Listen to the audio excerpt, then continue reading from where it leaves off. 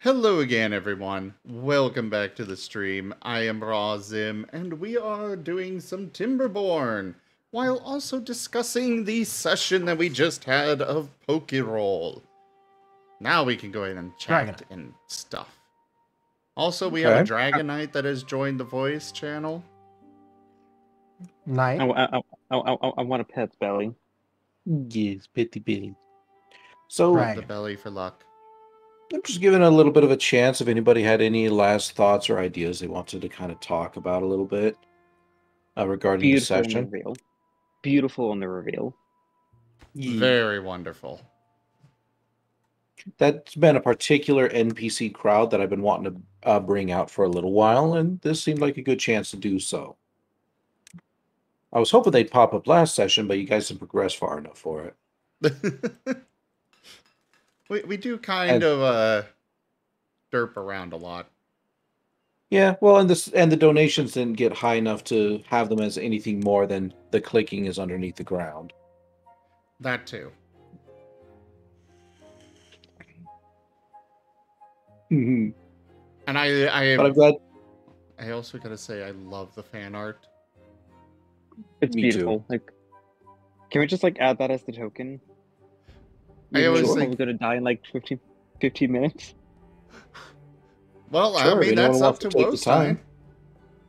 Wostein, you good with making a circle out of that for us to use as a token? Who knows? Maybe they'll show up more than just that. Also, Taldarius, you're back to... Well, you're still a dragon, but you're back to normal. Damn it, I didn't get a chance to toss... Hey. Damn it, I didn't get a chance to toss a moonball at him. Don't worry. He'll be a Dragonite again. I will say, I did in fact laugh my ass off when the West Side Diglett crew came along. I don't think anyone was expecting that. Nowhere even close. No, I'm with Orem on that one. Like, I was like, oh god, is this gonna be some like weird spider Pokemon? And I'm gonna have like a new trauma. Like, nope, Diglett. Like, oh, you guys are kind of cute. Not just Diglett, it's Diglett with a knife. Like, you know, I was very tempted to be like, I'm gonna use Pellet Shot to knock the knife off them. I could go for it. But we're not in session. Or are we? Who's to say you're really Seda again? Perhaps you're still Dart. I mean, your icon on the screen still says Dart. Well, I don't have a good equivalent one for Seda now, do I? Huh? You're right. I need to get that done for you. Sure thing, Achi. Yep. All right. Glad you sent me that thing. And as a reminder to everyone who did donate, pure chaos, kinda. Zoroark 720 has turned Sedu into a Lycanroc. They can only talk like that Pokemon for 2 minutes. Lycanroc. Mm-hmm. So, to anyone who did donate, make sure that you do reach out to me so we can get your NPC set up. I believe we had 3 with Zoroark. God, I always stumble over your name. Achi, I believe. Joke. And Achi, one other. Gibgap. Yeah, Lycanroc. Gibgap, that's it. Also, so if anybody make sure you all are reaching out. If anybody else would like to donate, we need 2 more donators at $10 each, and you can add an NPC to our Pokeroll session, to our Pokeroll game. That is only valid for the rest of this evening, though. So make sure you get that in. You'll be working with me personally, and obviously I'll have the final say on the NPC, but we can develop one together, and who knows, you might just see them pop up. I keep a running list of various NPCs. Seda is good boy. Seda is good boy. Lycanroc. A very good boy. Lycanroc. We're gonna give him lots of head scritches.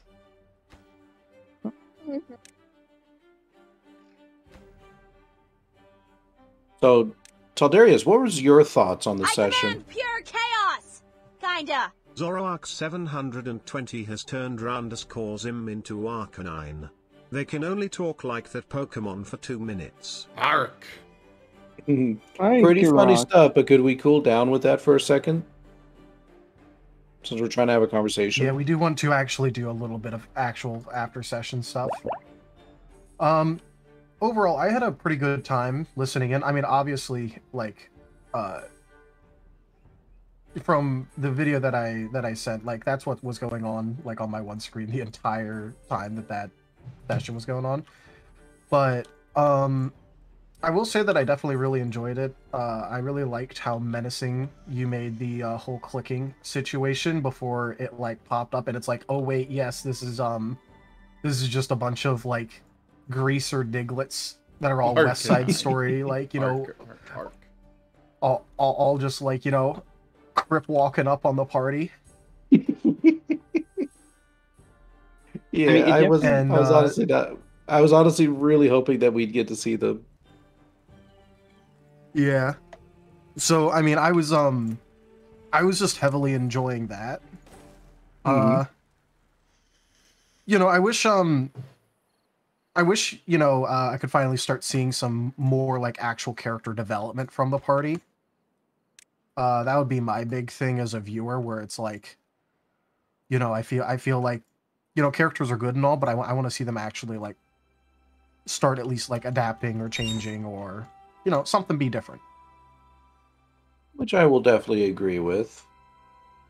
At the same time, though, I do have to remember that this is a long-term campaign. So if they don't change right away, that's okay. But that said, Yeah, I they mean, have I been in agree. this world for about, what, 4 days now?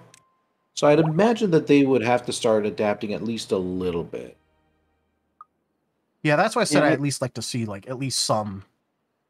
Like, I'm not talking like, you know, characters go through like massive developments. I'm saying like, you know, it's just that like basically the characters as they are now is as they are in session 1, but they just know more about the world now. Mm-hmm. I disagree. For the record, I Dark? have paused the redemptions on those cards. Oh, thank you. You guys can request that I do that at any time. I have no qualms with it, just so you know. Sure.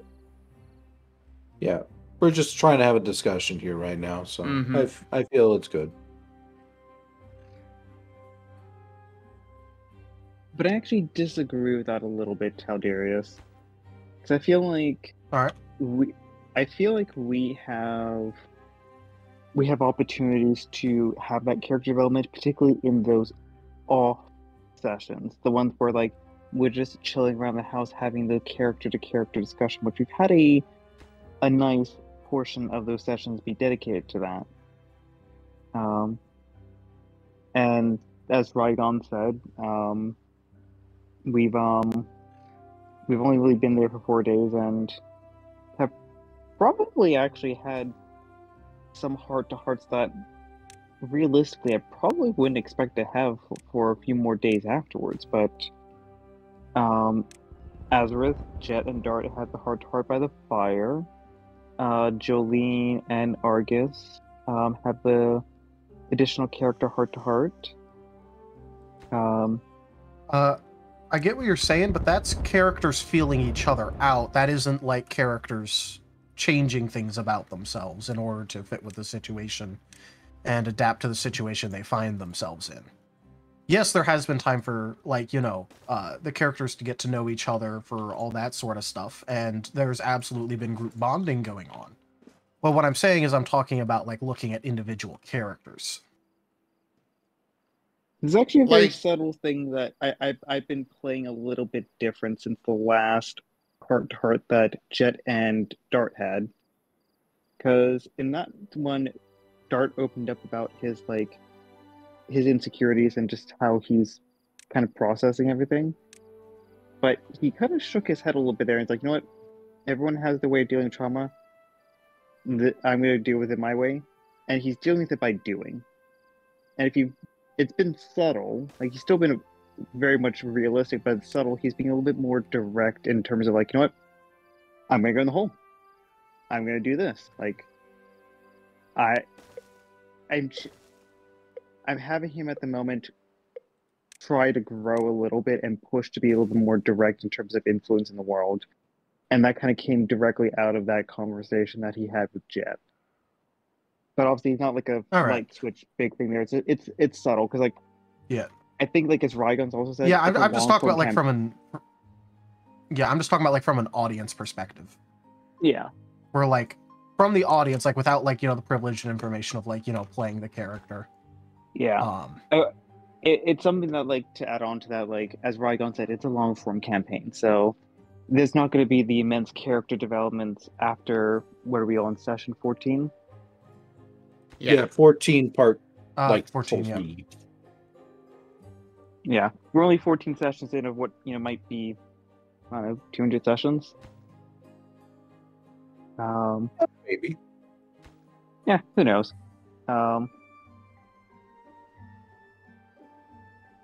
Like, it's going to be subtle. It's going to be a lot of slow burns here and there, but I think we will probably start seeing a bit faster pace on that character growth once some of these arcs are taken care of.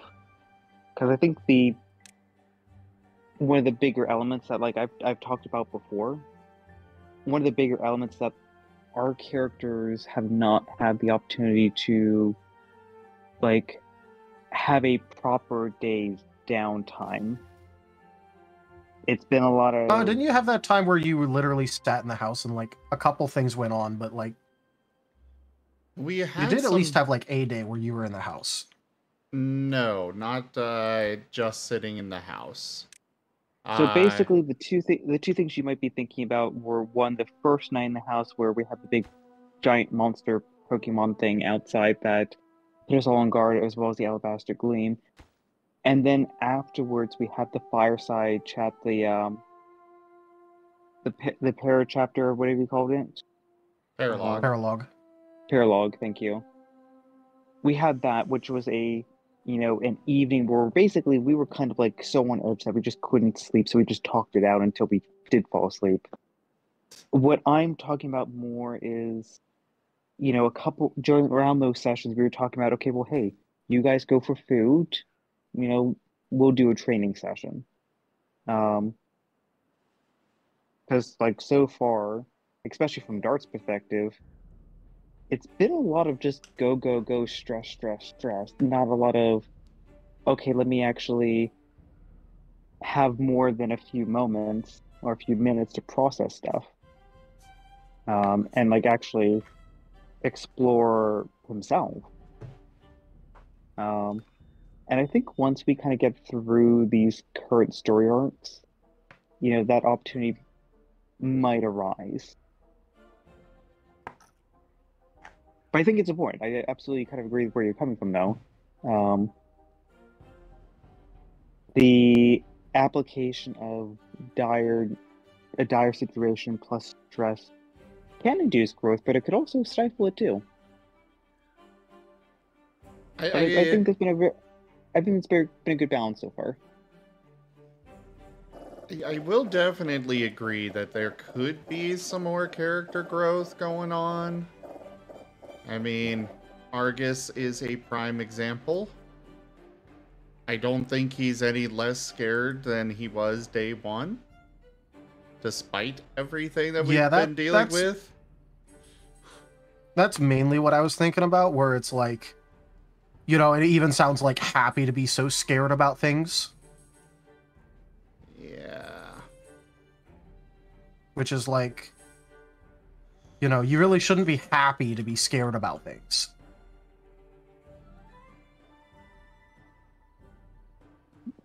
Because, like, there was a lot of times, like, even, like, this session where, like, you know, talks about how scared he is and then, like, laughs. From him? So it's like, you know, yeah. Yeah, I don't think any of us were actually laughing about that. No, there was, like, a couple chuckles around, but, like, he was the one that was mostly laughing about, being completely scared about it, which like, it doesn't like instill me with like confidence that his character will ever change if that's happening. I will agree I on think that. I think the little party bit. around though is definitely trying to push him for growth there because it's gone from just Jolene being like, "Hey, darling, don't be scared," to like everyone just being in their own little way, just being like, "Focus, stop crying." Yeah, I'm just waiting for the party to stage an intervention where they put him in a scary situation that's like completely safe but still scary, and just like fucking ditch him or something. Like emergency measure intervention. We might need to. And sleep well, Zoro. Take care. This is where we need to bring in Angry Jolene as the intervention. I will warn on something, though. Be careful about making your decisions for another player. Obviously, This is how they want to pursue with their character right now, and we should respect that. It doesn't mean, obviously, your characters can't be annoyed or whatever, but we can't be making decisions on such things as character growth for them. Oh, absolutely. And that's kind of that is one reason that I'm hedging everything on the perspective of, hey, I'm saying this like as a viewer, not as like what advice. So what I think we're doing here is more of we're discussing what we could possibly do as players or as characters to potentially help Argus. Not so much I think... we are making decisions for him, just, hey, this might help him. But is that what his player wants? I mean, to be fair, even if his player doesn't want it, doesn't mean that we as players cannot try it. Whether it succeeds or not is a different thing. I think from the perspective of, like, as a question, Rygon, and I'm assuming, like, what happened to Argus and Dart today was a result of those two standing still, making a bunch of noise. Yeah, more or less. Convenient targets. Yep, convenient targets that were letting everyone know where they were. From a party member perspective, Argus, is demonstrating a potential liability to the party. I kind of have to agree with... Sorry. Yeah, I know, and because, what happened to Dart and Argus, could have potentially been avoided.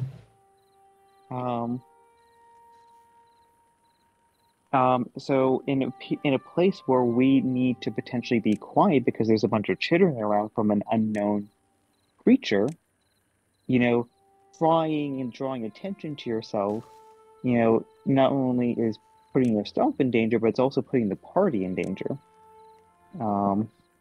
And I think at least from like Dart's perspective, this is something that he wants to get a handle of, because like, if Argus is just going to, be, crying and scared all the time, then it's like, Argus, you're going to have to make a decision. If you want to keep on traveling with us, you're going to have to, tough it out, and as Jolene said, put some hurt back.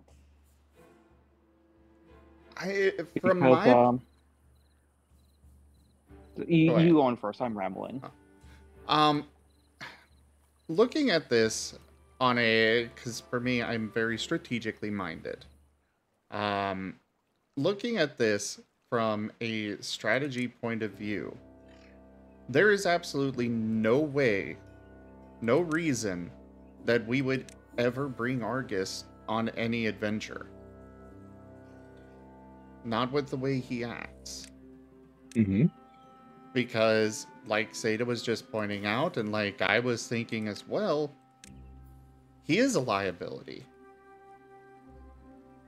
Right now, he's going to, especially after what happened tonight, we're going to have to reevaluate that and be like, okay, before it was just a minor inconvenience slash annoyance, now this is actually a threat to the rest of the group.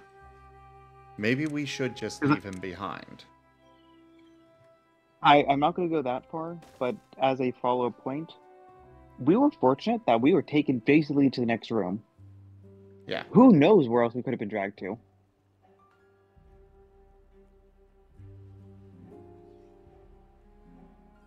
I'm just saying, like, acting realistically to our characters. Like, right now, we're all kind of just, we've got nothing else to do.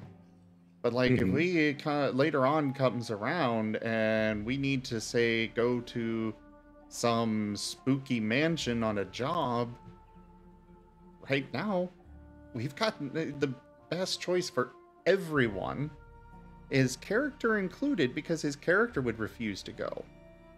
So we either force him to go, like we have been doing, or just leave him behind like his character wants. So we're kind of in this position where we are already forcing his character to do stuff. Like pushing him in the hole. Yeah. Which, Maybe that's a conversation that can be had with the player then. Like, hey, we kind of want to start pushing your character in such and such direction. Can we do that?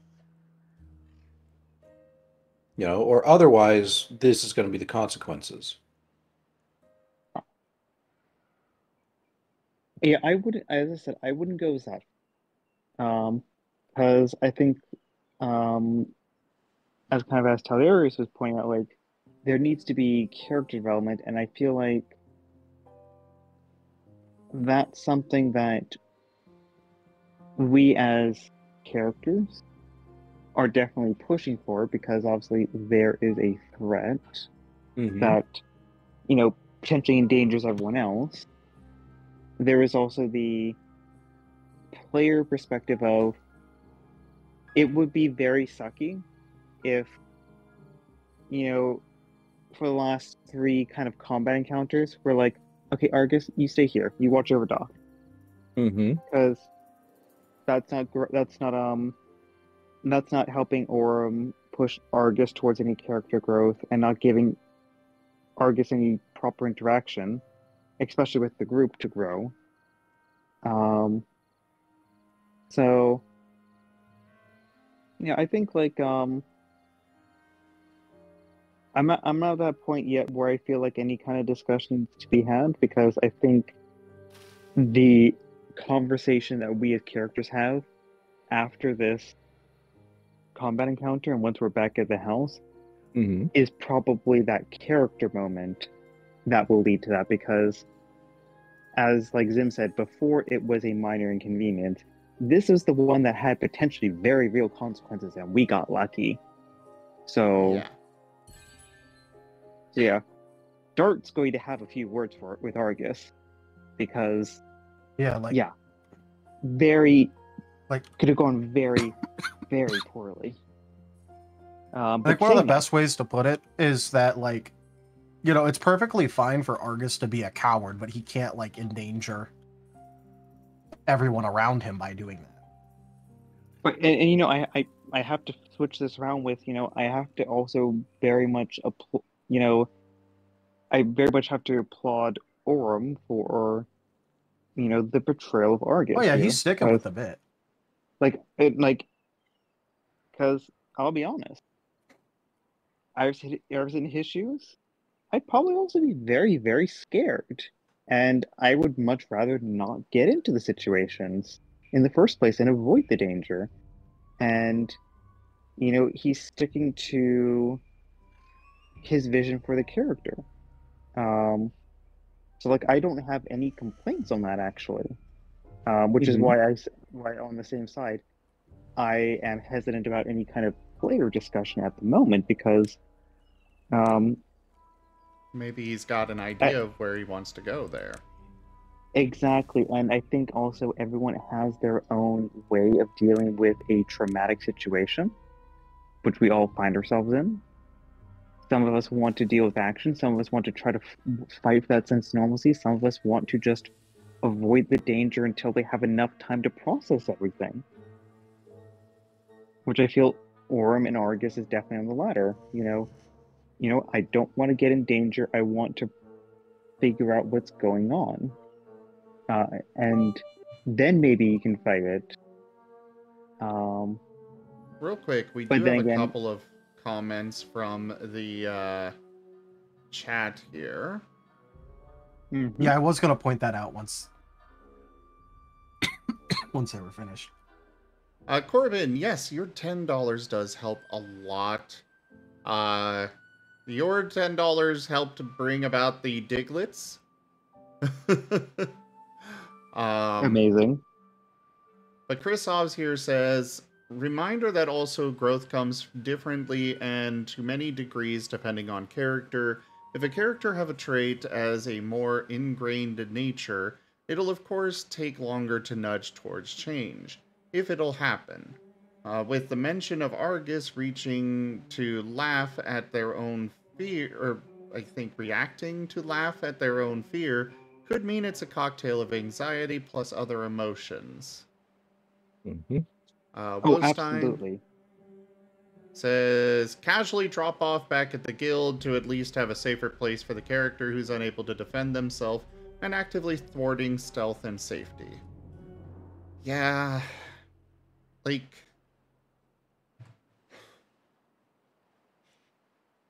I do understand where you're coming from, Rygon, about us making plans in regards to Argus and kind of forcing him into what we want, as opposed to what Orem himself wants, but at the same time, he's also forcing us to what I said about we're gonna have to eventually be like, sorry, you're gonna just be stuck here at the guild. We can't I have totally you. get it. What I'm encouraging here is just simply having a discussion, players between players. Okay. That way it doesn't come as a surprise from anybody. Because you could be like, well, I'm starting to feel a little bit frustrated on such and such, and I feel like your character's going into this direction. They could be like, oh, wait. I am planning on having that character growth. I'm just waiting for the right moment. But I want that there to be that discussion, because if there's no discussion, there is going to be resentment if somebody performs an action that the other one just doesn't like. I would agree on that, is that I want to make sure that, he's aware of that, but I still say that. And again, like I originally just brought this up only as like a viewer. Yeah. Mm-hmm. Personally, I see it as we're just, we're not actually in character right now, obviously, but these are legitimate conversations that we as characters would have. We would be sitting here at some point, which we'll probably actually have these conversations. It's just right now we're having a after session discussion, so yeah, it's kind of convenient timing for us to do it right now. But whether it's in character or out of character doesn't much bother me any, just so long as it happens. Yeah.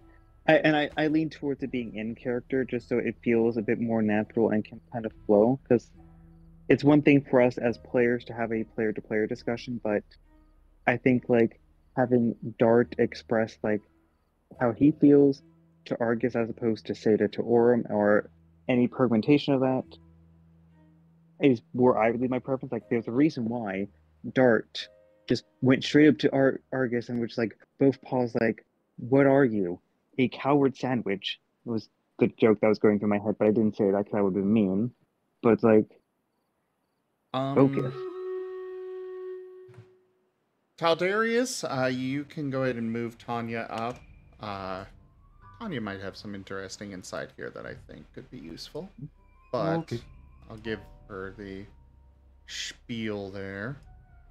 And I've got maybe about 20 minutes to a half hour before I got to go. Alright. Okay. So Tanya, oh crap. That was not what I Now, wanted who to brought do. this Onions. dead deer skull into my cafe? Somebody? Somebody? Afraid it's gonna Tanya, we're smell. having an There's a after pebble in session my boot. discussion, so... But anyways. Oh, he's probably already going to have one, Serio.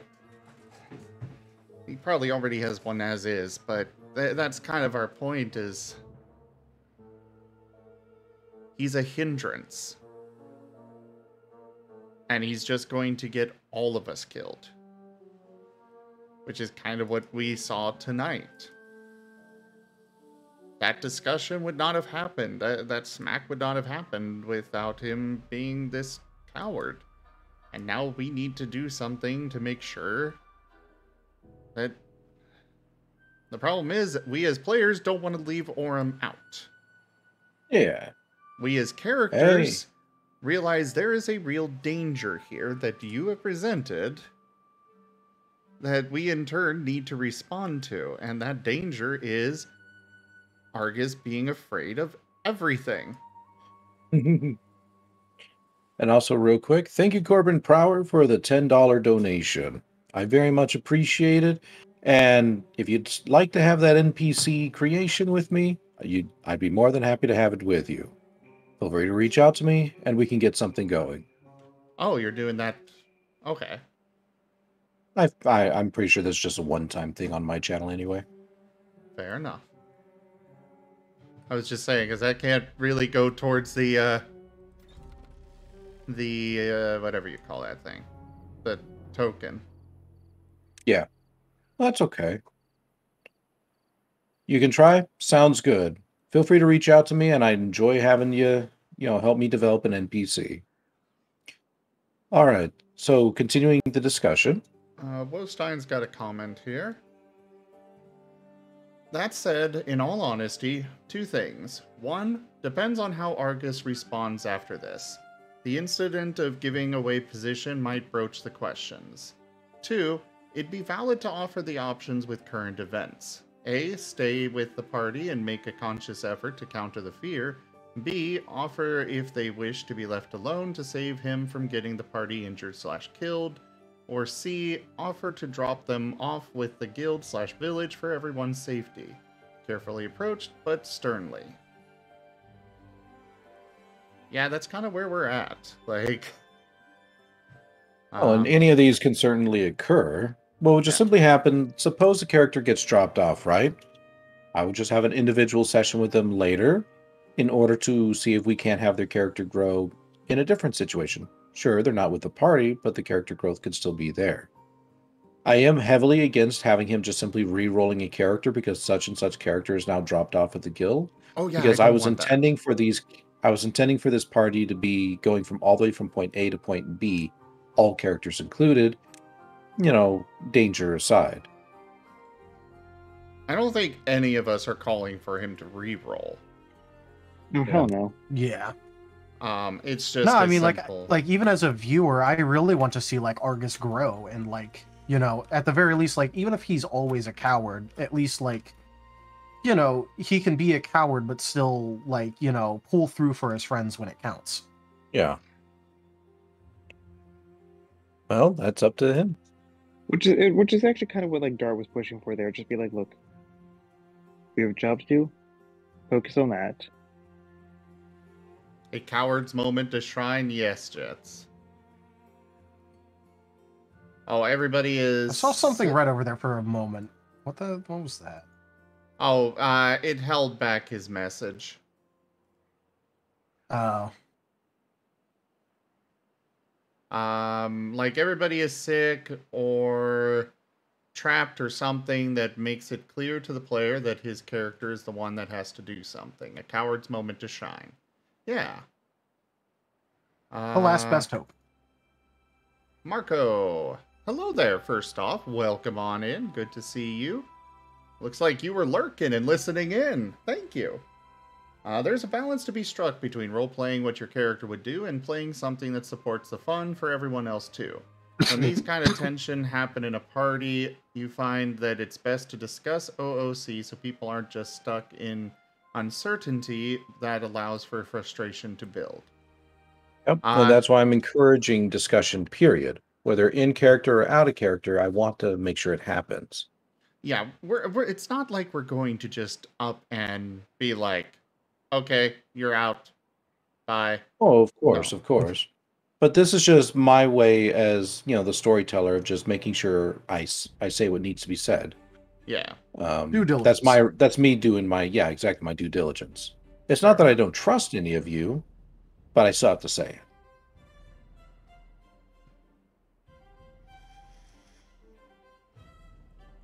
Yeah, I think it's probably just more of a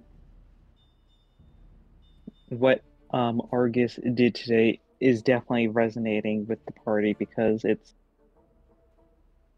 it's reaching a problematic status that will need to be addressed and encourage character growth.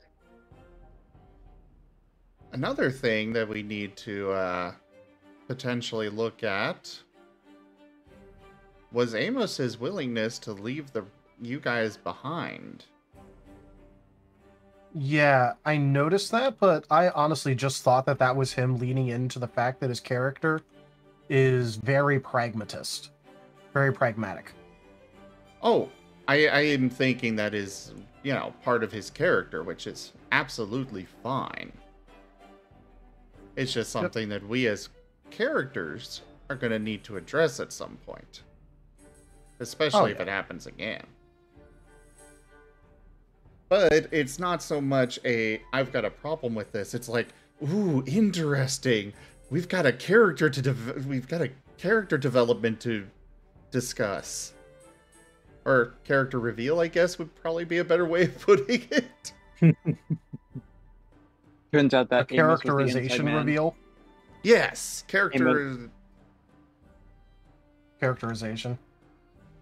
Sorry, go ahead. Personality reveal, I guess. I was gonna say, it turns out Amos is the inside man. He's actually working for these guys. Actually working for who? The Gleam. Oh, maybe. I've honestly had a sneaking suspicion of that myself. Or not so much suspicion as curious thought of that being the case. The nagging possibility. Yeah, nagging possibility. That's probably the best way to put it. And Jits, I am... So, splitting the party up for individual stories, it's okay here and there, but we want to avoid it in the long term. Honestly, we've been dealing with this with our Guild Tales D&D game, the one on Wednesdays, where we have spent so much time apart that now there's a whole bunch of animosity between the characters and stuff, and we're not growing, we're not doing anything from that, because we're all at each other's throats, because everybody's been off doing their own thing instead of bonding and growing stronger together. Y'all are too independent. Exactly, though. That's exactly it. It's like individual character moments, great. Like maybe, in a hypothetical, maybe the party meets up with Smoke again. And, Smoke pulls like a dart aside to be like, hey, look, you have potential. We need to unlock that potential. And, takes Dart aside for a training session. Maybe that. Sorry. Let me finish. Yeah. And maybe that's a midweek, one-on-one session to kind of like help get the character up to a bit of a point there, and then joins back the next official session with that little bit of extra growth, as opposed to spending multiple sessions apart on like some kind of character arc. Because at that point, you're not getting that party interaction. So some time apart, fine, but really need to keep that party gelling together. Yeah. RZ, hey there. Didn't realize you were still around. I honestly think we do well as a team as is. I think things have been pretty good with us as a team as a whole right now. Mm-hmm. It certainly could be worse. Oh, yeah. But, I mean, I could have just blasted Argus as opposed to just giving him some two loving paws onto his head.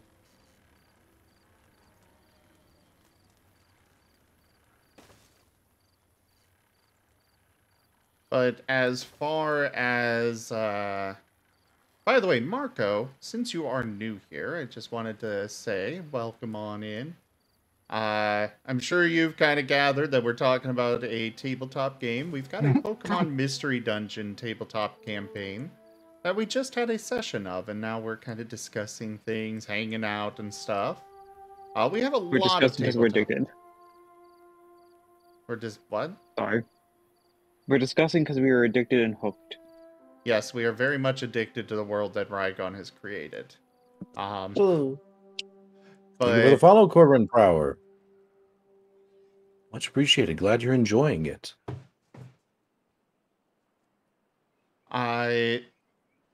So for me,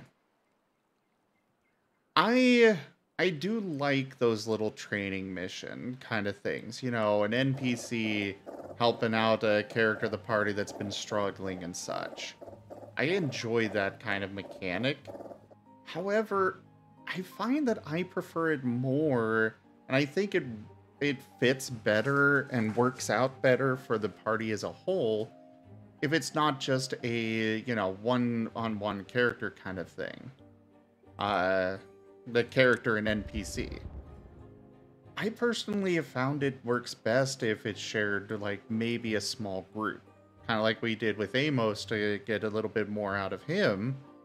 Where we just had him, it was just Dart, Jet, and Amos, and we were mostly following along with Amos there. Obviously, it's up to each player, but that's just what I have found works best. Is because then... You know, it's one thing that I... Oh, go ahead. Oh, I'm sorry, I was...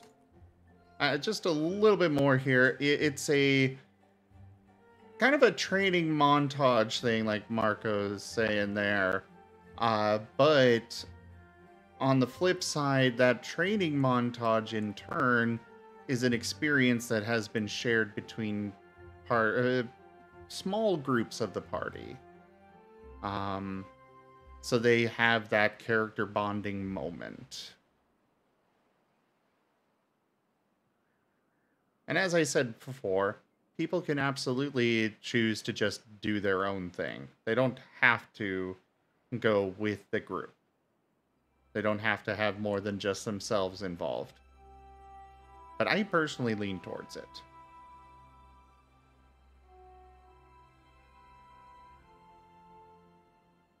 But what were you going to say? Sorry, Seda. Talarius I was going to say that... Go ahead. Yeah, I actually, like, just recently realized that the party has not, like, had any sort of, like, discussion about what each other can even, like, actually do. We don't even know like, that. fully. I know, but I'm just saying from what you've discovered so far. You guys haven't even had, like, a sit-down... That is something I've been pushing for the last 6 weeks. Well, I'm glad to know. I was just more pointing it out because it's like, you know, how can you properly work together if as a team you don't even know what, like, the person standing next to you can do exactly? I will say... And plus, it'll ripen the moments where it's like, I didn't know you could do that, and then it's like, I didn't either. Yeah. But I will say, some of us do know about, obviously everybody does know about Jet's phasing at this point. I think most of them are probably just annoyed as all hell with it. But Azareth and Jet do know about Dart's pellet shot. And I think Argus and Jolene do as well. I mean, Argus and Jolene should, because It's that's where... it's the I think point that I'm more pointing out, where, like, you know. I know they've seen it. I'm just trying to remember if they actually are aware of that, of it as a whole. Fair. I don't think it's actually been sat down and explained to them. That But- it probably hasn't. They probably just saw Dart using like a projectile move. Yeah.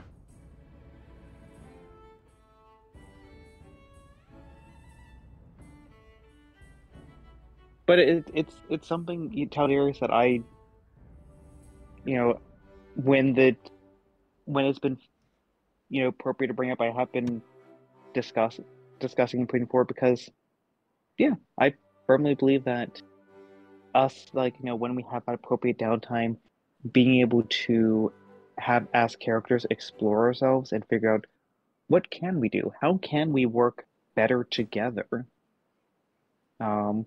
and interact in this world that we all suddenly find ourselves in. 'Cause that is our unifying feature right now, is that we all share that trait of being, to our knowledge, being awoken. We don't know who we were. We all woke up basically at the same time. In, to us, what seems to be unfamiliar bodies. And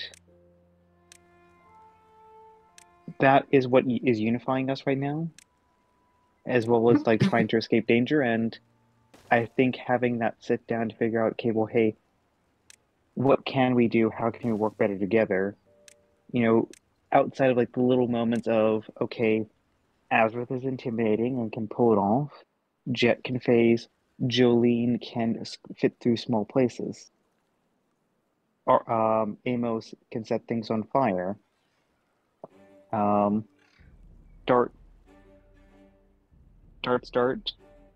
can blast things.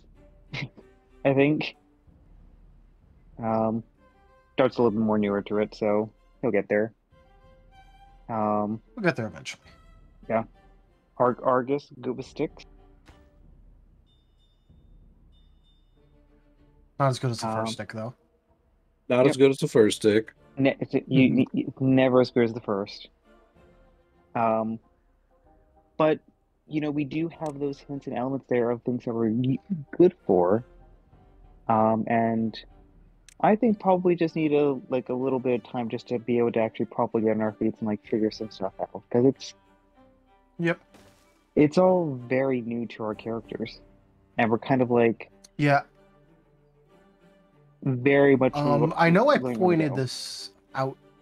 Yeah, I know I pointed this out to Rygon, but one thing that I noticed about the party is that you don't have like a proper like leader character, and like of those who do like have and show authority, it's kind of like whoops all Lancers. If you know about 5-man band roles. I don't Elaborate. know that. Okay, basically what I'm saying is you have a bunch of characters that have leadership traits, but aren't particularly set up to be like a leader character, unless they all have various like, you know, reasons why their character is not an amazing leader. And so there's sort of like a little, like, at least like miniature power struggle where it's like, you know, for example, like if Dart and Azareth both said something at the same time, who has authority? If they both come up with like, you know, if they both like shout an order at the same time, for example. So right now, From what I've seen of the party, it's like, you know, it's sort of like up in the air, so you don't have like a proper leader character. we do not. I would probably say I know that because of out of character discussions, I do know that Azareth wants to be that leader but we want that to develop naturally. And as we did Yeah. point out to Azareth, to RZ, we don't have a reason to see him as a leader. He hasn't done anything to take that spot to earn it. He's just kind of here in the background. Yeah, that's the discussion that you and Which I is had kind of what with I'm him, saying. Rygon. All I can do is I can provide opportunities. It's up to you guys to take advantage of them. Yeah. If you all notice, an opportunity was provided this session actually. I was wondering about that. It felt like there might have been one. Well, in any situation, there's always opportunities. It's just how upfront it is. But that is one thing that I was pointing out. Like, so, there's no one where, like, for example, like, if you had a proper, like, leader character, if they sat down and went, okay, guys, we're having a training moment, we need to figure out exactly what we're doing and what we can do, and, like, when we end up in a fight, like, here's what each person needs to be doing. There's none of that really going around. Yep, and I think that's a part of where we're still at. We're still on that kind of character-wise. We're still in that adjustment arc. We're still getting used to just ourselves. Which is fine. It's just something that I want to mention.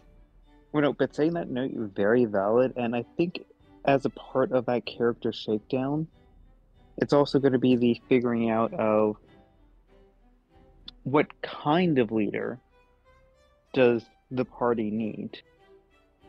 What I will say is that all of the Lancer candidates all have, like, at least, like, one big thing, like, of all the characters that are, like, possible leader candidates and are currently Lancers, which is a Lancer is basically like the right-hand man, second in command, but acts as a foil to the leader. So if, like, the leader is, like, stalwart, uptight, like, goody two-shoes, then the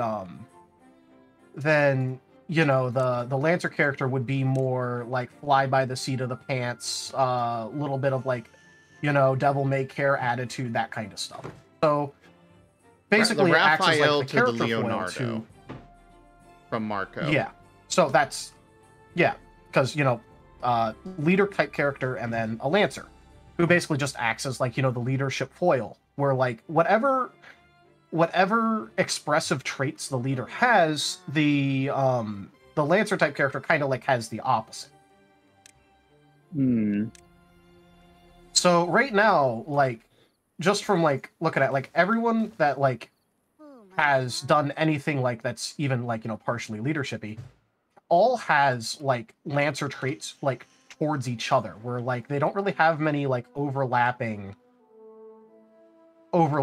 traits when it comes to, like, their leadership styles. So no matter who ends up, like, in charge, there's plenty of Lancer characters there that can, like, balance them out, challenge authority when it's needed, stuff like that. When it comes to it, though, I just don't feel like we're at the position where we would be choosing a leader anyways. Oh, choosing a leader, no. But that doesn't mean that someone individually can't try to step up into that role, even if the rest of the party doesn't currently recognize them as the leader. We also... Because there's a big difference between... Yes. Between someone showing authority and being the actual, like... There's a difference between de facto and de jure.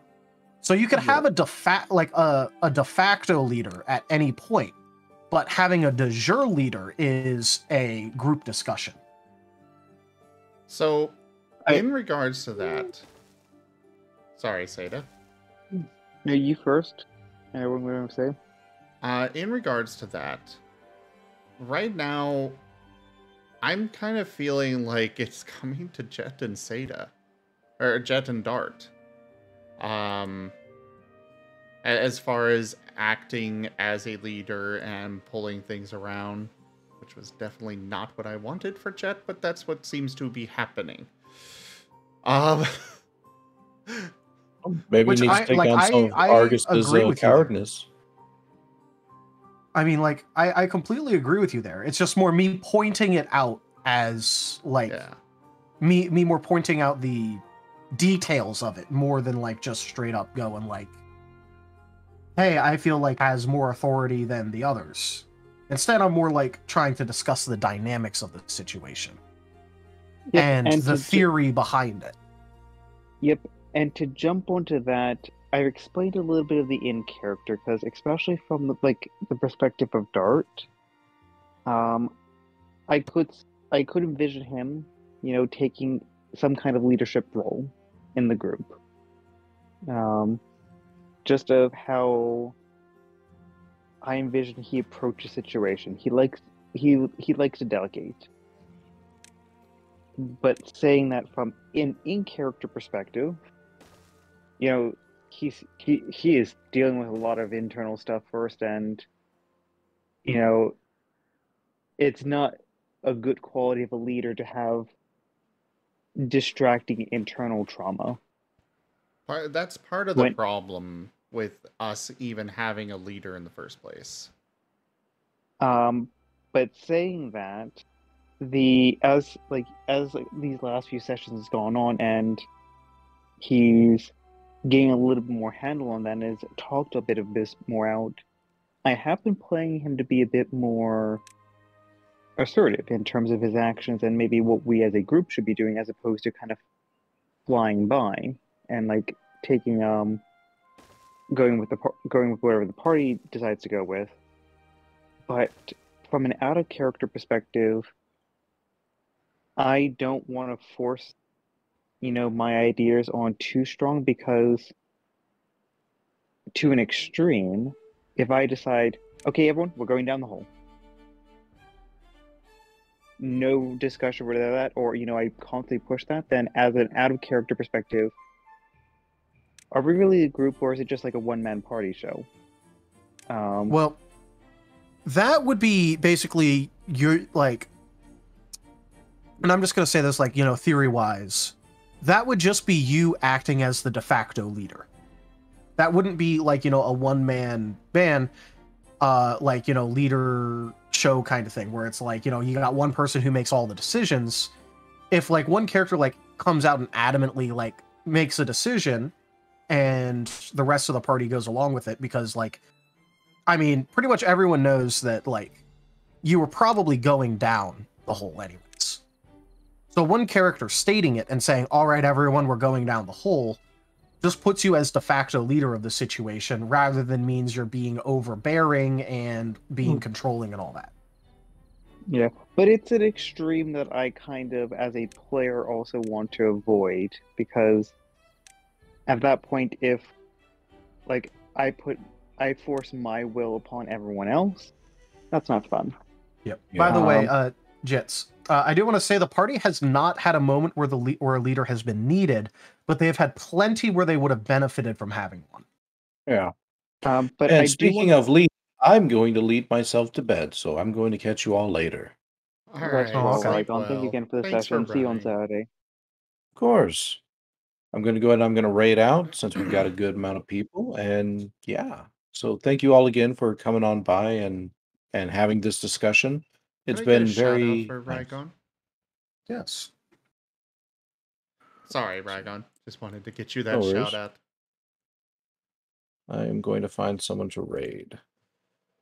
But I do actually want to follow that statement up with a question, in terms of, from your observations so far, who do you feel like is displaying, either characteristics, personality, or qualities that would benefit being in a leadership position for this group, and what's potentially holding them back from taking that role in any capacity? Well, the answer to that is all characters. Every single character. Every single character has traits about them that would make them a good leader or would cause them to benefit from being placed into a leadership position. I guess just going down the list, Let's go ahead and just like get the easy ones out of the way. Jolene, really big group mom energy, could absolutely like step into a leadership role and like, sort of guide the party when like, something needs to happen. And like, if Jolene says that something needs to happen at this point, I don't think anyone in the party is going to like give her that much pushback. I actually I would have to disagree. Okay. Jet would personally not really support Jolene as the leader because he's kind of seen her. Yeah, she's wrangling Argus, but it also, like, it's not like he's going to be hostile, but he also would not support her as it. She is kind of the group mom, but really it kind of feels more like she's just Argus's mom and happens to be tagging along with her boy. So real quick, I am not saying who I think would be the best leader. I'm saying who has leadership qualities and who would benefit from being a leader. I'm not saying that Jolene would be the best leader in the party. I'm going character by character and pointing out what about them would make them a good leader in stuff that I've noticed, or how they would benefit from being the leader. Fair enough. Just to continue, yeah, and Jolene would definitely benefit as a character by being placed into a leadership position, because Jolene seems really more like sit back and watch until like she's needed in order to do something, rather than like being proactive in any way. So if she was placed into a leadership position, it would force her to be more interactive with the situations around her, and could actually like, benefit her ability to help when it's needed if she actually does have that sort of, character build up and influence related to, having to make these decisions for other people, even when it's not specifically needed. Because Jolene right now is sort of a bit wallflowery, where like if everything's going good and everything's moving along, Jolene doesn't do too much. So if Jolene gets pushed into the front, then it sort of, it would benefit Jolene's character, like, me talking like as a person.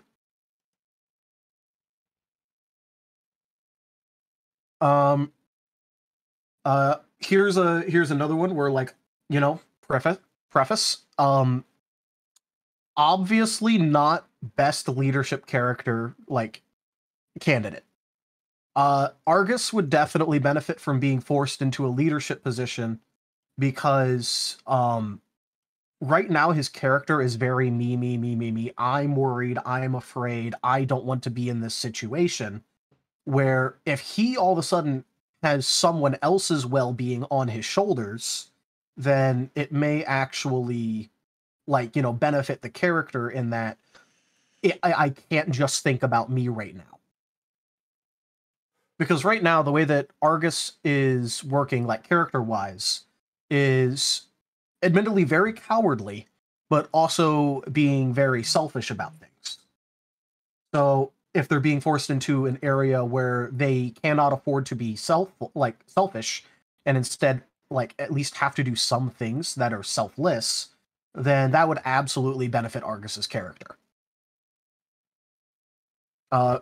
Obviously, there'd be a lot of negatives with having Argus in a leadership position, namely, like, just about everything, but it would benefit his character a lot by being put into that position, even if it's just temporarily. Like, if there's a temporary situation that forces Argus to step in, like, as a leader.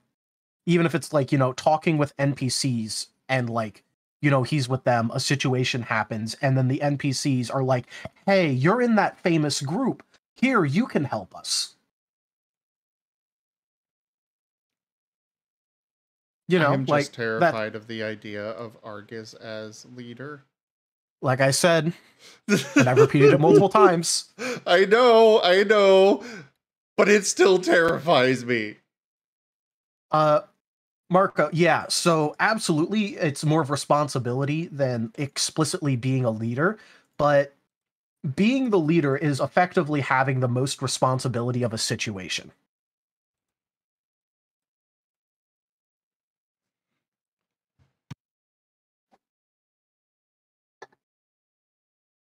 It's more about like when it comes to like a lot of things to do with the leader is having like, you know, the weight of the situation and the responsibility put onto your shoulders. My thing broke. One moment. What broke?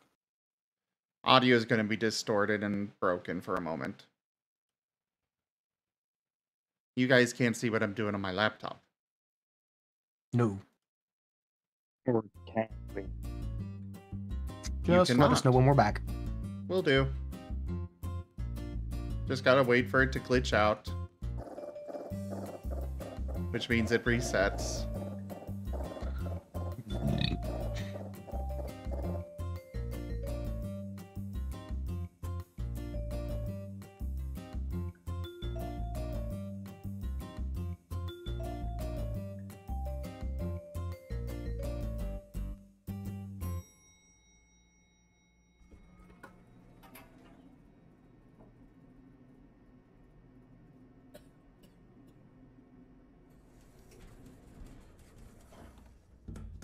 Okay.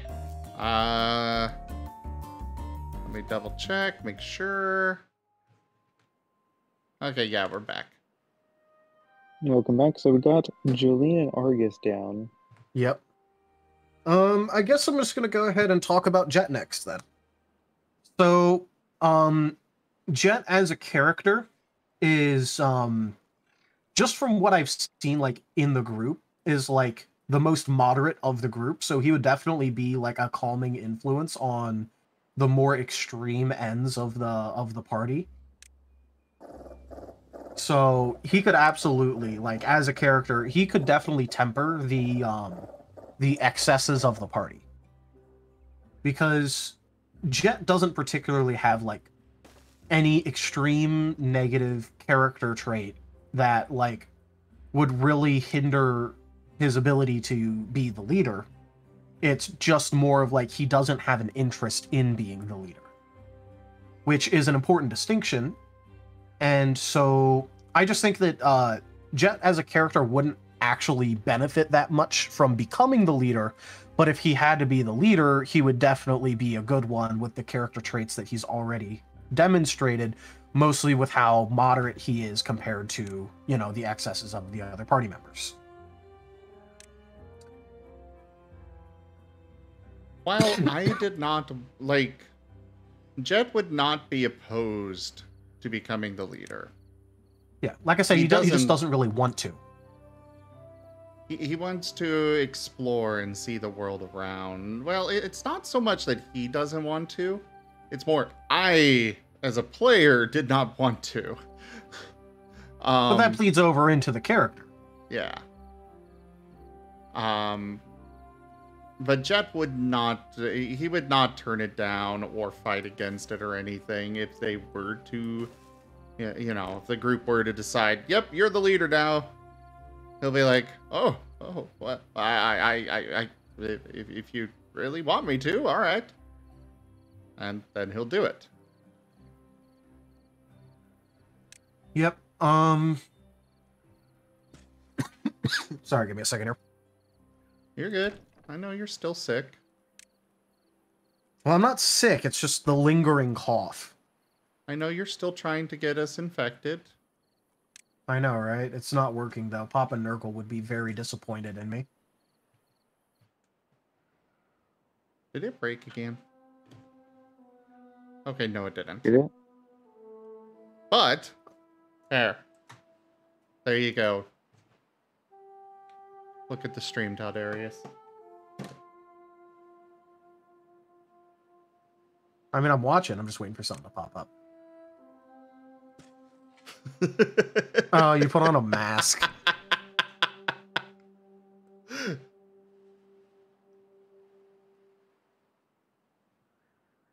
Okay. I guess when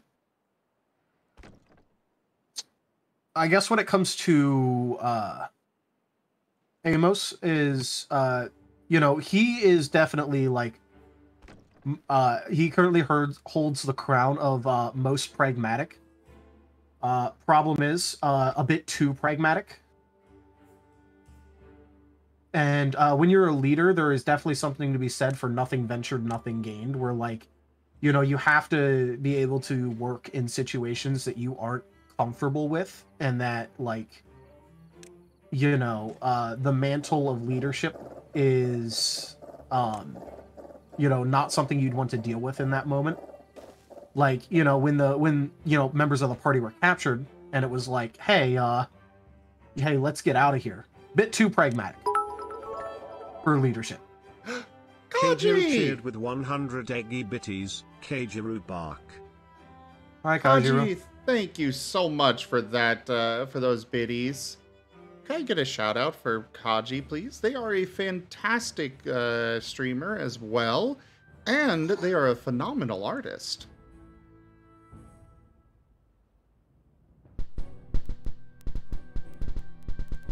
Ow!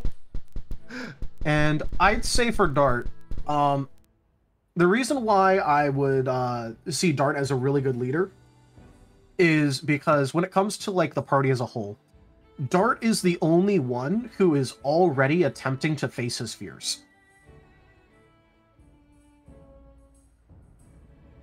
And just that quality alone would make that character a pretty good leader, like, because they are already dealing with their fears. They're already working on moving forward, even if it's not something that they would really want to do. They see the fact that, like, I cannot sit here and I cannot maintain my fear of this. I have to go forward. So that right there is already, like, demonstrating good leadership quality.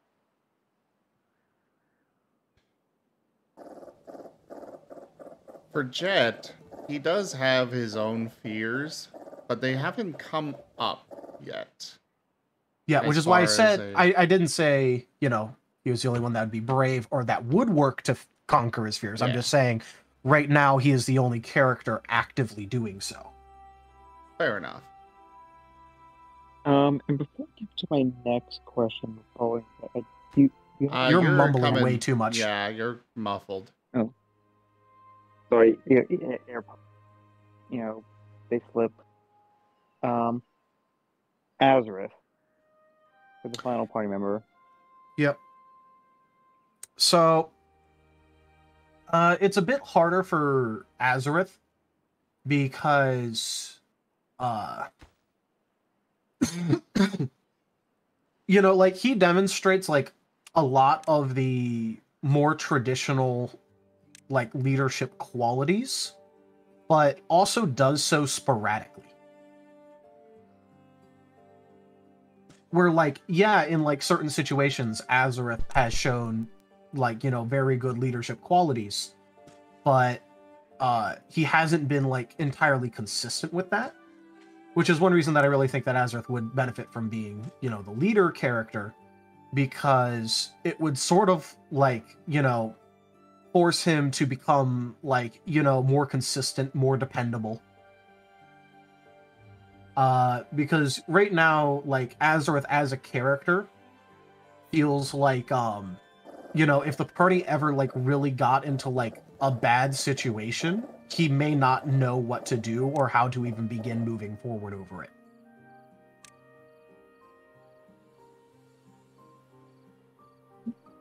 Interesting insights.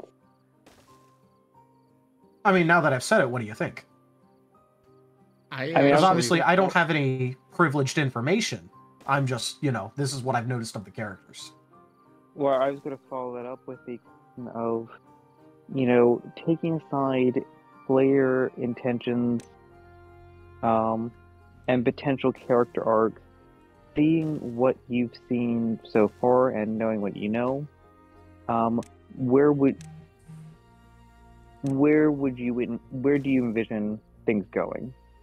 Like, which character or characters do you see rising to that position, despite what might be better or more impactful for other characters? Yeah, so that's always like really hard to properly like go over or talk about because obviously everyone has the potential of rising to the occasion. It's That's just a matter of if they But will. this is theory crafting. I'm putting you on the spot. No pressure. I know, right? Um, so obviously Argus is going to have his bravery arc. Like that's just going to have to be like a long running arc for Argus where because, bravery is not the absence of fear, it is continuing forward in spite of it. Absolutely. So, Argus can still be like, cowardly, wary, he can be all of these things, but he needs to have his bravery arc where he's able to push past that when it's needed.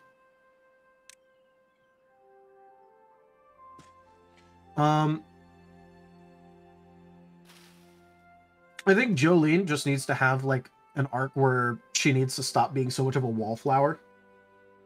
Because like I kind of pointed out before, like, when stuff's going good and progress is being made, Jolene doesn't particularly do too much.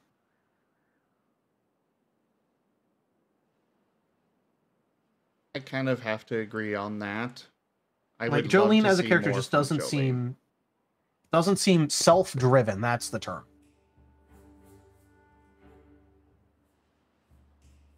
So Why are you Jolene really needs wandering, to find Wostein? something. What do you mean by you're out of your Yeah, depth wait. here? Why are you out of your depth? Ugh.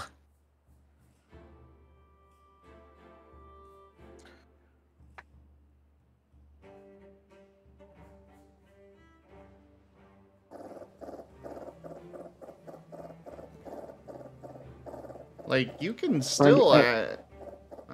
Go ahead. You continue. Sorry, I thought you were finished. Sorry, what was that? Oh, you continue. I thought you were finished. My bad. Oh, I was just gonna say, like, even if you're out of your depth here, you can still learn from it, Wostein. Yeah. And Exactly, and Marco, I was about to say I agree. It's just the question was always, who would be a good leader or benefit from being the leader. So that's why I was talking about everyone in regards to leader. I definitely think that Jolene is more of the heart than the leader. Yeah.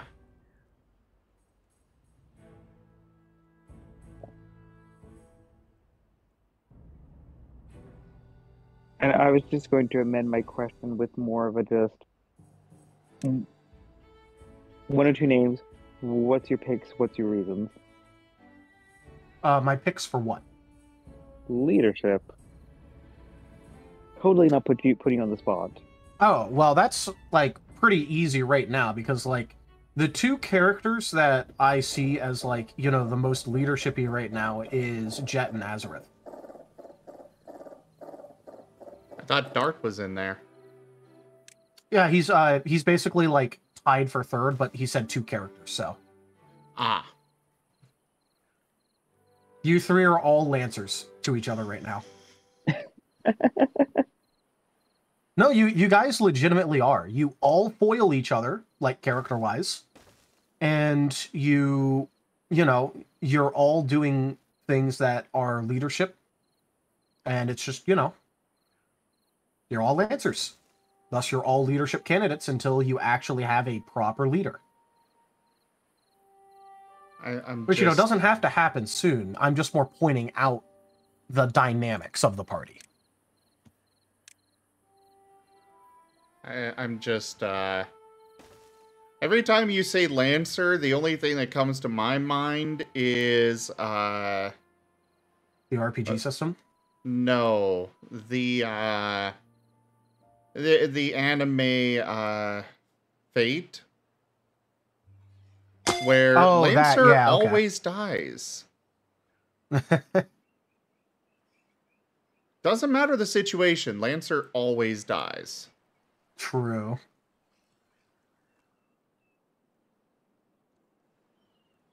But yeah, so if you're asking me about the character situation, then I'm gonna tell you about the character situation, what I see as a viewer.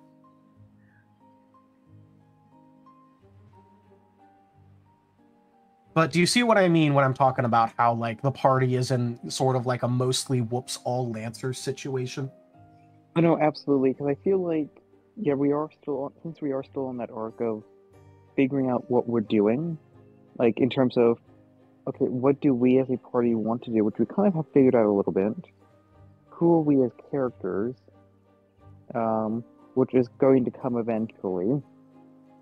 I think, like, once that part is done, like, okay, you know what, this is who we are, this is what we can do, I think that'd be a very interesting Here's question to revisit. new beginnings. Marco, thank you very much for that follow. Welcome on in. Also, could I get a shout out for Seda and Taldarius, because they are also streamers and deserve some attention. Seda is a dart on the screen for those wondering. Hey, Seda, what's your Twitch name? Seda BDA.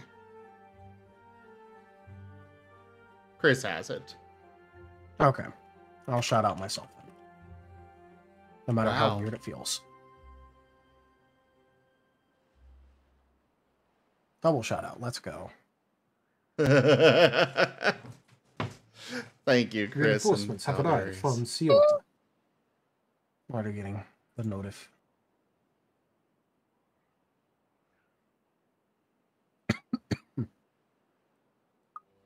But yeah, like, Jet's not going to turn down the role. He'll be surprised, but he won't turn it down. Otherwise, it's Yeah, just... he's not interested, but he's not against. Exactly. That's And why I I always feel- said that he isn't interested in being the leader. Not that he'd be against it. Yeah. And it's something that I feel very similar for Dart. Like, from my perspective, and this does translate over into Dart, you know, a good leader needs to be someone that people can turn to. Well, I was just Um, about to say, like, can you really, like, for example, can you really trust Amos to be a leader when he, like, was ready to abandon at the drop of a hat? Yeah. And I'm talking about, like, you know, for someone in character, like, that right there would instantly be something where it's like, I can like you as a person, but I can't trust you as a leader.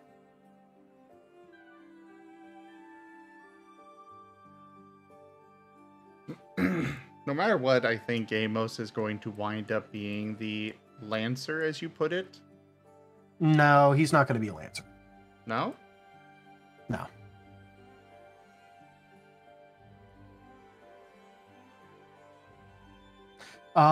By himself, Amos does not display very many leadership qualities.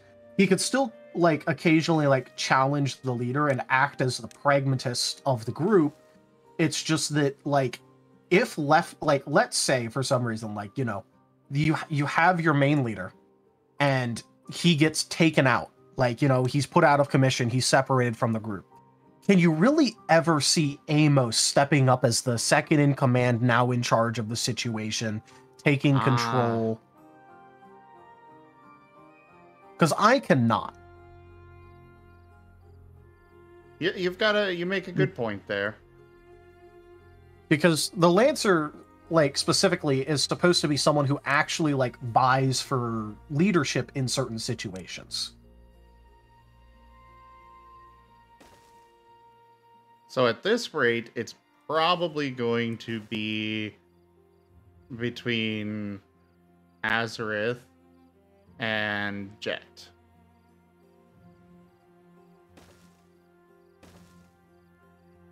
No, I mean, Whether- I think right now we kind of have, like, a Lancer trio going, but, you know. Yeah. Triforce! Woo. Which, you But, know, like, having so many Lancers can still work out for a party. Like, it's not saying that you have to have a designated leader. The problem just arises when it's like, oh, hey, like, you know, you get into a situation and let's say you got two different people who are normally, like, you know, working together pretty well, but they both give an order and people don't know who to listen to. Yeah. That would definitely I be mean, a like, problem. indeed. I mean, and like from my perspective, like as I was saying, from like a leader, there needs to be someone who people can turn to, and to do so, they need to be a rock in a sorts. You know, sure, they could have some struggles of their own, but they're able to put them aside for the greater good of the party as a whole. When Well, when the time is right, and you know when the situation arises, be able to discern what's the key information of the situation, you know, what can be ignored, how can we best use the unique skills of each party member to come up with a plan that allows us to solve the problem and get, you know, complete our objective yeah. in a way So that isn't overly bossy, but does cut through a little bit of the emotion while not necessarily being devoid of emotion. Like, I think, for example, when Jet was doing the phasing in the chimney, Dart was there to support him emotionally because Dart recognizes that Jet's a bit hesitant about phasing, and you know, Dart in that situation just wanted to be a little bit of emotional. Be like, look, you got this. If you mess up, it's fine. Don't panic. Just stay calm. Obviously, I was a bit soft in the situation there, but you get the gist. I do just want to bring up something important when it comes to the leadership traits and all that. So you can have different kinds of leaders, obviously. Absolutely. So, the thing is that, like, you know, the leader doesn't have to be the steadfast one. But if the leader is not steadfast, then the lancer needs to be. Because basically, whoever ends up being the leader, the lancer has to be, like, you know, their character opposite, but still wanting to display leadership traits. So let's They say have you to have, anger like, each other. let's say you have, like, a really headstrong leader where it's like, you know, I've decided this is what we're doing, I'm outspoken, I'm determined that we're going to do this. And, you know, they probably don't have a good grasp on what is courageous and what is reckless. Like, they may be in situations where, like, they make a decision and they think that they're just doing, like, something courageous, but they're actually being, you know, very reckless. So, you know, the Lancer needs to be a different kind of character where they either have to be, like, you know, really level-headed, or they have to be, like, the intelligent, like, tactics kind of person. Basically, they just have to be, like, a foil character to whoever the leader is. So whoever ends up... a Spock to Kirk. Yeah, so, again, that's a classic example of, you know, a leader and their foil being a Lancer. Because, like, for example, like, if Azareth does get the, like, the leadership position, his greatest foil would actually be Dart as a character. Because Azareth as a character seems to be, like he has a bit of a hemming and hawing to him on, like, what exactly to do. Like, have you guys noticed this? Oh, yes.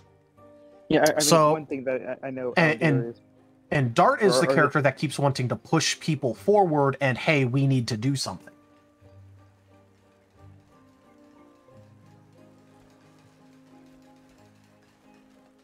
Yeah, I know, like, what Arzadeyu, how he plays Azareth is that, you know, he is proud. Like, Azareth is proud.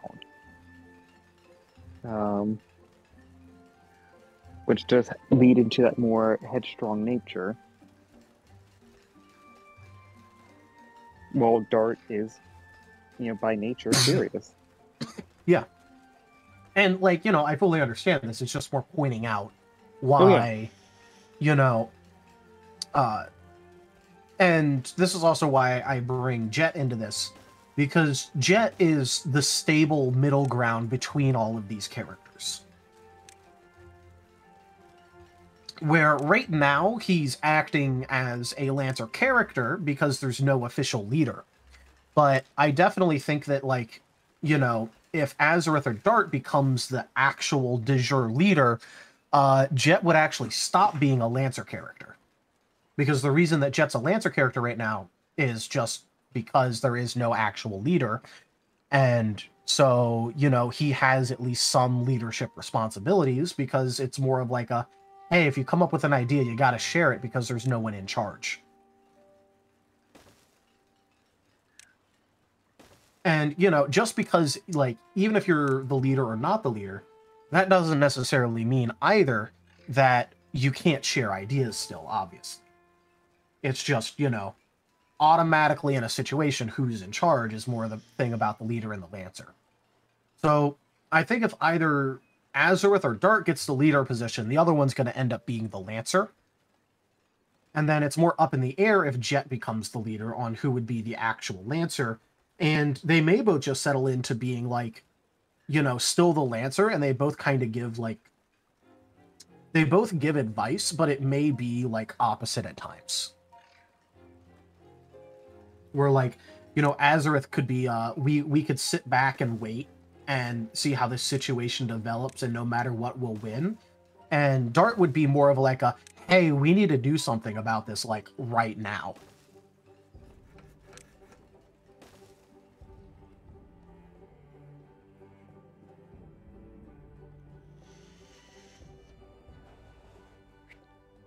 You feel Chris me? does make a good point here as well.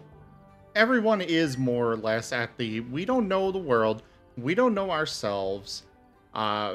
So, yeah, figuring out who's leader or even taking a leadership role, I don't think it would make much sense for most of our characters yet. Oh, yeah. I mean, I literally led off pretty much with talking about that sort of thing. Like, this has been something that's been mentioned multiple times already, to be honest. Yeah. Where right now I'm just discussing the character dynamics, how it's looking, and, you know, this entire thing was theoretical, like, right from the beginning, because that's literally what was asked. It was like, you know, hey, this is entirely theoretical, but who do you see as developing as the leader and why? Because that was what Seda asked, so that's why it's all theoretical. And I literally let off by talking about how, hey, you know, I mean, bit early.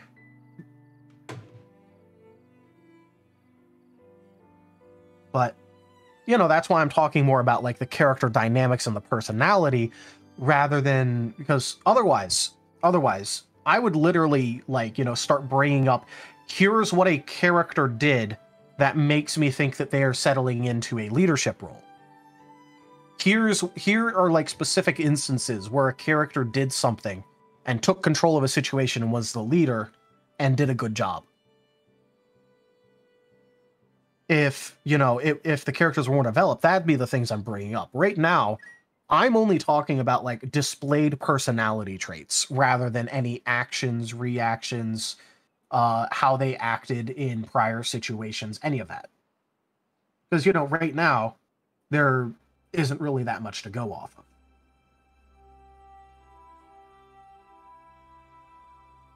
Fair enough.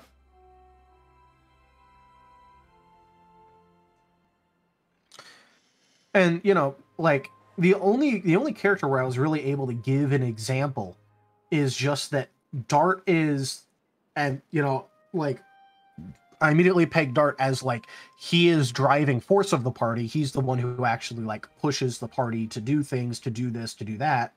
And he's, like, you know, walking the walk of it because he's also, you know, the only one right now who is currently going through, like, and attempting to better himself, specifically. I mean, I'm not saying the other characters aren't bettering themselves, but Dart has gone into multiple situations with the express goal of trying to get over something and better himself. You clearly have not seen Jet playing around with his phasing. I'm not talking better skills. I'm talking better themselves as a, like, as a person or as a character. Hmm. Because there's a difference. Kaboom.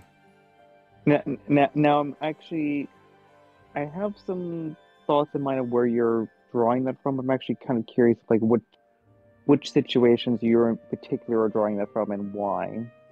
Obviously the primary one is the water thing. Mm-hmm. Because Dart specifically, like, has a fear about it. And, like, it's not an unfounded fear. His literal first memories is that of trauma. And his natural inclination was, I can't let this have a hold over me. I can't let it continue like this. I need to get over this. And he's made attempts in order to do that. So, that's why I'm saying, he's looked at a situation and his first instinct was to, face it head on because progress needs to be made and, something needs to be done. Which is why I've identified him as, like, a more driving force character rather than, like, Jolene, for example, where it's like, so long as everything's going good, we'll just sit back.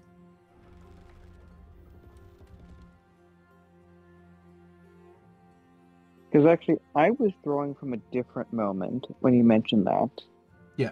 Well, I mean, I wasn't saying that was the only moment. I was just saying that's the primary. Mm.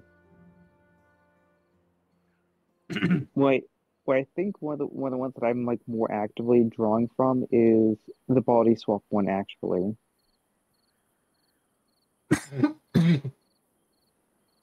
Because from Dart's perspective, on one side, it very much messed with the sense of self-identity. Just as he was barely getting a grasp on that.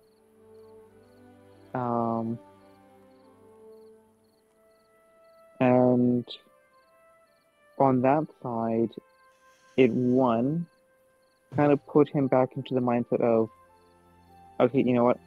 I shouldn't be moping around. I need to work through this. And did so by, investigating around the house and, looking at the attic like he had been meaning to. But also put a thought in his mind of, I need to connect better with the people around me. And be just that little bit emotionally vulnerable. And, in that case, opening up to Jet about how he was feeling. Because, like, he definitely has an emotional turmoil that he wants to work through. Trying to do that step by step, and by also doing so by connecting with the other party members around him, because we're all in the same boat in a sense.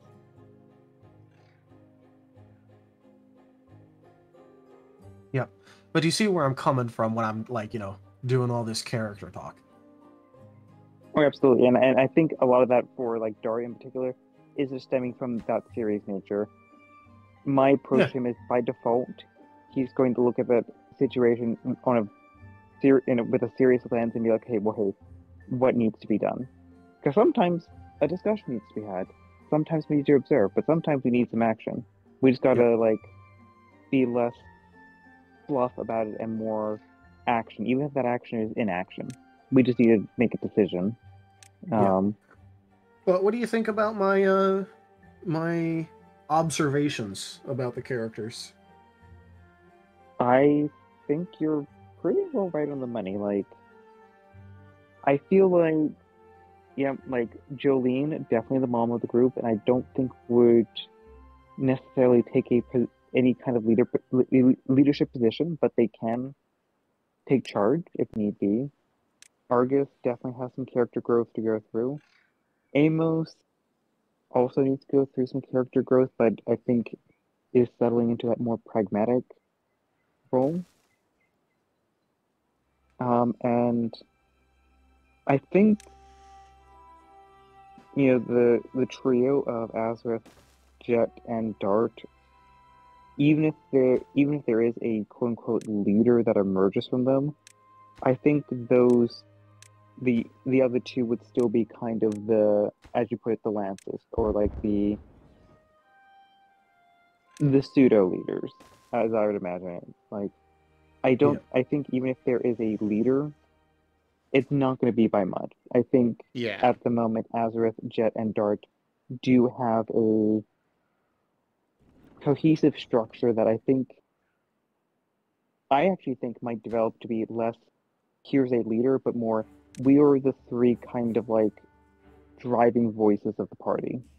Yeah, well, you see, I would kind of agree with that, except for the fact that I also feel like eventually Jet would settle into more of like an advisory role, because I don't really think that Jet is going to be like taking control of situations. It'd just be more like he'd be giving like sound advice and like, hey, here's what I think we may want to do here, rather than any sort of like taking control of a situation. Because there's a difference between like, giving advice, coming up with a plan, any of that, and taking control of the situation. I clearly need to adjust Jet because I do not want him to wind up the old wise sage. He is not I didn't say old. That. I know you didn't I... say it, but that's what it's sounding like anyways. But actually, I will reword it a little bit differently. Let's just say hypothetically, Dart is the leader of the group. You kind of like muffled there, so I don't know what you said. Okay, hold on. Sorry, no, I am Jet leaning is on a not couch. old. I mean, he who do you There's do? Tanya. Okay. I'm pulling up Tanya again. Okay. I would say it's less the old wise sage, but more trusted. Like I said, I feel like Jet is just straight up like the most level-headed, moderate of the group.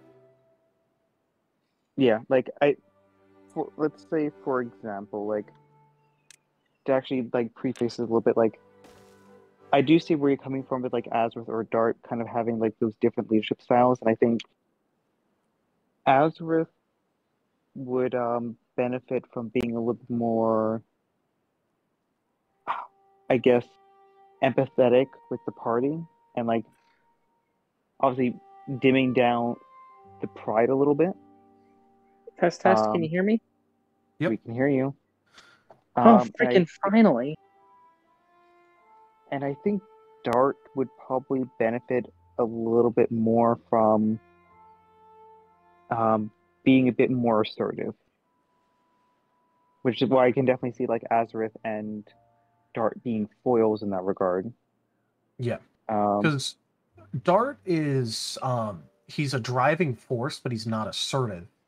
And then Azareth is more of like, hey everyone, let's hold back, let's see how this goes, but he is very assertive. Yeah.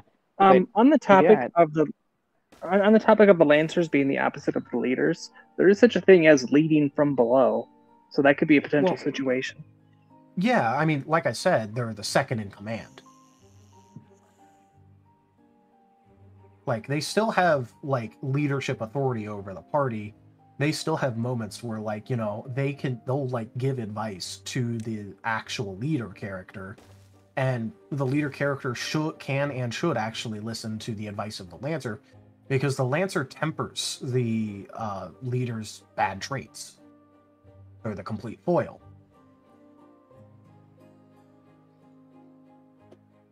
And what I was going to add on that, like on that hypothetical, like if Dart's leader, Azareth can be that foil that would bring a very different perspective, course of action. But I see Jet being that, as you said, level-headed, and I was going to word a sounding board. So let's just say Dart needs to make a decision. Even leadership leadership stuff aside, I think like right now, if Dart had a question he wanted to ask, or if he wanted to have a personal advice on a course of action, he would turn to Jet. And that's why I said that Jet would settle into more being an advisor. Because I feel like if there's something that Dart wants to talk about, he feels most comfortable with Jet. Aww. So maybe not so much, the wise sage advice, but like someone to listen to him, someone who he can open his feelings about, and some of his vulnerabilities that maybe, especially if he were to be in a leadership position, might be best to, not be air the laundry to the entire party, but more like, hey, look, what happened at like that last dungeon, it shook me a little bit. Like, and that's why I'm saying it would be a situation where it's like, no matter who ends up in charge, like Jet would be the advisor character. I didn't say like, wise old sage cryptic advice. I just said advisor. To be fair, I have had so many people poking fun about Jet's voice being old and stuff, and I am sick of it. Okay, but, that was also not the discussion here. He doesn't sound old to me. He sounds canine.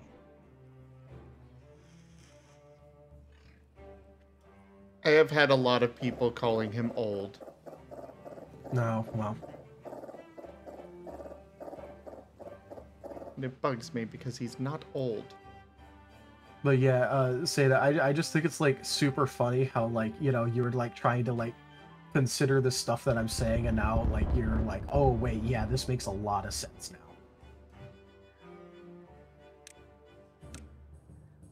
Okay, it's who I am by default. I like just taking a bunch of information, synthesizing it, and figuring out what I can do with it. Yep. But do you see the points that I'm bringing up here? Mm-hmm. Jet is not old. You don't have to be old. I am literally only discussing character dynamics Jet and is not interactions.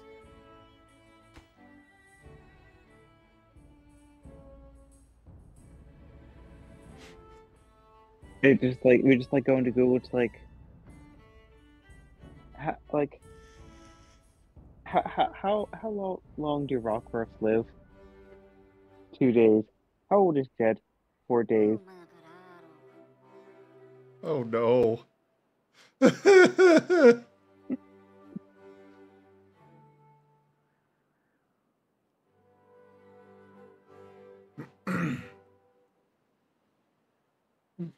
As far as Jet with character growth goes, though, he's definitely got a thing that he's chewing on, I guess you could say.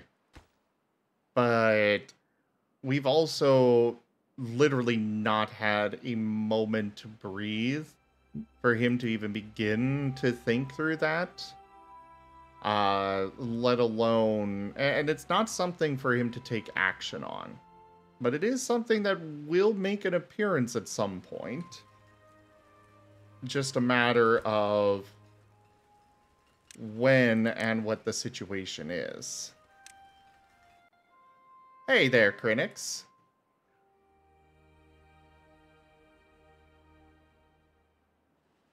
No, Jet is not going on a middle-age crisis. He didn't have a midlife crisis?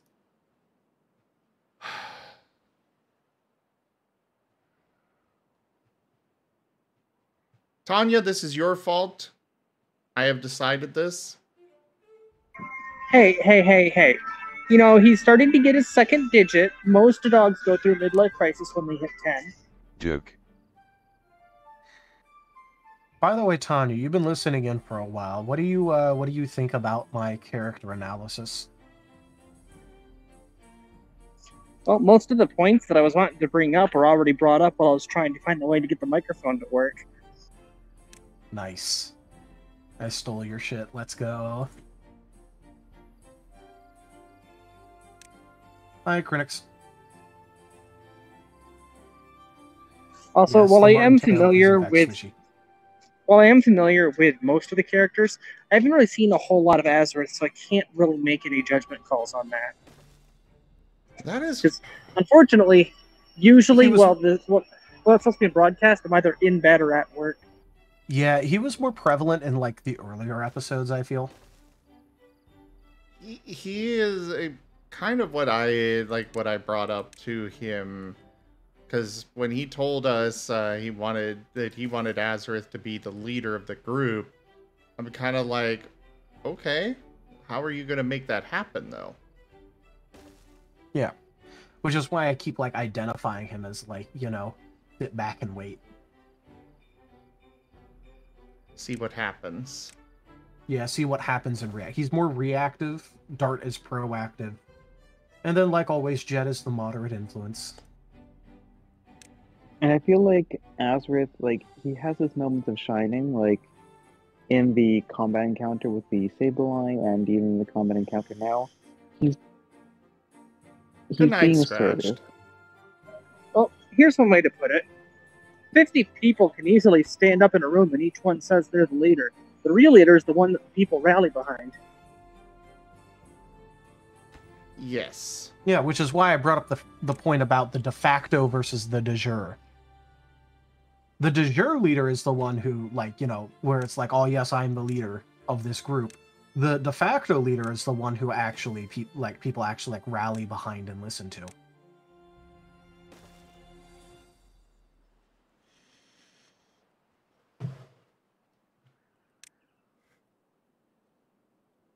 And I think from like that perspective, like, bringing it back to like we were talking about Argus before, like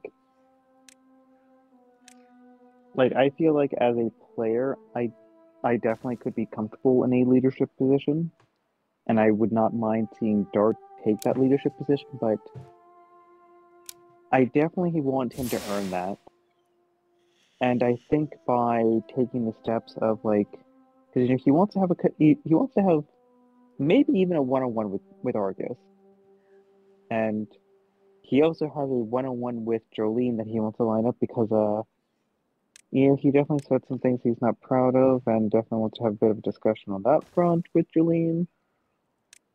Yep. I think no matter what like your original plans are, with the way it's shaping up, Dart is at the very least going to be second in command. Oh yeah.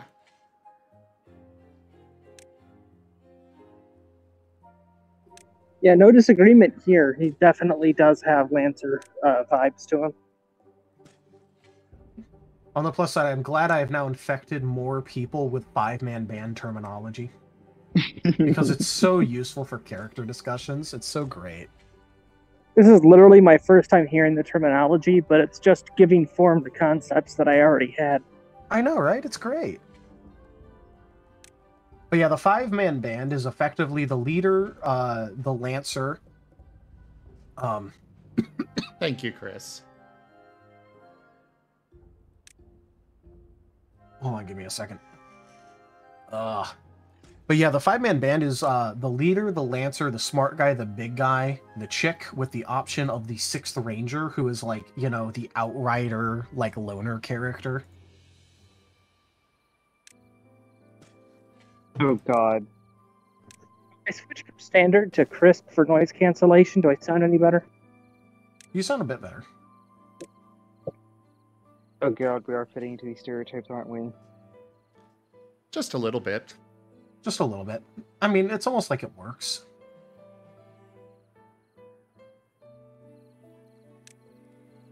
Especially considering the chick is often the moral compass. And that's what Jolene is. But yeah, I feel like Amos is gonna settle into being big guy, and then Jet is gonna settle into being smart guy as like an advisor.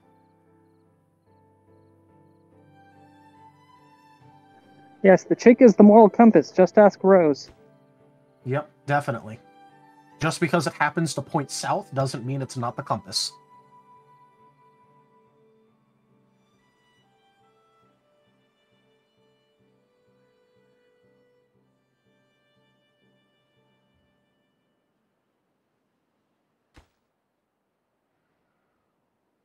Hey.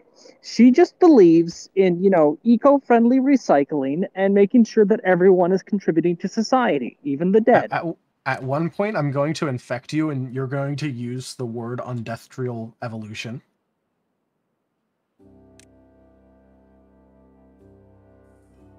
It's such a good phrase, and I love it. You'll be infected eventually. What makes you so sure that I'm not already going to use it?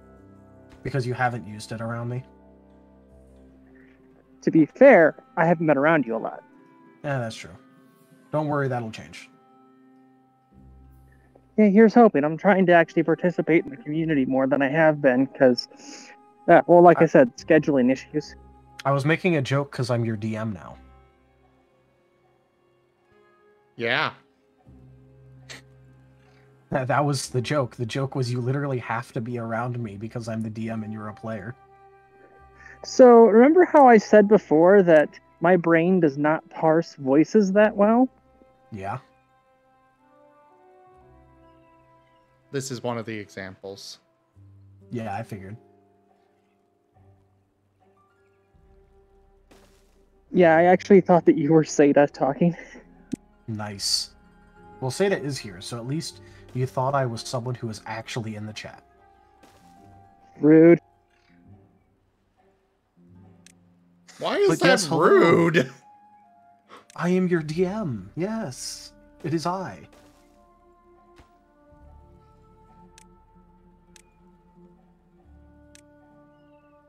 You know, you've heard of Shadow Councils, but I doubt you really heard Shadow DM until this recently.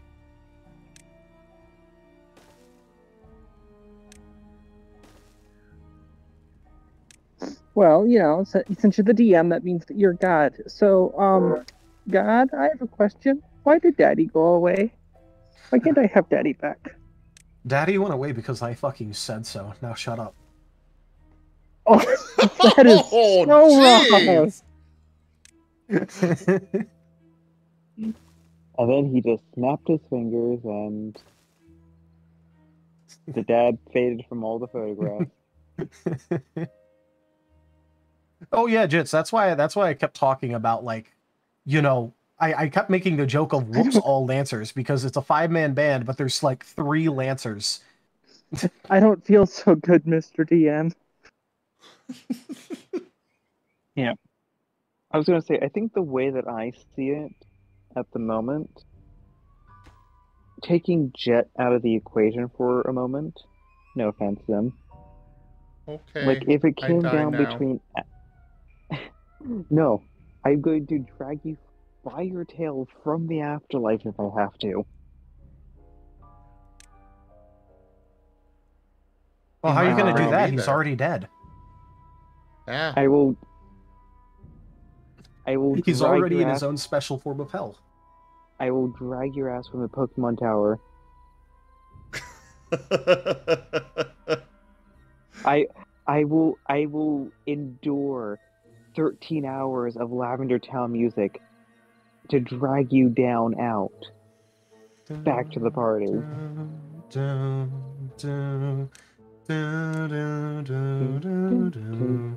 I mean, the song is fantastic. It is. I actually would not mind it. Though after 13 hours, it would be questionable. But anyway, so be less distracted. Actually, I'm probably going to listen to that after I jump off call. But anyways, before I get too distracted,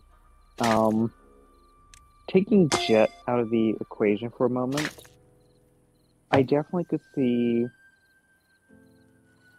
Azareth pushing himself more to a leadership role by force of personality. And I could definitely see Dart pushing himself to a leadership role through a more force of empathy. And I wouldn't say necessarily pragmatic, but more just, necessity. Seriousness. Necessity.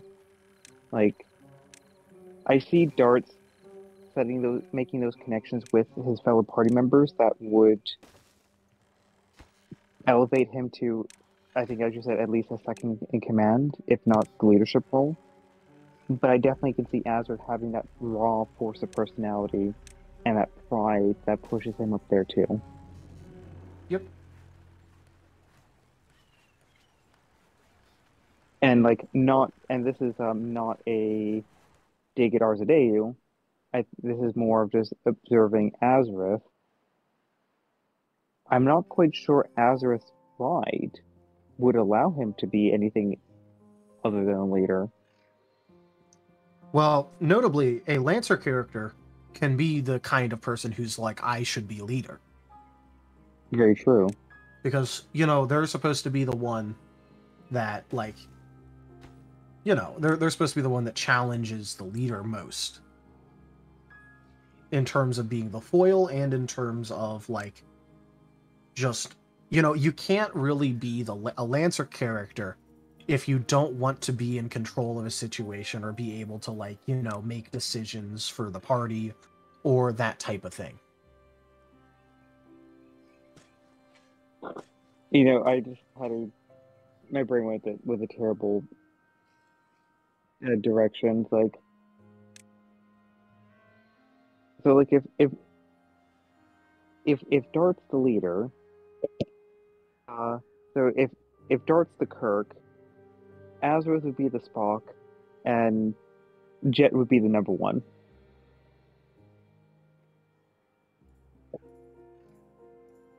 I'm sorry, my brain's on Star Trek. I understand that you're on Star Trek, but I'm pretty sure Spock was the number one. Nope. Spock was Chief Science Officer. There was actually depending upon. Sorry, I'm getting I don't think they actually. I don't think they actually have Riker. Riker was Next Generation. And see, look, I've been watching Last Strange New World, so I recognize that there might be something a little bit different in the actual in the other series. So I've been watching Last Strange New World. I'm sorry. Yeah, Spock was number one for Kirk, or at least the closest that Kirk had. Thank you for the correction. I was wrong.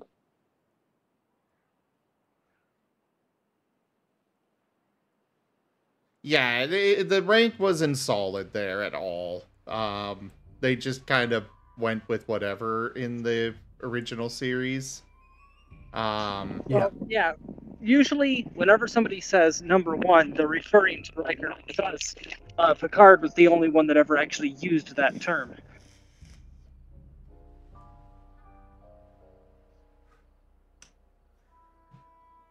It's also used a lot in Stranger Worlds with Captain Pike and Una being the first officer.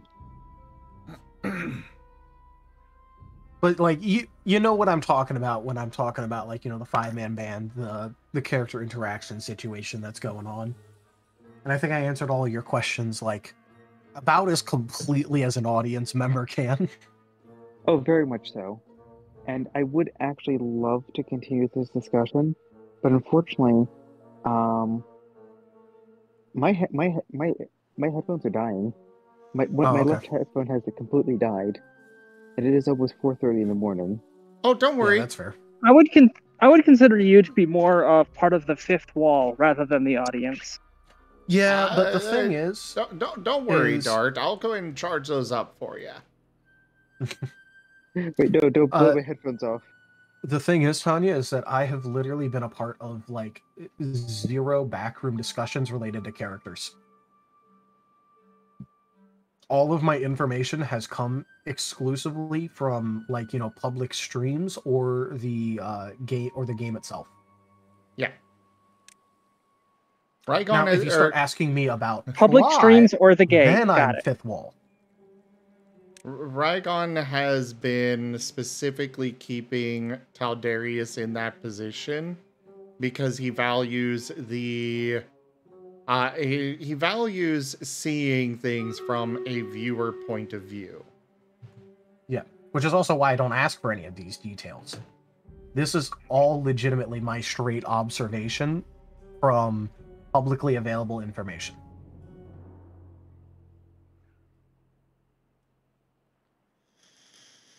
Obviously, I know more about plot than I just realized something. than all that.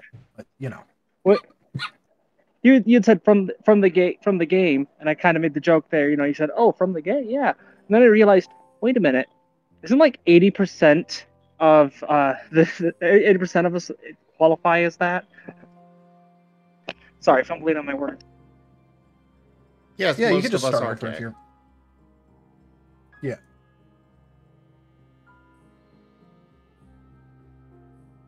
Not all, but most. Most, yes. I'll be right back. So you're But saying I continue still have work talking. to do? Got it. What'd you say? So you're saying I still have work to do? I mean, I guess.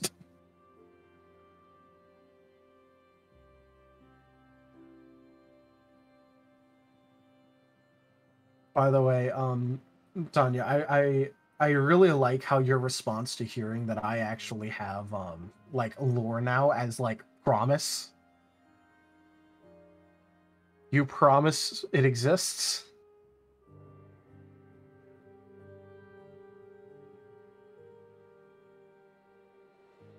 It was more along the lines of promise that you'll actually hang around, because the curse has claimed several people that said, "Oh no, I'm going to be here for it." Well, to be fair, you literally said that in response to me saying, well, ask away, there's some actual lore being made now, and then you went promise.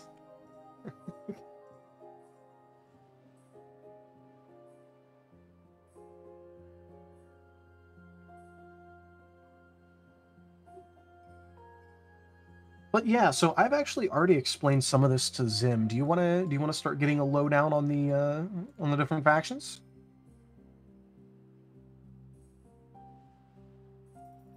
Well, I'm at home and on lunch break, so ask away. Well, I'm not asking anything. It's literally going to be me espousing lore to you.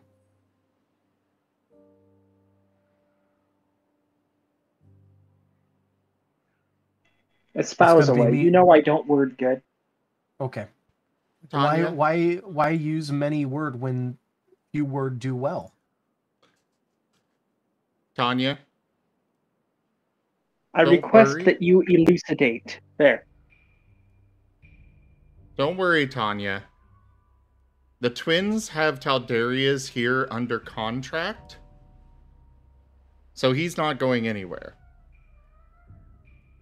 Well, to be fair, you offered a contract. Oh, you signed it. With your blood. We all signed a contract. Which I gotta fulfill mine when my vacation is up.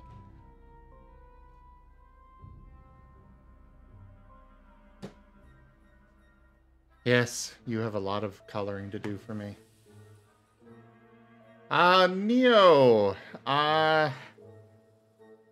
Yeah, you can go ahead and join voice. I'll just go ahead and move them. Oop. Hello. Hello.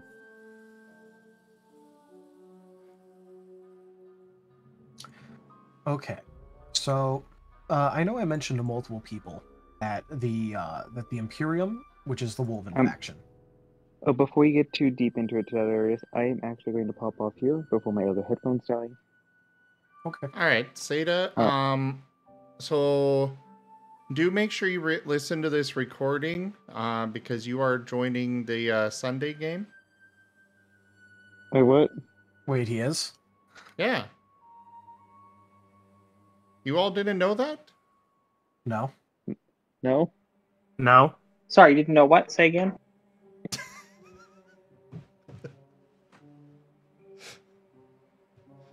Yeah, it's our new tactic of, hey, you're a really great player, so you're being forcefully recruited. I thought that was what you were doing with me because I know how to DM. I mean, I'm also doing that with you, but I can also do that with others too, like Seda. Seda's a delightful player. Who said they refused? Seda did. Seda, you can't. The D&D, it calls to you. You can be a Marten. Regardless, I'd have to have like an actual like in-depth conversation before I approve of anyone joining. Like, you know, just in full seriousness. Oh, I know. And Zim, Oh. Zim knows these tactics don't work on me. What? You don't want to get involved and Joke. be able to cast alter self at will and turn yourself into all sorts of things?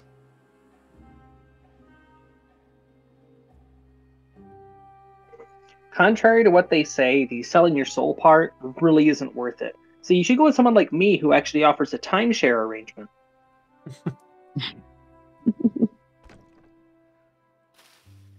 Anyways, you all have a wonderful night. Pleasure You as chatting you all and for your insights. I will respectfully decline. And I will chat with you all in the future, and if not, I will see you on Saturday. Have a good night, Seda. And I Good was night. joking. I hope you have many dreams about physics, Seda. Oh no, Dart's gonna be testing physics. Sleep well. Good night. Okay, so, you know, going over the whole situation, I know I mentioned to everyone, or not to everyone, but like to most people, that the Wolven Imperium, like which is the Imperium, which is the Wolven faction, is in effectively an omnidirectional six-front war with their surrounding large factions, along with the various independent little effectively small city states that are dotted all across the land, because island world has a lot of small islands that have people on it. City state. Hold up. The name of the world is Island World? No, I was saying it's an island world. He's naming the Descriptors in. classification, not the title. Okay. Would you rather I say an archipelago world? Every time that we encounter the Wolven, I'm just picturing the Marines from One Piece. I mean, I'm kind of basically. When you said that, I'm more thinking, oh, you went Dragon Age with this. Because literally the name of the world for Dragon Age, Thedas, it's literally just the Dragon Age setting. Yeah.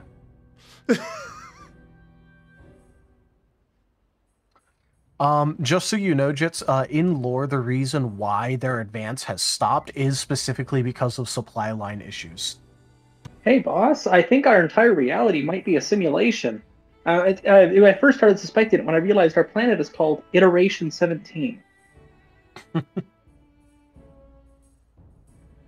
No, but just to continue on, the names of these 6 different factions, and I'm just gonna go down a list, and I'm just gonna list off all the names to start with, is the Kingdom of Ebrium, the Union of Lesmia Tharia, Toscavania, Tefralon Republic, the VAAS, which is the Anschluss Anstans, which I'm not going to say every time, so it's the VAAS. Technically speaking, that's actually a mistranslation of the actual name, but it's what stuck, and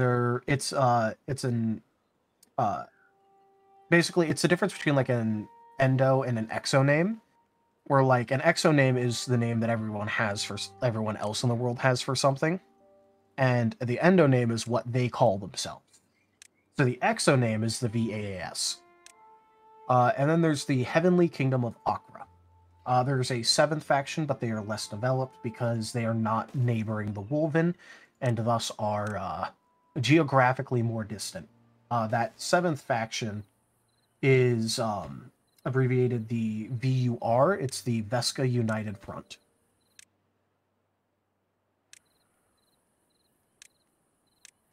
I like how Jits immediately picked a favorite without even hearing anything about the actual fucking factions. I'm So glad I'm that just gonna call them Vaz. the vase, yeah, that's basically what everyone does. Like, I actually do have that written. That everyone just calls them the vase normally for, like, you know, expediency's sake. But, you know, when it's written out, it is V.A.A.S. Like, it's written like that.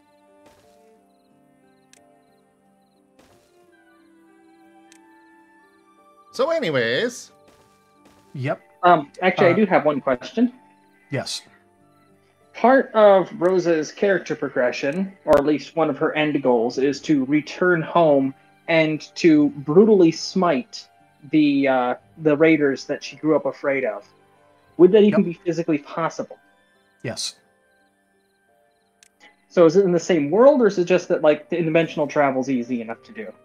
No, it's in the same world.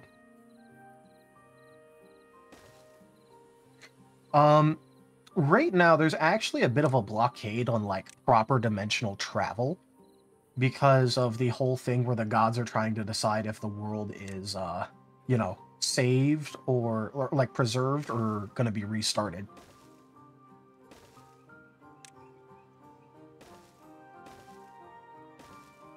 You know, But I often find myself wondering if I should restart a game when one faction just starts eating all the others. yeah, but Jets, the gods in this are, like, actually kind of in, like, political deadlock, and so they basically went, hey, fuck dimensional travel. You know, we're not gonna let everyone, like, you know, run around and, like, try and refugee themselves if we're gonna be restarting this. So, you know, they aren't they aren't really letting much dimensional travel go on. didn't the Wolven But, come from a different dimension? Yes and Yes and no? yes and no. Okay. That answers yes, but everything. not. I was gonna say the answer is technically yes, but also it happened before there was the planar travel blockade going on with Oh, I the gods figured. basically throwing a hissy fit. So they are, but like, you know, it's like considered to be like endemic now. Okay. I think that's like the best way to put it. Sorry to interrupt. That was just a question I had. Yep. Like really angry steel-plated COVID. So just to go down the factions, I'm gonna go over like a couple of the ones that I already went over with Zim, just so that way it's like, you know, On easier. stream and everything. Yep. So the first one that was gone over was the Heavenly Kingdom of Akra, normally abbreviated the HKO, because it's a bit of a mouthful. The Heavenly Kingdom of Akra was actually first established around the time when the gods became divided on the fate of the world, and originally it was effectively just more independent lands, but they happened to, just due to, like, you know, geographical like, you know, movements and political designs, it mostly was like an HRE style thing where it was mostly all god, like, worshippers and nations that believed in the gods that were all about preserving the current world. So when the gods basically started up like their own little like hissy fit war about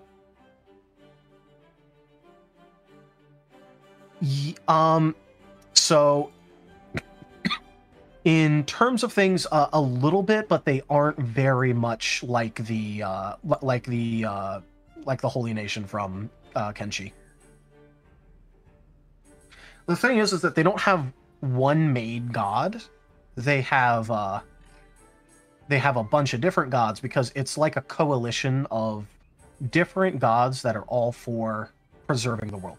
It's mostly good aligned, but it's not entirely, because there are actually like neutral and evil gods out there that are like, hey, you know, we've been running this for a long while. I don't want to start this shit over. We're just working with what we got. Like, you know, I got a pretty good deal going on here.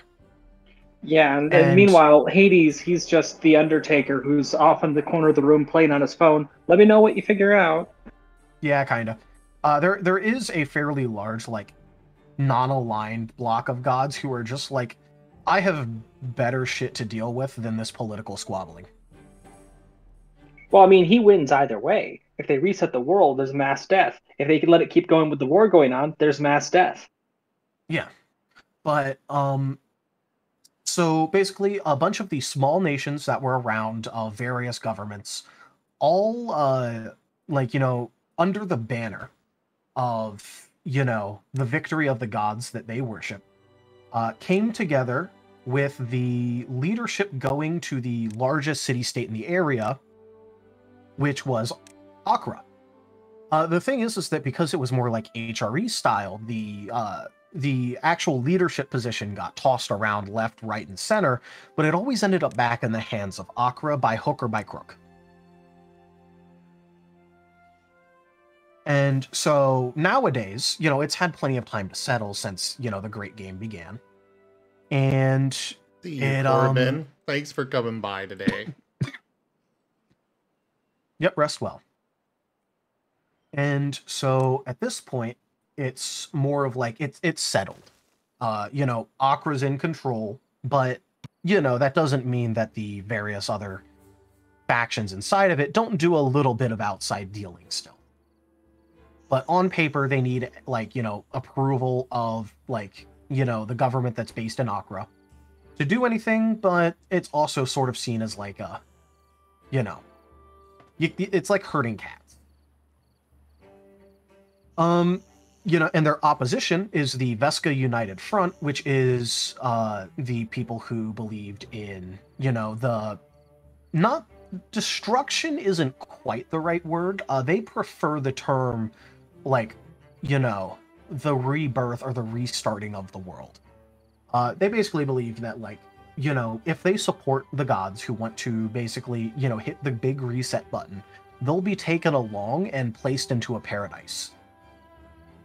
So it's not like a bunch of idiots who are like, yes, I wish to be destroyed. It's not a doomsday cult. They believe that, if they help out these gods, then according to the promises that those gods have made, they'll be they'll be effectively granted Garden of Eden levels of paradise where they won't want for anything ever again.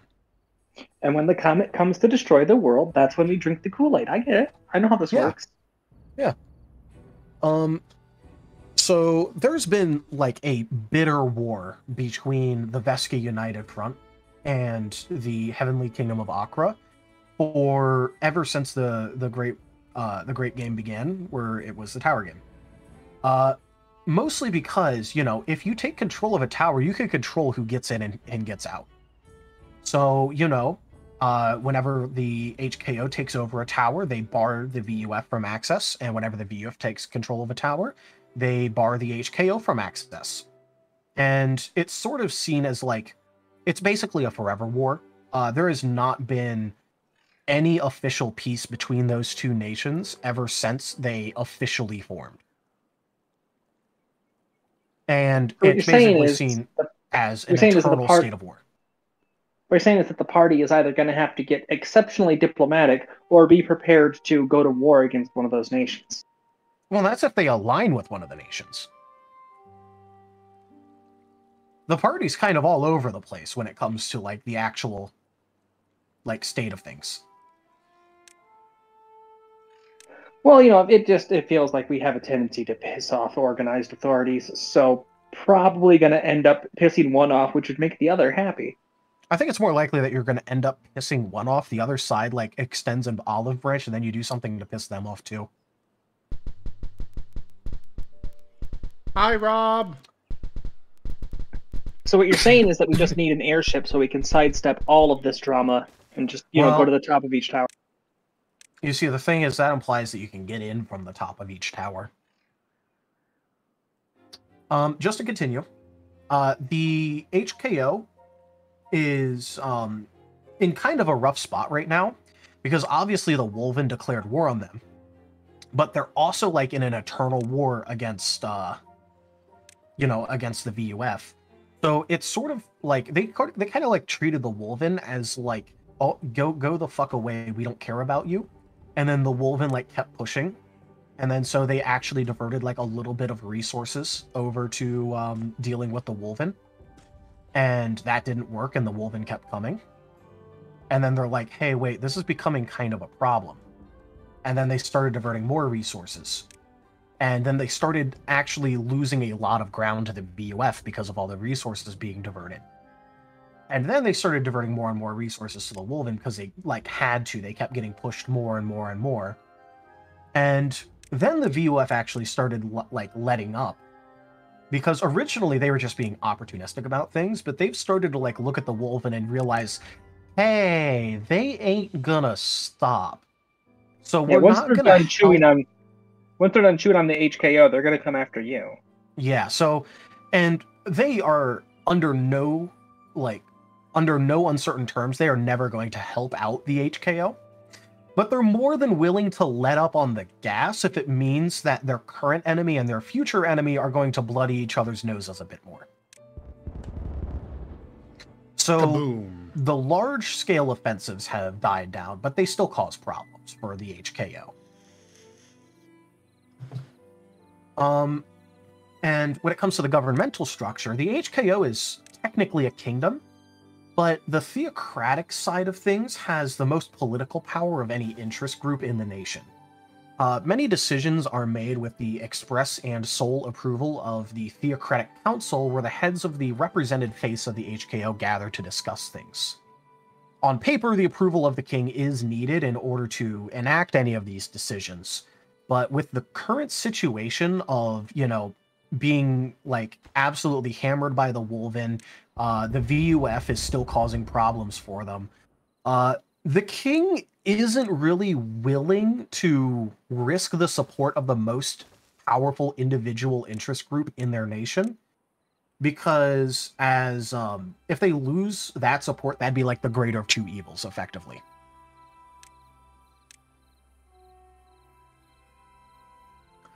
So that's kind of like the situation that the HKO is in, where it's like, they aren't having a good time.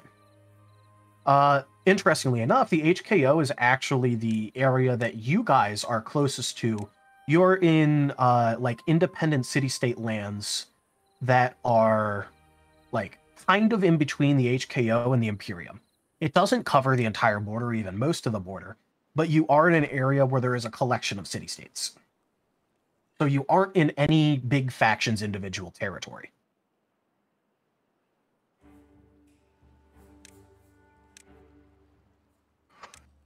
Just to let you know there, Tanya. But right now you are closest to the HKO and the Imperium. Just so that way you have an idea of why I talked about the HKO a bit first. I feel like you probably already know enough about the Imperium, so I'm not really going to talk about them. Except in relation to other factions. HKO, that's Holy Kingdom of what again? Holy Kingdom of Akra. That is... So then Rose would probably just call it Akra. Sorry, not holy, it's heavenly. Heavenly Kingdom of Akra, OCRA. Yeah, she would either just call it Akra or call it KO, and if anyone asks, is like, well, the heavenly implies that it is like heaven. This don't look like my heaven. Where are the swamps? Are the city-states helping each other, or are they fully... It's mutual defensive pact instead of any sort of like full neutrality. They don't do excursions. They won't really help outside of the borders of their little compact. They won't do anything aggressive, but they will.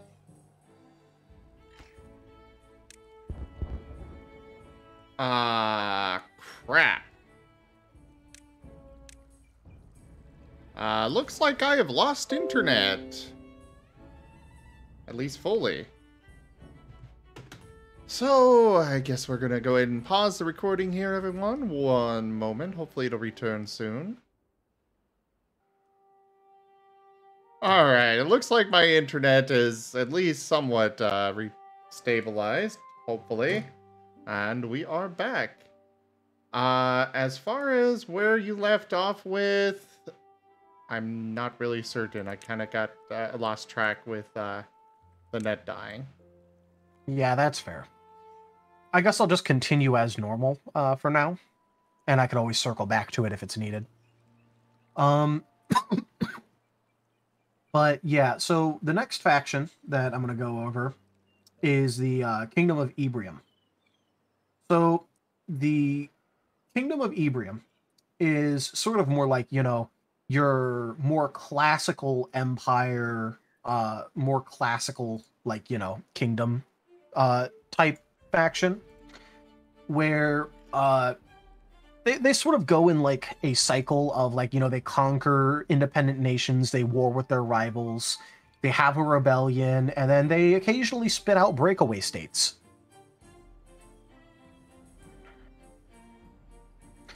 And so, you know, they mostly align with the HKO ideology-wise.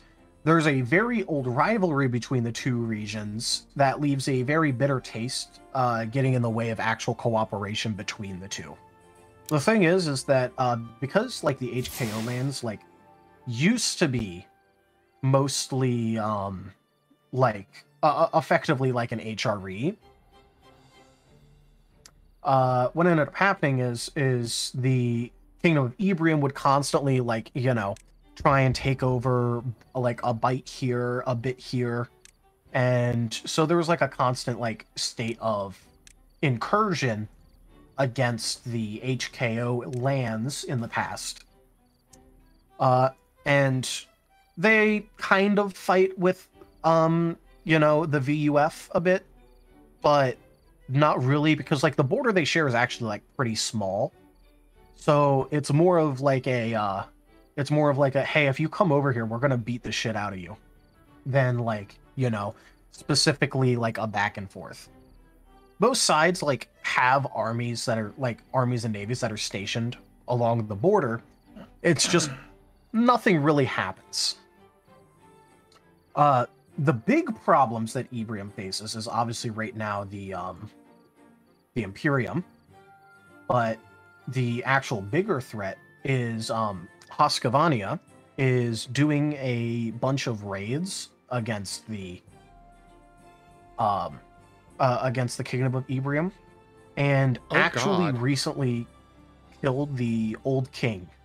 Sorry, I just had like 10 beavers die of old age all at once. Oh, that's not good. I mean, at least they lived a full life, but that's gonna put a little bit of a hamper on my. Well, as it turns out, the retirement home was actually a suicide cult. Look, at least you don't have to pay their pensions. No more pensions. But yeah, so as you may have guessed, Ebrium is positioned in between. It's like sort of sandwiched between the HKO, Husqvarna, the Imperium, and then a little bit of the VUF. So here's a question. Yes. The Wolven Inquisition, they're kind of homogenous in terms of species. What about the other empires? What kind of species distribution is there? That are like any that favor one over the other, that sort of thing? Yeah, so I will say, and I did mention this to Zim already, the actual layout of the layout and the distribution of the species is something that I'm still working on in order to find something that I'm happy with. Because the actual demographics at this moment in time don't matter the most. I'm just getting everything set up so that way it interacts properly. I will say that the fun fact about the Imperium, and why I say Imperium rather than the Wolven specifically, is because there are different races within the Imperium. The thing is that the army and the Inquisition is Wolven. There are a couple, like, you know, various races that are also inside of the army. The thing is that most of them don't like the fanatic martyrdom and like zealousness that infests the Wolven side of things. And, you know, surprisingly, most people are not happy with the idea of constant suicide charges into fortified locations in order to win a battle. So, if you see like a member of a different race inside of the Wolven army or navy or like whatever faction of Wolven like that's there, that is someone who is just as fanatic and crazy as the Wolven. Or a very well-paid mercenary. Or very well-paid mercenaries, but they also don't really do mercenaries that much. They don't like... It's just sort of like a cultural aversion to mercenaries. So, yeah, basically, one of the reasons why I was asking this is because I wouldn't mind knowing whether or not Gar would have any tendency to favor one over the other. And also, something I was kind of curious about is, since it was accepted that Rose is a jackalope rather than a regular harefolk, how would that play into species distribution? Yeah. So those are good questions. I can tell you that gnolls are like one of the oldest species on the world, like in the world. Like they were around pretty much before like even the gods like really started to like interact with anything. The gods rolled up on this empty husk, and they're just like, "Hey, yeah, mostly you're the new roommate, huh?" Yeah. So the gnolls generally like they tend to stick to their own like even if like their current situation is very broken compared to their past. They mostly just kind of like stick in their tribes. They will have territories that they will like raid people on, like if they get near. They'll have like roaming bands. They'll make like crypts for themselves and like take over that area, like you saw in with the gnoll crypt that you went through. But overall, like the gnolls are sort of like they're sort of like their own like little faction. They don't have like a homogeneous land mass or like controlled water area. It's just more that gnolls are ubiquitously everywhere, and it's really hard to get rid of them. This does actually call into question something. Yes. Rose has been saying the whole time that it was wolves that were that were raiding her village for meat. But she was like 12 at the time. To her at that time, a carnivore is a carnivore. It's entirely possible it could have been gnolls, which could create some inter-character tension down the road. Hey, if you want to go down that path, just let me know. I'd be more than happy to entertain it if you have the idea. Like literally. Basically, I'm just throwing cards on the table right now. Yeah. So. Well, it's like just let me know what you want if you want to do something. I'll mostly just be able to work with you on it. Like, because I know, like for example, like Timber randomly hit me up the other day and was like, "Hey, I had an idea for plot," and I'm like, "Okay, let's do it."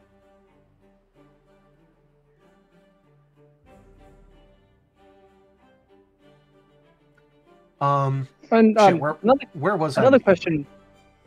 Oh, I have one more question. Just go. Yeah. Hit me with the questions. Noble animals. How do they play into all of this? Yeah, so the noble animals thing is something that Zim's also been bothering me on. But the best answer that I can really give right now is that that's a part of the reason why I'm taking so long on the species distribution.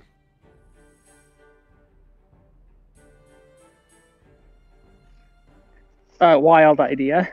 What if the noble animals are a last-ditch effort by the gods to try to sway the war to just end one way or the other? So, I mean, that could always be the case. One thing to note about noble animals in general is that they really would not want much to do with the two-legger factions. They just kinda they keep to their nature. They will fight back. Huh? Your stream like fucked itself. So Yeah, your net stuttered a little bit. We heard two-legger factions and then nothing after that. Alright, I'll give it a moment. It looks like the stream is back already. Yes? yeah, it is. Okay. Yeah. So they wouldn't really bother with the two-legger factions as a whole. They just... Animals do their thing. The people in civilization, they do their own. It's just the twins in particular are rather unique in that regard. And the captain. Well, at this point, it's like, you know, with the situation that Marten civilization is, it's sort of like mostly like kind of got thrown to the wind a bit. So yeah, so that's why they're more willing to work with other with the two-leggers or interact with them. Honestly, it would most likely be a case where most two-leggers don't even know that there are noble animals. And could say that it's actually something that's specific to the Martens, the whole the interaction level they have, because their telepathy grants them a certain amount of ease of communication and integration. Possibly. But I do want to circle back to something else that you brought up while I was away getting my kitty some water. all right. It was mentioned about interspecies Rosalia having an issue with gnolls. I would definitely recommend checking with Toshime before you go that route. Yeah. Well, you see, the thing is that that's why I even like brought up like, hey, do you even want to go down this route?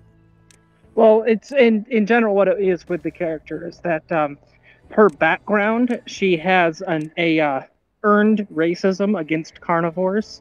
I say earned because they wronged her and her people in a lot of ways, so she has that resentment. And she's trying to overcome that because the group that she's currently with are actually, for the most part, decent people.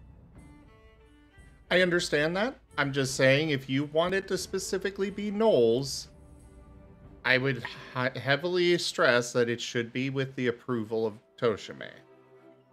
Yep.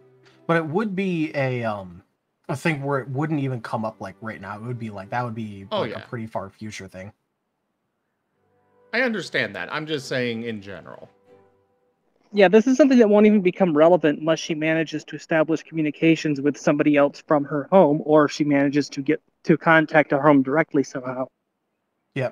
Jits, specifically it is, but I already did mention that gnolls are, like, you know, they're a bit far-flung as a faction, and, like, very specifically, like, Gar's, like, you know, like, the tribe that Gar was with, like, it explicitly was, like, heavy raider faction.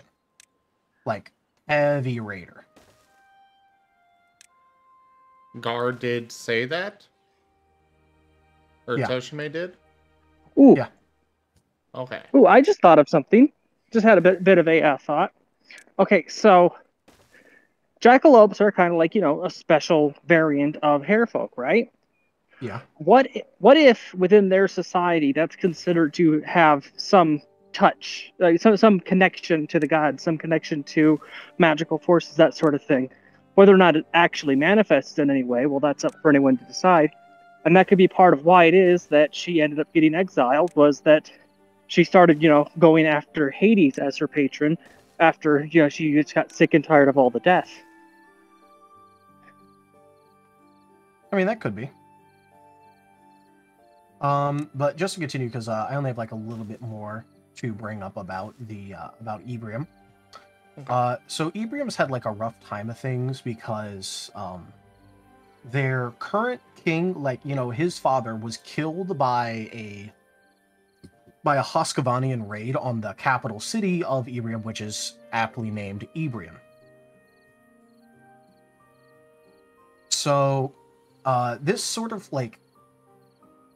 leaves them with like a sort of like, you know, festering wound, bad blood situation where there's a faction of people within Ebrium where it's like the Wolven are the biggest threat we face. We need to work with our neighbors against them. And then there are the people who would rather who would literally rather die than be aided by Hoscovanian scum or those fools in the HKO.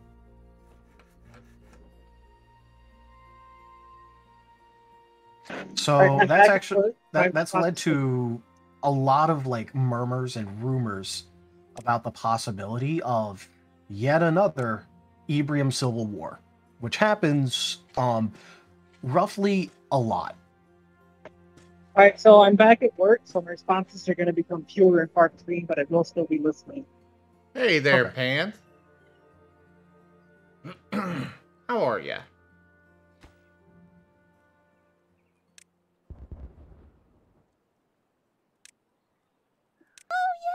Yeah, I'm sure that'll hold up in court. I really, oh, thank God. I was hoping Son played something. I was scared one of us could actually do that voice. Yeah. No, there's no Aww. way. None of our voices can go that high. Not without cracking the fucking back.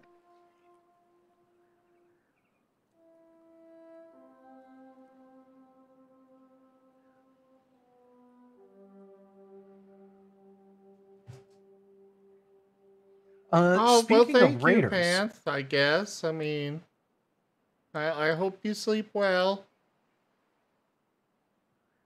Speaking of raiders, I guess this is a good segue into Hoscovania.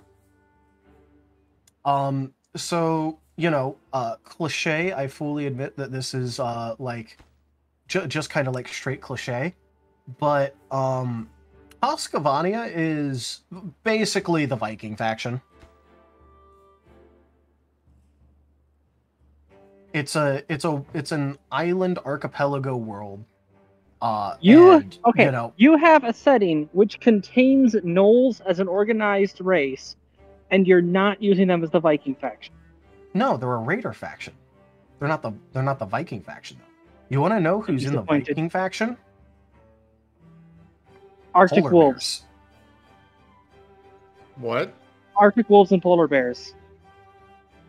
Those two are definitely in it, but you guys are definitely at some point going to see a Jarl character that is a massive fuck all anthro polar bear.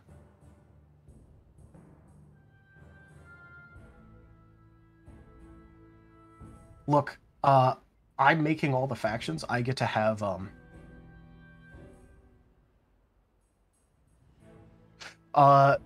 Jits, I'm talking actual Vikings. I'm not talking about the Germanian tribes. I'm talking Vikings. This polar bear must be at least the size of Timber or larger. Otherwise, oh no, he's gonna be. Funny. Yeah, no, it is. Trust me. What the heck was that? I don't know what that sound was, but that was horrifying. It's Jits. That was Jits playing around with the sound effects on the channel. So I do fully admit that, just straight up including a straight up Nord faction, Viking Nord faction is kind of a sin, but also I literally don't care. I really want to have one. Okay. It's an island world. Okay, repeat who is part of this Viking faction? At the very least, there's going to be Arctic wolves and polar bears. Okay. And it's hey, it's not a writing sin. Tropes exist for a reason. They're fun. I know, but it's still these other factions have actual it has actual interesting things about them and little twists, and then it's just I gotta have a Viking faction. All right, clocking back in. I might be switching to passive. All right. So, Zim, who do you want to hear about next? People still on the table is the Tefralon Republic, the VAAS, and the Union of Lesmi Atharia. Oh, Marco, yeah, Vikings are very interesting. It's just I'm not really shaking the boat here. I'm not rocking the boat here. He's being very stereotypical. Yes, this is where I allow myself to be stereotypical.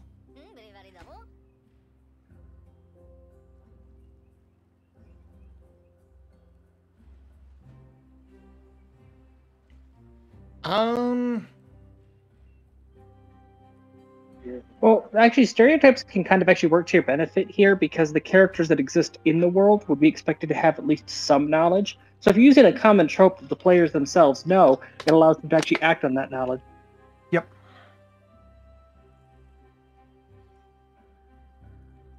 Let's go with... I don't know. Surprise me. In that case, I guess the only one that, I can really, like, say is you don't have a single idea of, based on the name, would be the VAAS. I'm just gonna let you know, like, right now, it is a mistranslation of, the language of the people within it. That means the anchors and sails. It is actually a pirate faction based out of a specific archipelago. It is a massive faction of various, basically, like, independent pirate captains and pirate lords.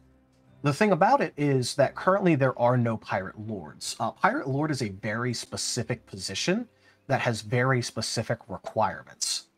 And if a pirate lord ever actually emerges, it's seen as a very big deal by the rest of the factions. Because if a pirate lord emerges, the way that the VAS works normally is they are pirates where, you know, the land that they come from, like, it can self-sustain itself, otherwise people wouldn't live there, but it's never enough to be rich. So they took to piracy in order to, like, you know, really make their way and, like, gain riches and all that.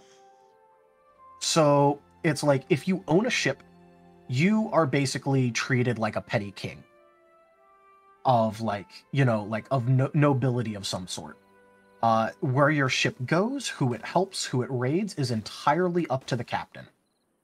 Okay. There is no argument, there is no brookage, there is no way for you to force someone to either, like, if you have an agreement with the VAS, you have an agreement with someone in the VAS. You do not have an agreement with the VAS.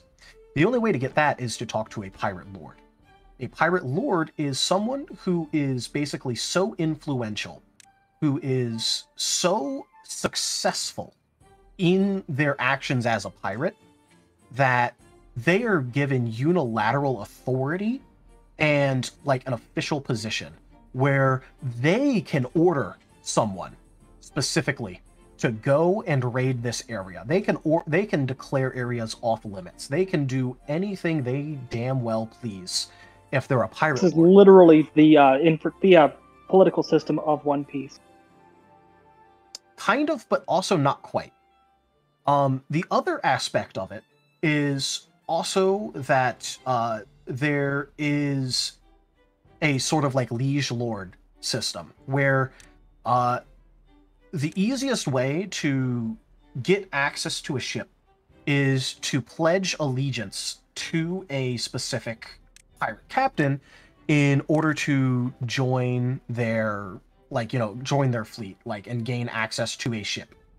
The thing is that you then have to pay, like, you know, tribute of all booty, of, like, you know, all booty you get from the raids. Like, you have to pay tribute of this, pay tribute of that.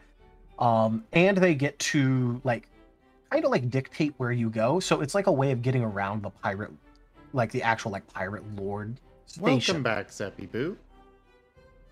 And the thing about it is that the reason why it's not like the exact political thing from like pirates from One Piece is that quite literally, so the way that, like, just straight up, like, the way that the pirates work in One Piece is a lot different than how the VAS functions in practice, is what I'm trying to say.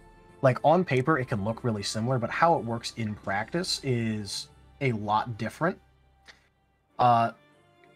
Specifically because, think about it this way. There's no equivalent to the Yonko.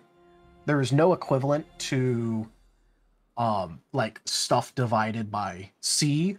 It is straight up, you have a ship, you will have to go and, like, you know, raid certain areas and raid certain factions if you want to get anywhere. There is no way to basically, like, kind of, like, sneak along the path. There's also there's no great prize that everyone is trying to reach. There is no destination area. There is nothing like that. It is entirely just in order to make your way in this world whatsoever, you must get your hands on a ship or join a successful ship. Because the thing about it is that if you join a pirate, like, there's a sort of like risk reward. If you join a pirate early on, you can actually, like, very easily gain access to one of their ships when they actually have more than one and can start having, like, you know, effective, like, liege lord relationships. So if you manage to do that, you could actually entirely get around having to make an oath of fealty towards that pirate captain. Instead, you would just become, like, you know, basically an allied captain because they trust you, you know, you're your friend and all that sort of shit. On the other hand, you know, it's basically pirate feudalism. My thoughts on CK3, it's an okay game at base, but it just has problems compared to CK2 with lack of content and lack of options. But basically, yes, it is straight up like pirate feudalism. For me, I struggle to figure out... I have tried to figure out CK3. I can't wrap my head around it.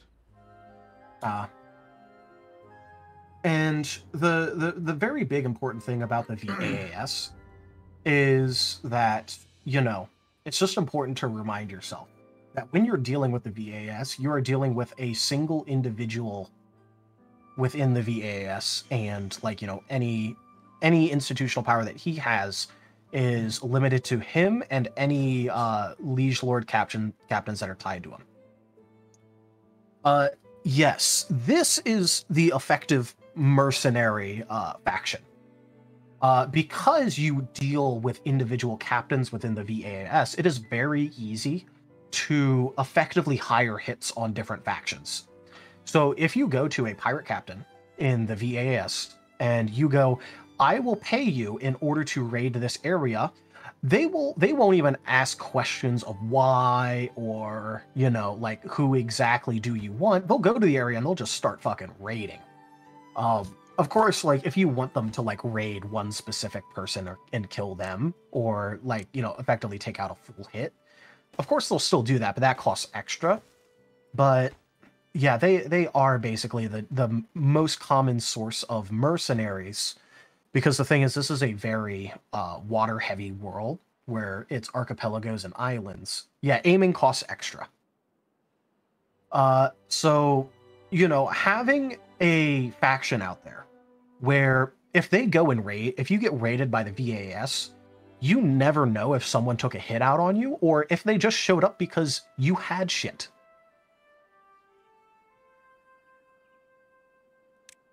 So the reason that they aren't killed is, first of all, because the moment you fuck with the VAS as a faction, say goodbye to your trade, because they will, in fact, band together just to fuck over your trade if you try that shit on them. So that's, like, the main reason. But also, it's just, like, they're pests, but they're too useful to get rid of. Oh, so just like me. Yeah, just like you.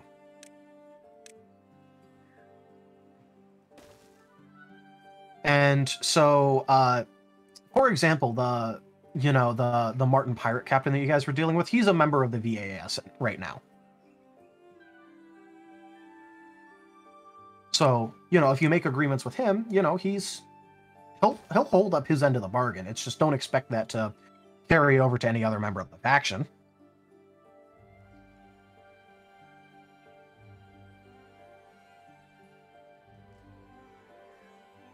I don't know. I mean, the guy kind of already has betrayed us a little with the whole...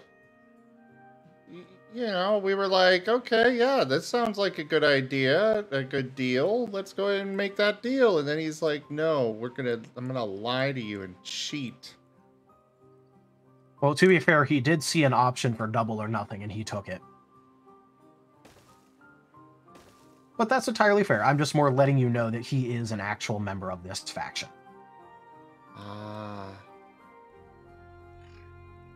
So, you got two more factions that I haven't really explained at all. You have the Union of Lesmiatharia, and you have the Tefralon Republic. The Teflon Republic. Tefralon.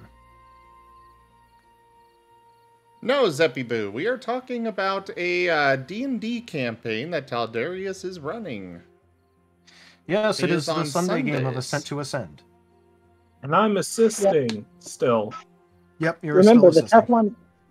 Teflon Republic has the best legal system ever. No lawsuit ever sticks.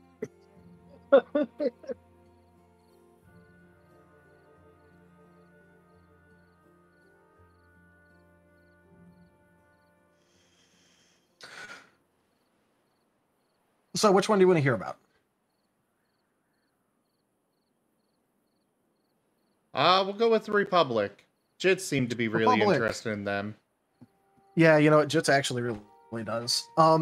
So he kind of called it earlier, but the thing about the Republic is that they are effectively a mix of Roman Senate style government mixed with Venetian trade economics and culture.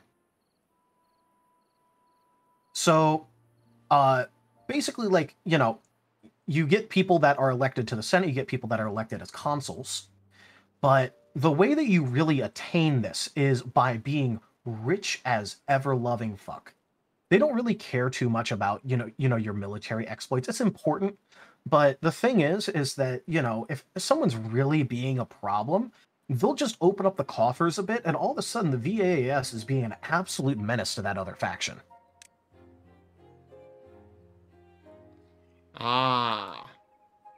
So they're sort of like, they are the grease to the trade wheel of the world. The thing is that this also leads to a lot of conflict because people are like, hey, you are fucking price gouging us. And their response is basically and.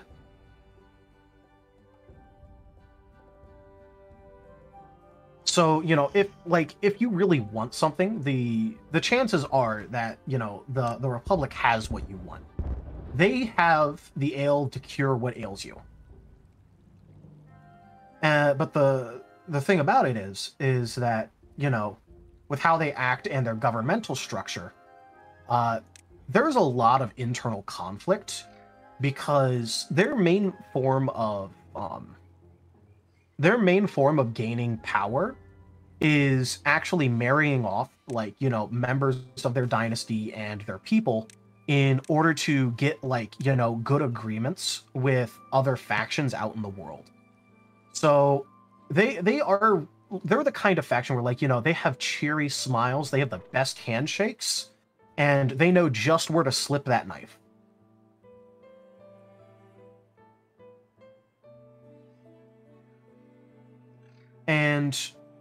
But like I was saying, the way that they really gain political power is for example, if the VAS has an up and coming pirate lord and this is known, different factions, like different families within the Teflon Republic will start vying for marriage contracts, or they'll start vying for protection deals.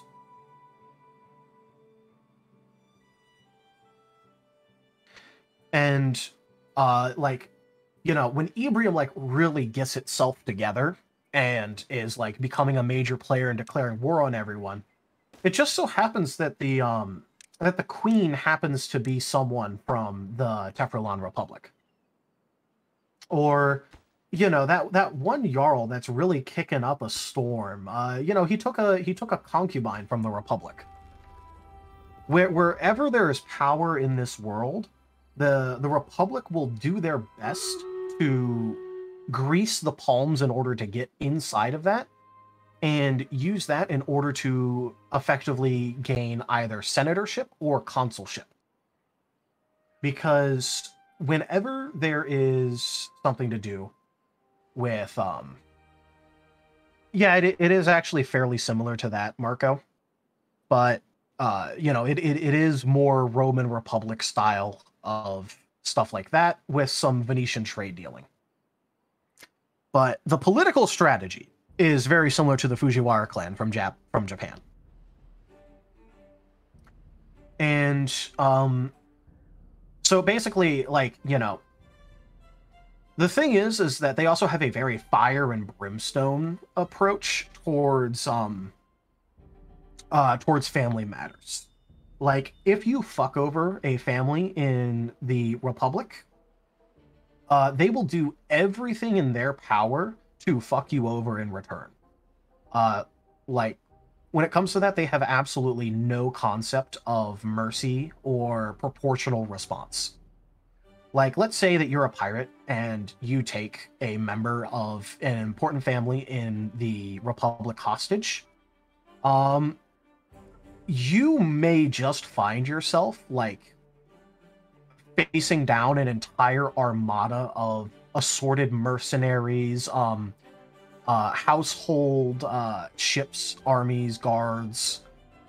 You may find yourself under constant assassination attempts, just anything you can think of that would really fuck over your day. And they won't stop until either they achieve some form of satisfaction where they believe that they've achieved restitution, is their word for it.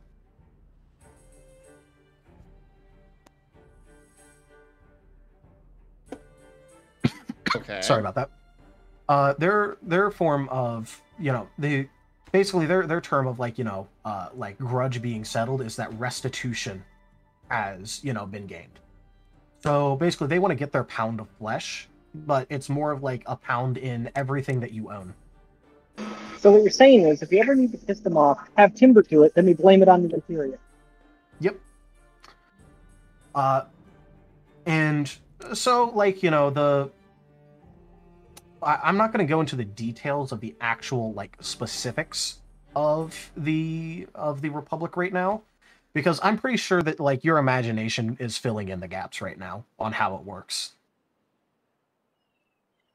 Just know that if you do meet someone from the Republic and they are part of a family, I will I'll have you make checks without you having to ask, in order to see if you realize that they're from an important family or not. Okay. Just in case you're worried about me having a gotcha moment where you piss someone off and they're just yes, I am going to rain hell upon you. I wasn't worried about that from you, but okay. Good to know. I'm just more heading off the possibility. So in the Republic, I am it's with the rest of them where it's for the most part I'm completely undecided on the actual internal makeup of the different races. Obviously my mind immediately goes towards stuff that's more stereotypically sly or diplomatic or charming or stuff like that.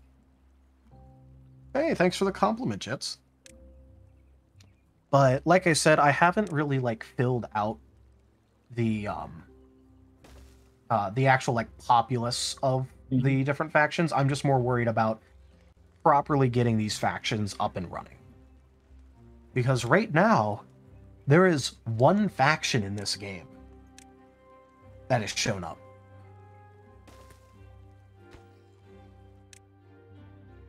And that is clearly the Martens. Oh, absolutely. Yeah, the Martens are actually the secret 8th faction.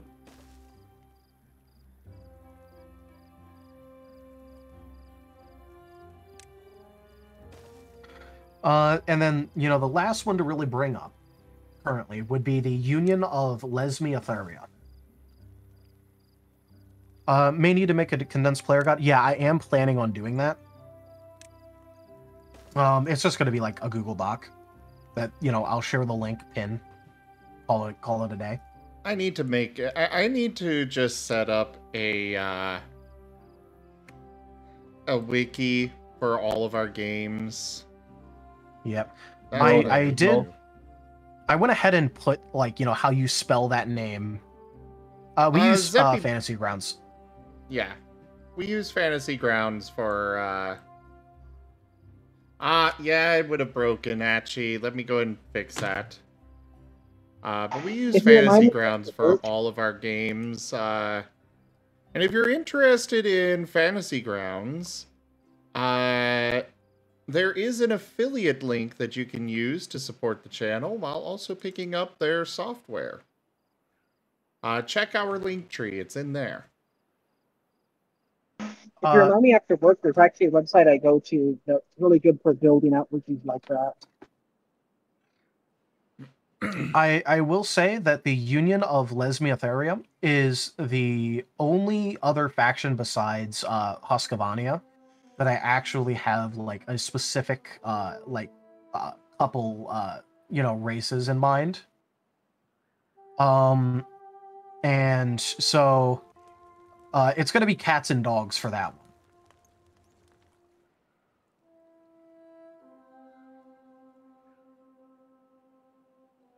That's gonna be the faction that has like a bunch of cats and dogs inside of it.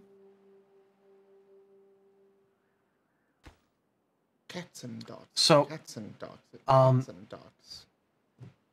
Cats and boots. But the overall like lowdown of the faction is that the Union of Lesmiatheria, as you may have guessed from the name, is a union between two different factions that originally like absolutely despised each other, and is actually the source for in lore where the term and saying fighting like cats and dogs comes from. This is like the relationship between these two factions originally is where that like, you know, really stems from in lore for this game. The thing is you know, originally, like, they had a very rocky relationship. They were basically in an almost eternal war that was only really stopped because they very specifically, like, straight up basically, like, wiped each other out, and only really stopped because of the various other factions, because you know, this is really a world where the balance of faction, like the factions live in the balance, where if one of them ever becomes really weak, all of the others would pounce on them. So originally these were like two entirely separate factions. They basically like death ward each other. Okay.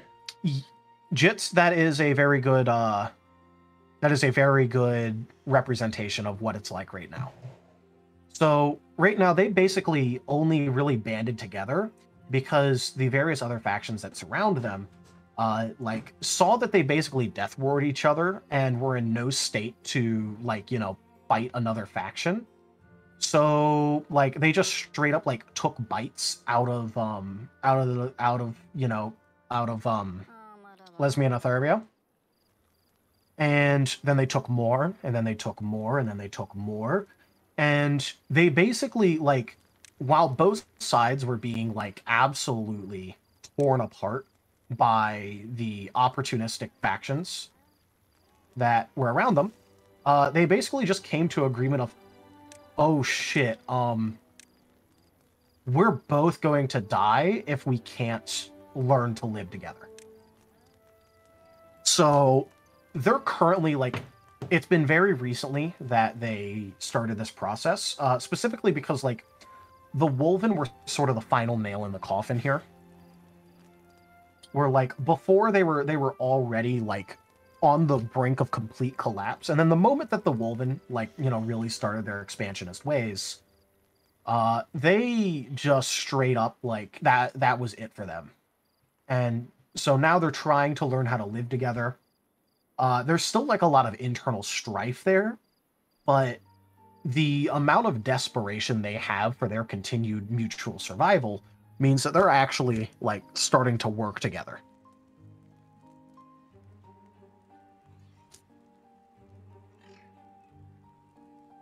And that's all of the major factions that are really at play in the world that you're going to be able to interact with for the next while. Well, all right. So what do you think? Start over. Dying embers of factions. So obviously the Union of Lesbiatharia is in fact like a dying ember of a faction, but like they're pulling together their resources to try to make it through it. Ebrium is in a constant upswing followed by a downswing. Right now they're definitely in a downswing though. But I assume you're asking about, like, you know, real rump states. There are a couple around, but they aren't properly developed. Mostly because, right now, because, you know, I'm, like, just taking over, I need to get the actual factions at play that have institutional power properly developed. So yes, there are rump states around that seek to rekindle their past glory. It's just that I basically just haven't had the time right now to really flesh them out. What do you mean you haven't had the time? You've been sick for weeks. I've been sick for a week, and when do you think I made these factions? Neo can attest to the fact that these did not exist when I was helping him. Yeah, it's true. It's pretty true. I didn't come up with any of these. Well, no. Well, technically speaking, like, you came up with the base idea for two of them. And that was the VUF and the HKO. Yeah. But yeah, so that is literally what I've been doing the past week. I have made all of these factions within a week. Also, for the record, I'm just poking fun. I know you've been hard work. I know, but it's more fun to act like you're proper, like actually being serious and take the piss out of you than it is to just go, haha. I take everything literally. I know you do.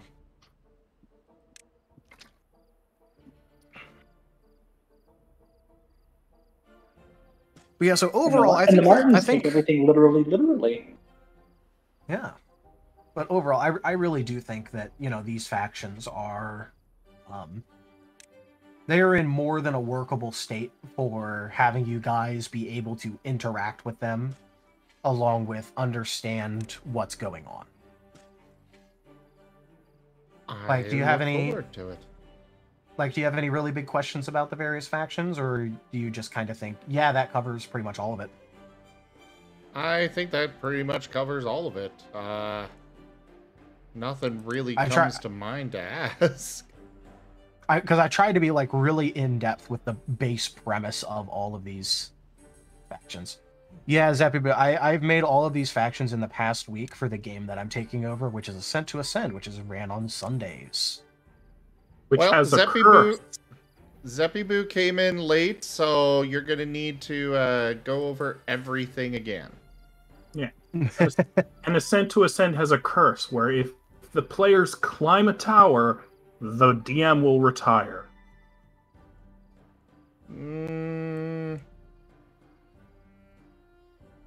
Which faction is the sexiest? Well, that all depends on your personal taste, but I don't think that you Husqvarna. can really go wrong with Husqvarna.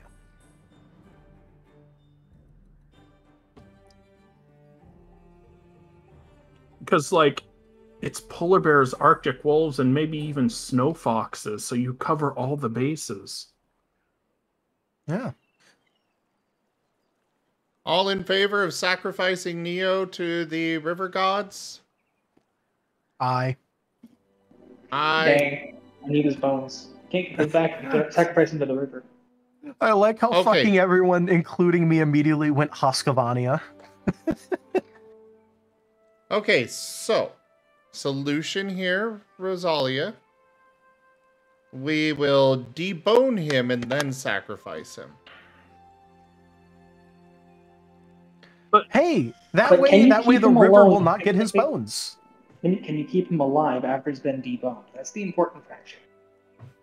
For a little bit. At least long enough to do the sacrifice. Alright, we're getting some correspondence magic. I know a guy. But how will I assist if I'm dead as a sacrifice? I'll just cut your head off afterwards, and it'll be like Kratos with Mimir's head. Oh, Hey. I thought you were going to say... You've met Rose. Just because you're dead doesn't mean you can't contribute to the party. I thought you were going to turn me into a servitor skull. No, my next sentence was literally, death is not an escape. Even in death, you serve the Omnisaya.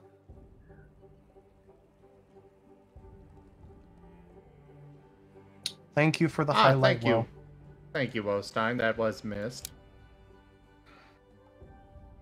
Oh, you guys got the quest and all 4 chests. Nice. But yeah, seriously, like, I legitimately like how the random question of who's the hottest faction was answered pretty much universally by Husqvarna. In fact, I will actually write that down in my notes. Voted sexiest faction. And would you actually believe if I said that I didn't have like an actual proper Google Doc made up yet? I'd believe you. Yeah. Because you'd share it with me if it was done. Yeah, about to say, if there was an actual Google Doc made, I would have already had it. So I guess like it was kind of cheating to ask him. Oh, I didn't know that. So I was like, no. Okay. But yeah, so like all of this was literally just me like straight up coming up with the factions in my head. So I kind of have to ask the question, Neo. Why are you bothering to make notes? You never look at your notes anyways. Ooh, fucking burned. I look at my notes. Fucking really? Burned. Holy shit. I have DM'd heard with the notes in front of my face. You just decide not to use them. You're making it worse for yourself, Neo. Here, I didn't think that he knew fire magic. Here is like, you know, my version of like what I came up with for the upcoming session though. Neo. I just like, it was yesterday where I like stopped writing this. I need to actually go in and finalize details. Zeppy water is visible by default. It's just when I've got the menu up, it goes more transparent. It is still there. You can still see it, but it goes much more transparent when I've got one of the menu ups. Or menus up. Thank you, Jets. So I wonder, I wonder how long, like, I've been rambling on about these 6 factions for. 44 minutes. So No, because I was going before that. Yeah, so probably about an hour. Probably longer. You probably, like, I don't know how long it was before Seda went to bed, but we kept going on with Seda's thing, with the poker roll until he went to bed. And we've been going for 3.5 hours.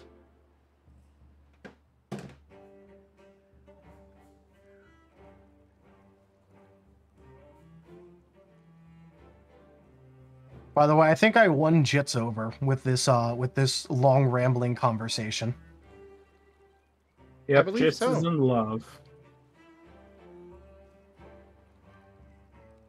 What's your verdict, Jits? The Hoskovania has persuaded you, and here you were yelling about the Republic the whole time.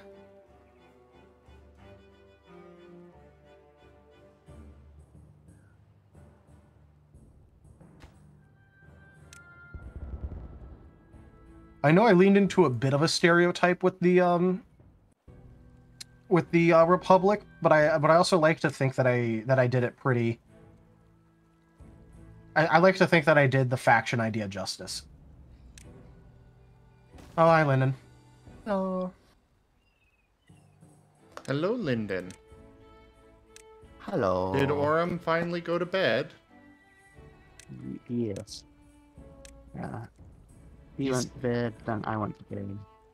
You kept him up for 5 hours? 3 hours? He's got work in the morning. By the way, you came back just as I was finished talking about the factions for ATA.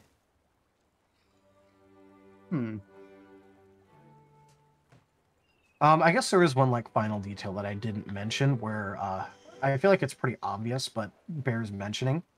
The VAAS and Hoskovania fucking hate each other, like, so much. I think it's pretty obvious why, but they do. They like, despise each other. Yeah. And the VAS has otters, obviously.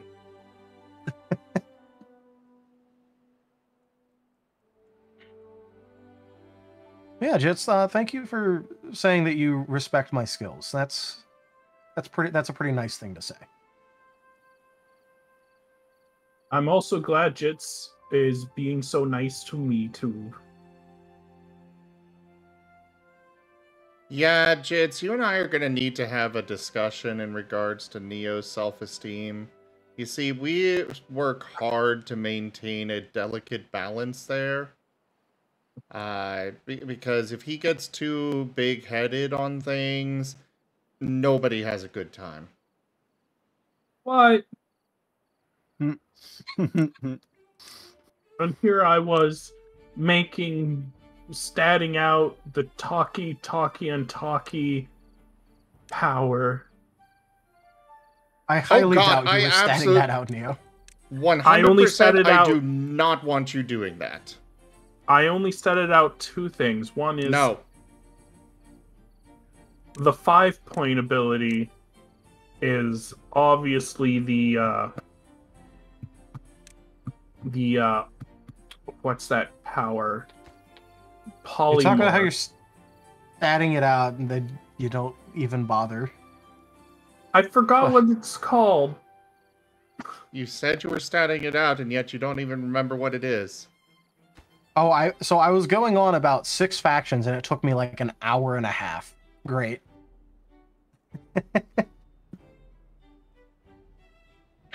But no, oh well. Bad Neo. Why don't you want me to stat it out? I'll make it Let's amazing. see. Maybe it's because for like 3 weeks before we finally let you start running Ascent to Ascend, I have hours of recordings of me doing Power Wash Simulator with you sitting there going, saying, nerf. Yes. That is exactly why I don't want you involved on this. By the way, Zim, I do want to let you know, obviously I'm nerfing the twins right now, as we speak, doing it.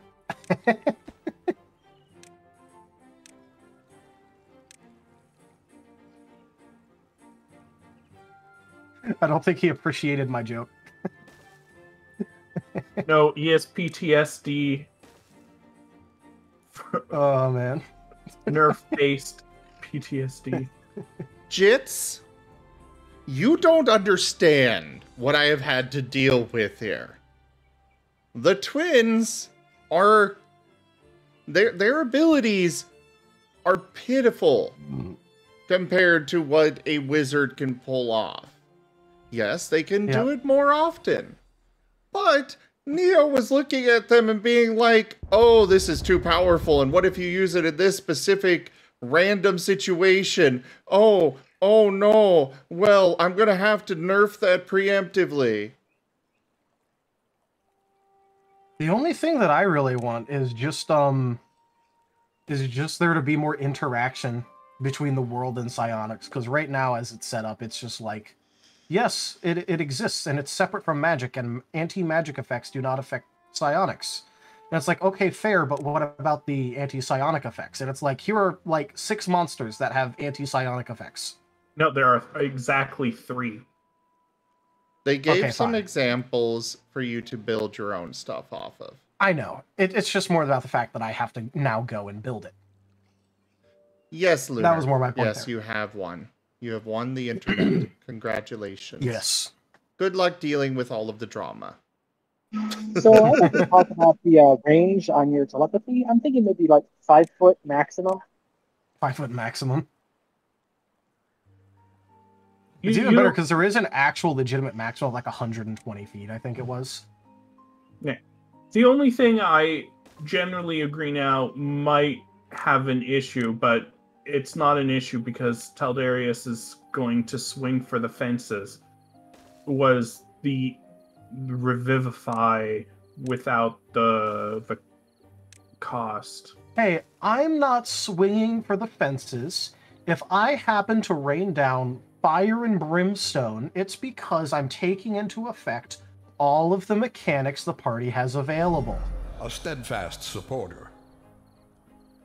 Lunar, this game is called Timberborn, and yes, it is very calming. And no worries, Wostein. I am just glad you're here. And there is a lot that you can learn from this. Our discussions earlier and our ongoing discussions, such as how not to be a DM from Neo. I can't even argue against it. Stop it. All right, then.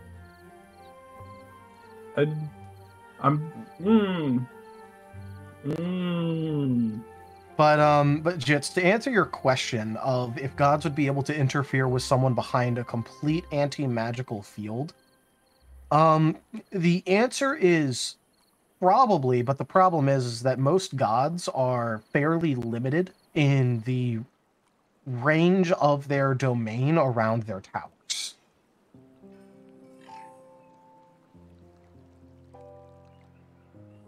So the thing is, like, they have, like, if you were nearby that god's tower, then the answer is yes. But if you were, like, across the world, then the answer is probably not.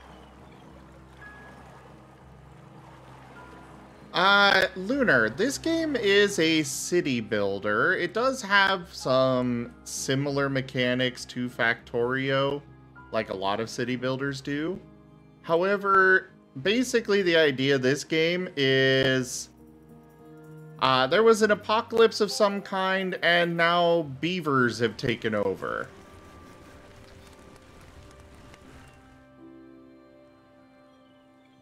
Yeah, that's kind of how it works, Jits. That's why they're mostly consigned to their towers, except for tasks that are specifically related to the, to the preservation of their domain.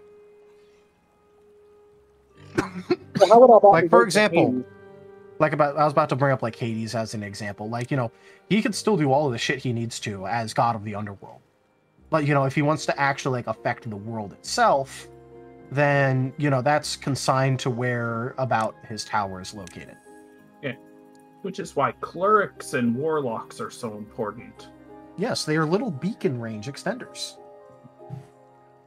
They're like cell towers. Yeah. I was the additional pylon the whole time. You must construct additional pylons.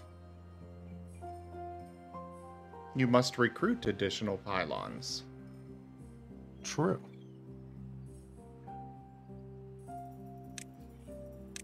But, well, you don't need to be so intimidated, like, seeing people come up with shit like this. Just so you know, like, I write stories and I've been DMing for years. So, you know, it's like, you know, if you're just starting out, there's no need to compare what I do to what, you know, what you come up with. Yeah. Whoa. Don't be comparing yourself to somebody else. But it's Just- Yeah. Just figure out what you want to do. You are your own person. Yeah. You are able to come up with things. You are able to design things. And even if nobody else likes it, as long as you like it, that's what matters. Like Yeah, Neo. and- He comes up with Yeah. so many ideas that nobody else likes, but he sticks to his guns like there's no tomorrow. I Yep. like most of his ideas. They just need to be worked. Yeah, and if ever you have low self-esteem and you're like, I'm not good enough, you watch the old episodes I ran of Ascent to Ascend, and you will perk right up. Yeah, you can also take inspiration. Like, that is something that is, Yeah. I know a few people that kind of, like, frown on that, and I'm like, go for it. I was about to say, like, do you think any of the Leon? factions I just came up with, I didn't take inspiration from any piece of media ever? Like, who Yeah. do you think I am? Like, shit. All right, Leon, as a representative of the hair folk, I'm gonna have to ask you to stop being so depressive and hating on yourself so much. It's not my fault. Zim put me in that mood. Sorry, I shouldn't be blaming him. And I'm saying you're no longer allowed to get in that. To be fair, Jits, the reference is mostly just in disposition and name. There's not exactly any other bit to the reference. It's just like, what would be the name for like a holy nation? And it's just like looks over at my Kenshi game that I was actually like literally playing. Aww.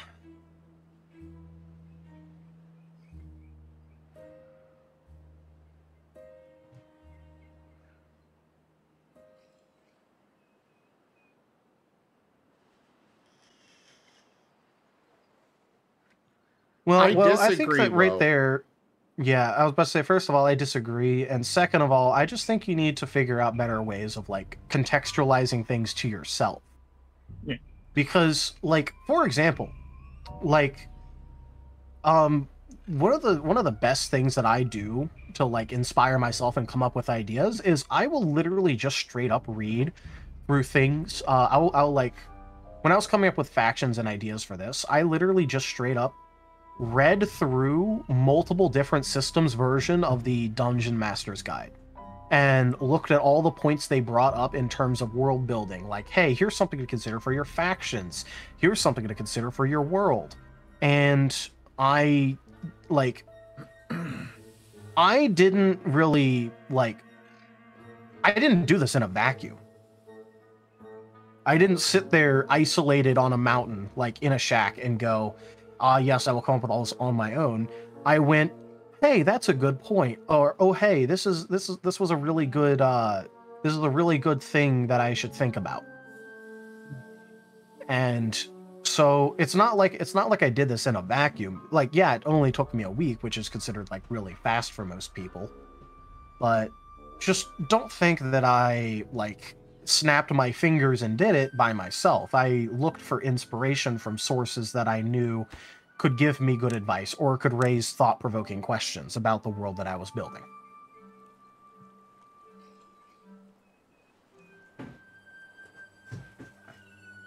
Also, thank you for saying you like my ideas.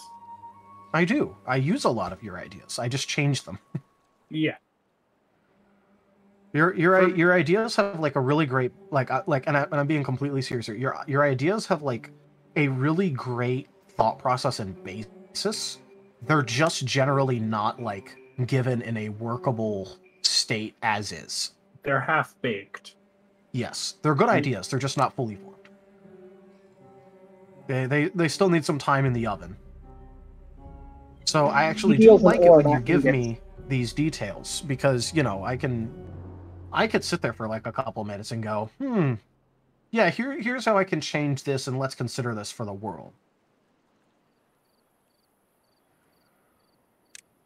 I know for me, like, drawing inspiration from somewhere else is one of the best places to start if you're looking into getting into world building. For me, coming up with something just out of the blue, I'm not so good at it. But I take I take some ideas and then I adjust them. And from there, I then begin to build a cohesive, uniform setting and such. One example to give is from Furry, D&D, one of the first tabletop campaigns we ever streamed on the channel. There was an encounter that the players that I put the players through because I was DMing at that time. There was an encounter that I put the players through where I just went into the existing lore for Faerun, which was the setting of it, and I was like, okay, so this is the town here. They were in Mulemaster. This is a town just across this little Moonsea area that they are nearby. And I went in and started looking at some of the different towns that they already had. One town nearby, all the wiki said on it was there used to be a lich living underneath it named the King in Copper. And from there, I just formed together a world, a quest. In the case of Nim, his Moonfangs, I was looking for a solution for a feral character, because they can't really, especially a martial-based feral character, they can't really wield a sword very well. Yes, I know there are people that will argue that they can, but they cannot wield it very well. But for Nim, I went into the lore of Faerun, and discovered the Moonblade. And it's like, okay, the Moonblade traditionally takes, it takes power from each person that wields it. It is passed down. It's a hereditary weapon that gets stronger and stronger with each new generation that wields it. And so for Nim, it's like, okay, I can build with that concept. I can build with that. And so working with the Moonblade, it was decided, okay, well, the character is a paladin, so he could be raised up to sentience by Selûne, because the Moonblade is associated with people that worship Selûne. And she gave him Moonfangs, which, while it hasn't ever actually been used, they do have the property where he can absorb the magical properties from a weapon into his fangs, and so while it's not an actual greatsword or such, but if we come across like a +2 flaming greatsword, Nim can bring that into his fangs and then use it. So now, then he's got +2 flaming moon fangs.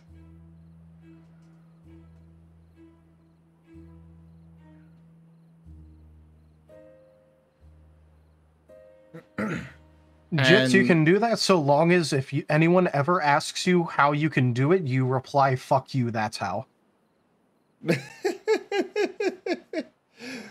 Actually, I do have a character that's going to be doing that whenever I do play them, Jits. It is Paint, the African wild dog mystic, going the spell sword or spell blade. No, it's soul knife. That's it. The soul knife archetype. Jits, it used to be.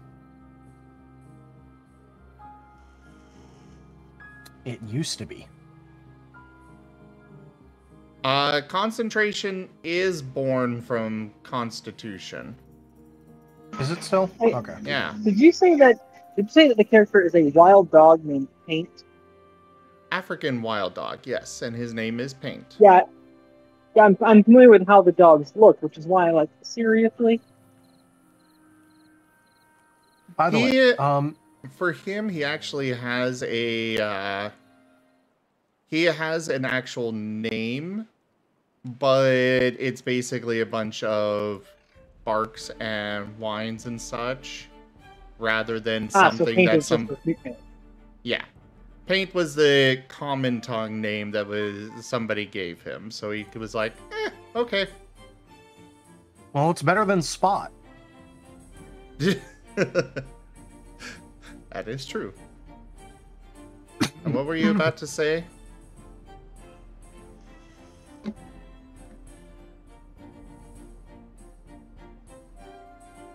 Galdarius?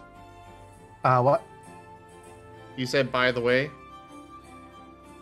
Oh, yeah, I was just gonna say, by the way, I didn't even know if, like, 5e changed that, because, I was gonna brush up on all of the rules, for tonight, because it's actually been a hot minute since I, like, properly ran 5e, so I'm gonna refamiliarize myself with the ins and outs. No. Before they had so before 5e, they had a skill that was named concentration, and you could put points into it and level it up. Now, yeah, I remember it's that from 3.5. Okay, now it's not even a separate skill. Okay. Yeah. All right. And Jits, yeah, Kiberos, which means spotted. So Hades named his guard dog of the underworld, the three-headed beast of hell, Spot.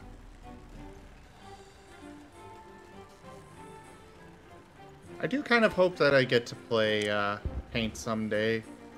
Though, I'm also kind of leaning towards playing him. I kind of want to only play him in in Pathfinder.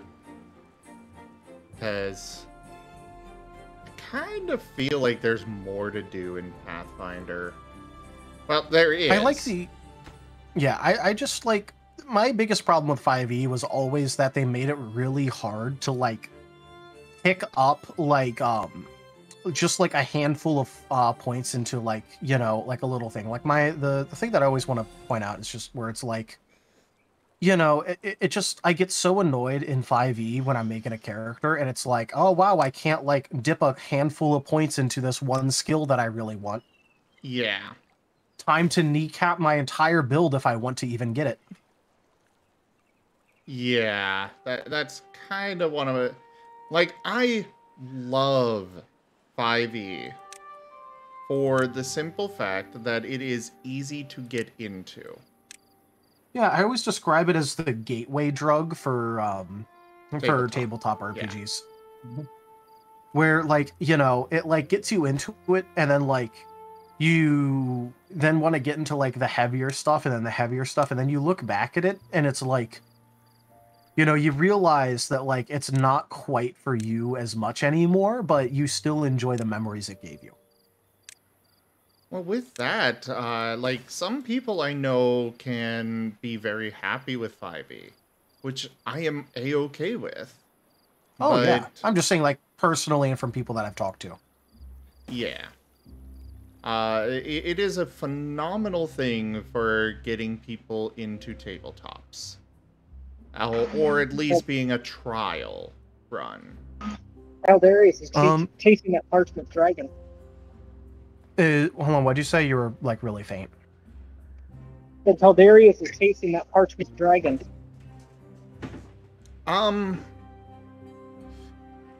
Zeppy Boo, we do not talk about 4e. But yes, I love the 5e cantrips. I do wish that Pathfinder had those.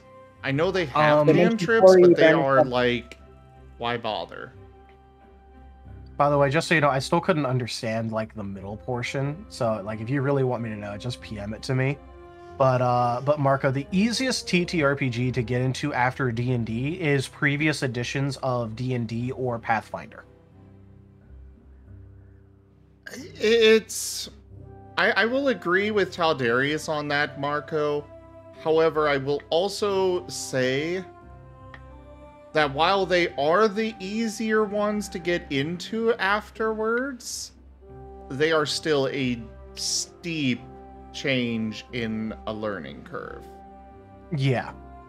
So I was about to mention that next, where it's like, it's kind of like, it's a really sharp change. Like you notice it instantly, where you're like, wow, it's the same, but it's so different.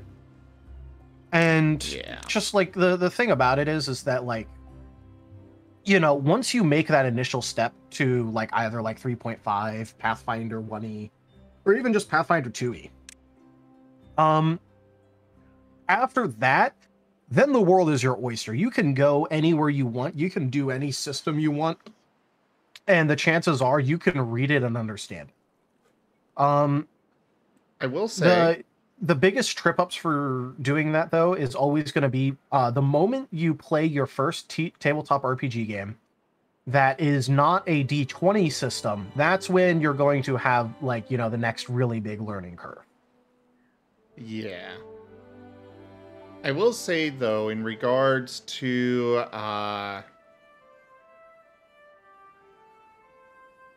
okay, brain just died.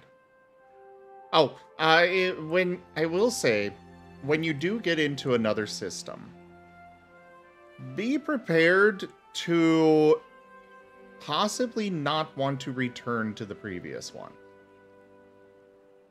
That is something that happens very often. Where it is just like, well, you've now seen you've seen what can be, and now you just can't bring yourself to go back. It's actually a rather common thing that I've seen happen. Yep. Yes, Rob, what can I do for you?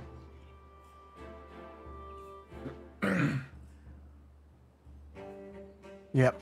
I will say that, like, me personally, like, I have discovered a major love for D100 based systems, specifically the Warhammer ones. I love those systems to death, and I can play those like any day of the week. The thing is that also, you know, it's a bit more difficult, a bit more brutal, and so it's harder to get people into it. But, you know, I would definitely encourage you that once you feel comfortable with 5e, go to one of the other D&D editions, or to Pathfinder. So that way you can, like, acclimate to crunchier systems. And then after that, you know, just go ahead and explore around, shop around, see what you like. Yeah. Never be afraid to shop around. Because, you know, if I didn't shop around, I wouldn't have discovered my love for D100 based systems. And Marco, like, you know, You don't have to like crunchy systems. That's entirely fair. There are plenty of systems out there that are not crunchy at all. There's Like powered by the apocalypse. There is also the option of using a virtual tabletop to get past the crunchiness of some systems. Yeah, that is also true. Like Fantasy Grounds, for example, it has a lot of it has a lot of automation for those things. For Pathfinder especially, so it's not that bad for running Pathfinder through a virtual tabletop like Fantasy Grounds. But you do want to make sure that you go with one that is specifically works with the system. So using Roll20, you're not going to get that benefit. Using Tabletop Simulator, again, not going to get that benefit. So Jits, just so I can describe like how most D100 systems that I've played in works, is that D100 systems are actually a roll under system where you are basically rolling against your own skill. So, for example, in Warhammer Fantasy Roleplay 4th Edition, if I have a warrior priest with 45 weapon skill, that means that I roll a D100, and if I roll a 45 or lower, then that means that I have a degree of success for every 10 that I am below. So, like, for example, if I roll a 40, then I have a success, but it's only a +0, so I don't get any additional benefit. But if I roll a 20, then that would be a success of, I take the tens digit of my skill, which is 4, and then minus it by my roll, which the tens digit, which is a 2. So that means I have 2 degrees of success. This means that my opponent needs to beat 2 degrees of success in order to basically fend off my attack. And the thing about D100 systems is, as your character does stuff, you get incremental increases when you spend XP. So it's like, you know, after the session, I get a certain amount of XP. So I buy my weapon skill up to 47 now. So now I get a positive success if I roll 47 or lower. So as your character gets higher and higher numbers, the easier the rolls are. And that's how D100 systems generally work, where it's a count up instead of a count down. And go ahead, hit me with it, Sepibu.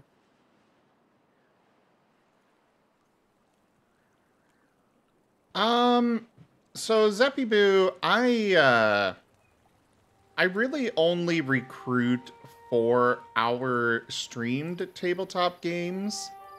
I am all for setting up a private channel if you want, in the Discord. I think we still have a tabletop voice channel that you guys would be able to use. Hello there, I know Ash. that there is a Looking to Game channel. Yes. It's normally used for video games, but that does exist. In regards to that, it's basically, as long as you're not trying to recruit away from ZGF, go for it. And Hi, Ash. Ash, you know I like TF. Why is it so surprising I might decide to try out being a beaver? Because then you'd have to be able to do the voice. Well, specifically, Jits, he's been trying to get people onto Tabletop Sim for a card game. It's a very good card game, just so you know. But I'm just letting you know, it's actually a card game.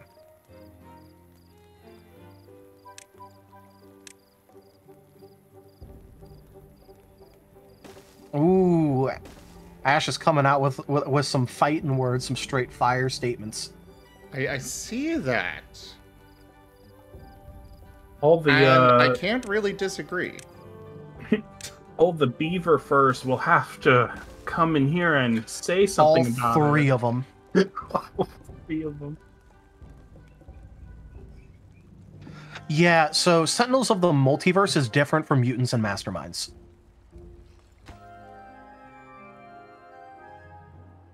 Or champions if you're even older than that. Yep. Hey there, Rakurim.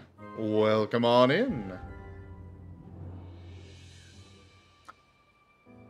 But yeah, so I fully admit that, like, if I ever run a game here, like, straight fresh, I'm gonna try and make it one of those D100 systems that I love.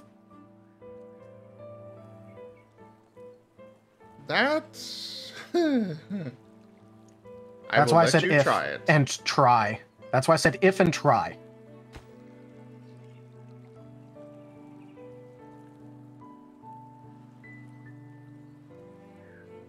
Trust me, I know how all of them work intrinsically because I have made bots for them. A steadfast supporter. Thank you for the follow, Rakurim.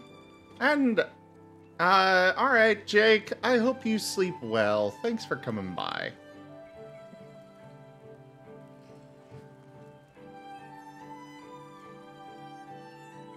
As for the factions, which I wrote down because I'm still the assistant. I like okay. For now. Zim, you are not letting up. Holy shit.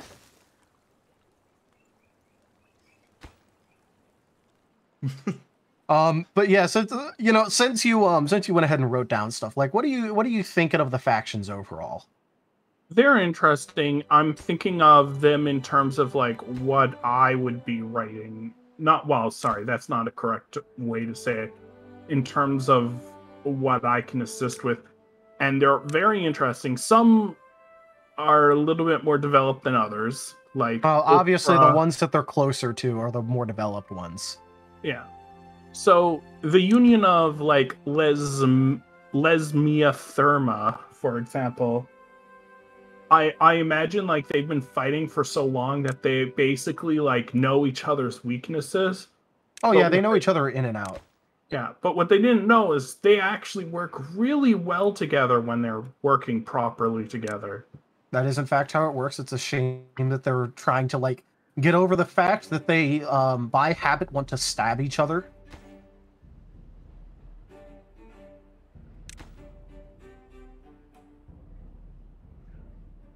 Yeah. The main thing holding them back, besides the fact that both their lands are completely fucking ravaged, is just the fact that like, they've sort of been told by their higher ups that they have to play nice, but they also still really just want to kill each other. Yeah.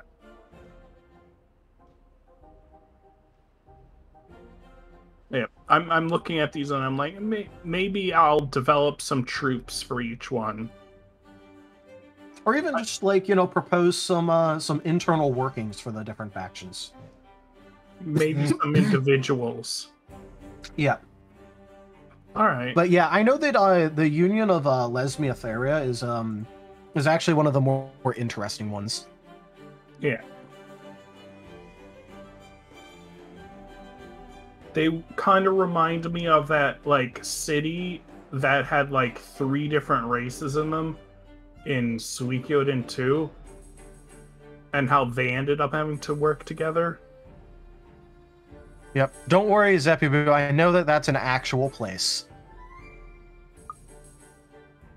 I know you did not attempt to. I know you didn't attempt to say anything there.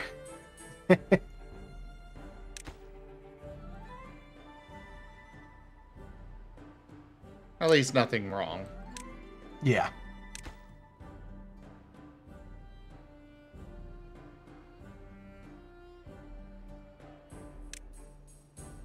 Alright, fairies. We're gonna send Historians carrots. would say that lots of people on that island were roommates. They were very good friends.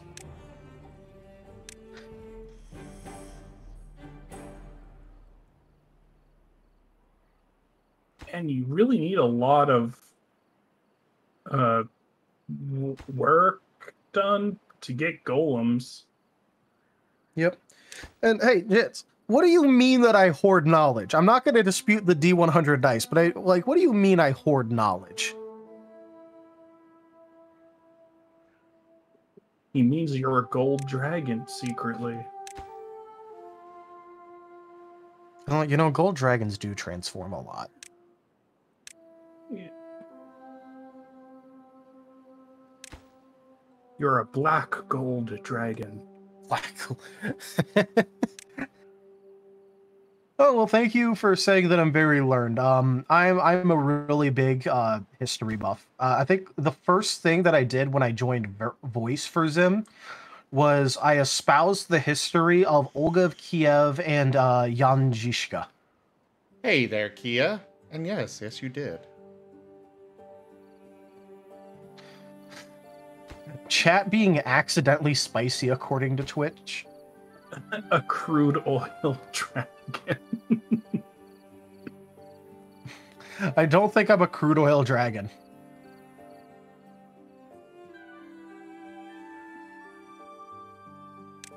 I don't know. I could see it.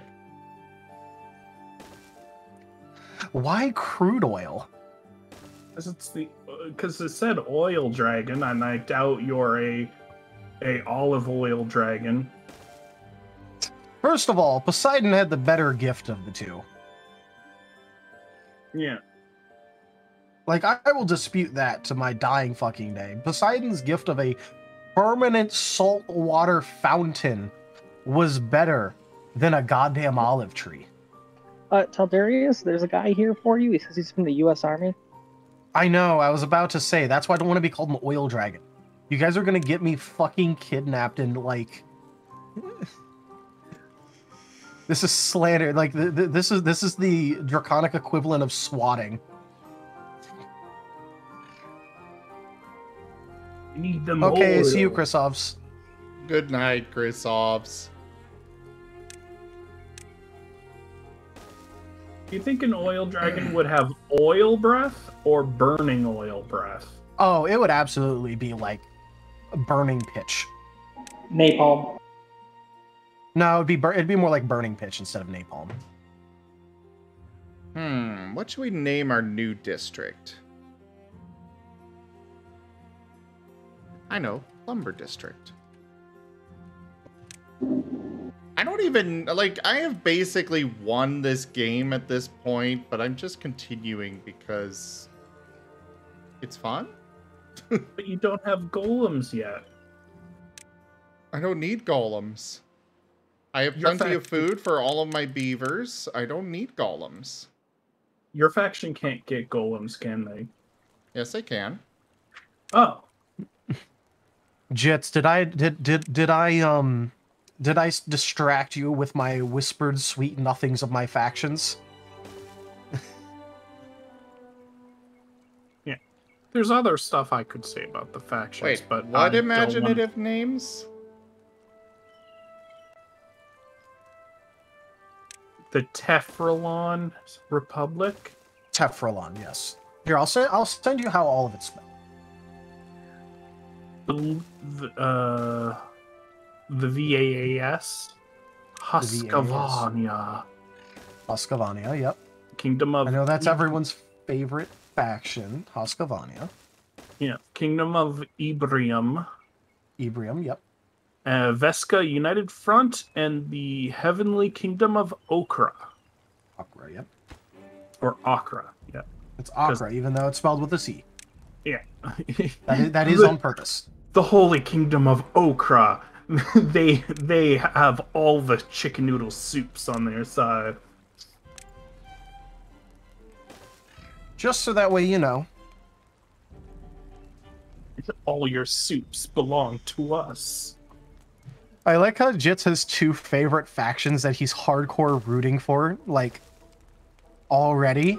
Like, I already know that, like, he desperately wants Husqvarna and the Republic to, like, win everything. Just remember, everyone, you can come by the streams on Sundays to see all these factions in action. and possibly get them or watch them get absolutely and totally destroyed by the players. Possibly, yes.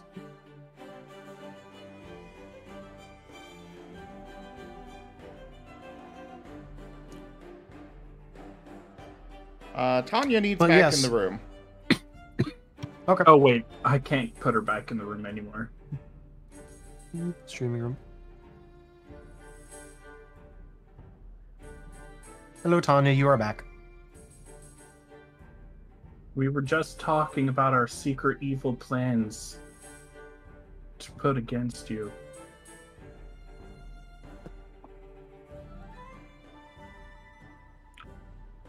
You know, oddly enough, Jits, I did see a thing where someone cast a spell to make their barbarian more attractive. So so yeah, polar bears can be very persuasive. Just so you know, Jits, there is in fact already a polar bear NPC out there. Yeah. So you don't have to worry about the bears not having representation. Yeah. You know, yeah. I don't know All right, how much this is our last battle for the evening, everyone. Do go place your troops. And if you don't join it, we'll hunt you down.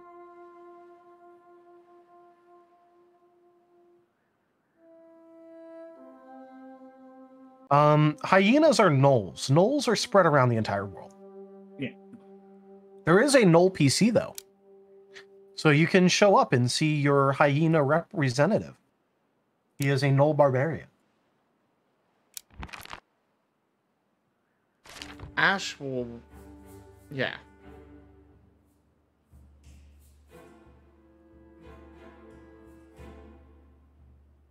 Striped gnolls? I think there's just, you know, gnolls in general. Yep. But, you know, you can still show up and cheer on Gar. Ash was one of the players at one point. Oh, okay. I wouldn't know this because I'm new. I think I scared them away from the game.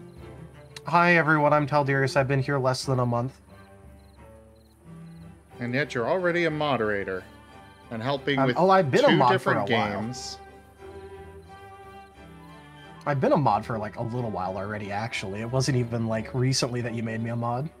That was like over a week ago. Well, yes, but usually I don't make somebody a mod that soon. Well, normally you also probably wouldn't put them in charge of running a game that fast either, and look, here we are. Well, actually, no, I've done that before. Oh, okay. DMs are is so Zim few second and in far DMs are so few and far between that you can't really be picky.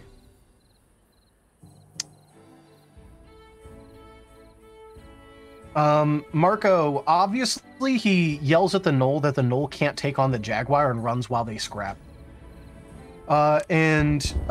Just is asking if Zim is second in command already. Well, he kind of can't be second in command because he's one of my players, but he is also, like, you know, the owner of the server and is the administrator, so...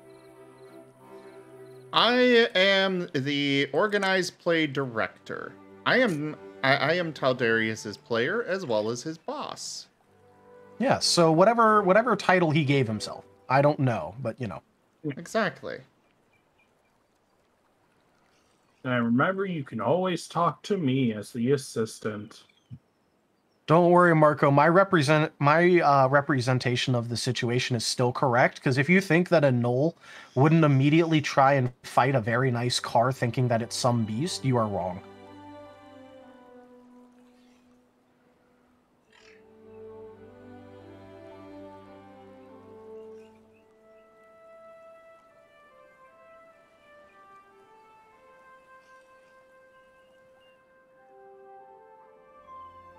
You're also wrong if you imagine that a single arrow will take down a gnoll. Who the fuck do you think you are, Legolas? Arrows don't actually deal that much damage.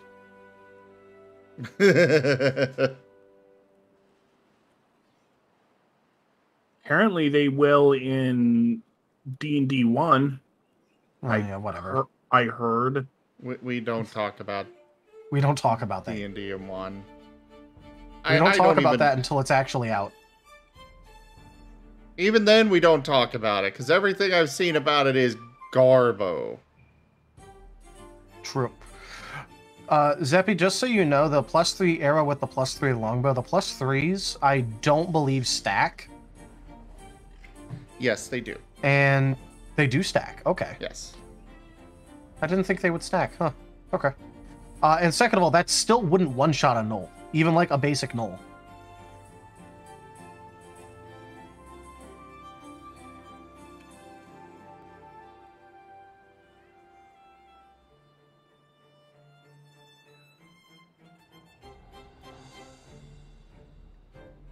So yes, arrows do stack with a magic bows bonus, because the arrows are you shoot them, they're used up. You cannot reuse an arrow, a magic arrow. That's fair. I thought it still counted under the same type of bonus, so it would only take the higher of the two. No. Huh. Well, this is why I'm reading over the rules today. Yeah. Otherwise, when you do get a magic bow, why would you bother ever using magic ammo again? Because you can use a different type of bonus on the ammo. Okay, so +2 ammo with a +3 bow. Let's go. That would just be +3, but I meant more like flaming ammo on your electric bow. The bonuses do stack, though. I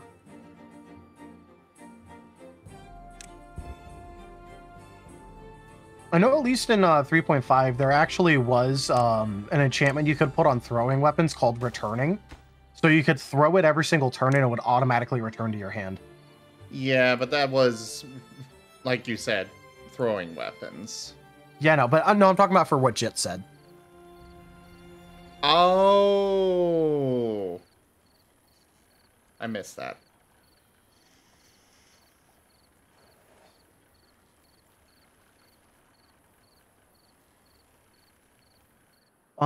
Zeppy, for a level 1 PC null, it depends about the class of the PC, because it's entirely possible that it's that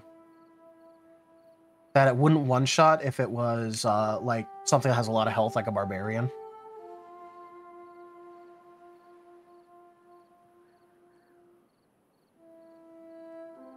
It is very like bows in D&D generally like are not exactly the most like one-shot thing.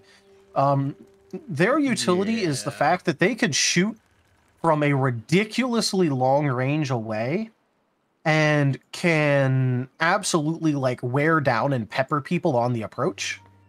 And then if you're a ranger, you can also just like a ranger or a bow fighter, you could straight up just like dab on people. But yeah, like for example, if you're fighting like a level 1 Gnoll Barbarian, a +3 arrow with a +3 longbow probably wouldn't one-shot the Gnoll Barbarian due to rage. Because then it would give them resistance, which would have damage. And then, they'd automatically get max on their hit points at level 1, which would be 12 plus con modifier. They'd probably make it so they have they probably have at least a +2 in their con modifier because barbarian. So yeah, you'd have to deal 28 damage with that single arrow in order to knock them out if they're raging.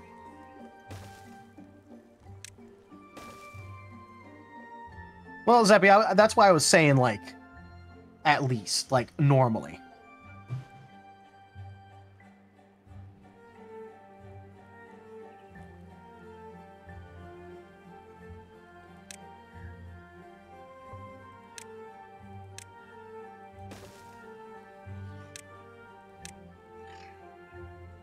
Just so you know, Woe, 120 feet isn't even outside of, like, the effective range, because that goes to 150, and then max range is 600 for longbows. Longbows are really long-ranged. Yeah. Just accurate. But it is just something to always remember if you're DMing and one of your players has a longbow. You always have to remember how far away your characters can actually engage. If your int is reduced to 0, yeah, you die. If any of your stats get reduced to 0, whether intelligence, constitution, wisdom, etc., if any of them go to 0, you just die. Yeah. It should be noted, though, that in 5e, though, there are very, very few ways to actually have it lowered.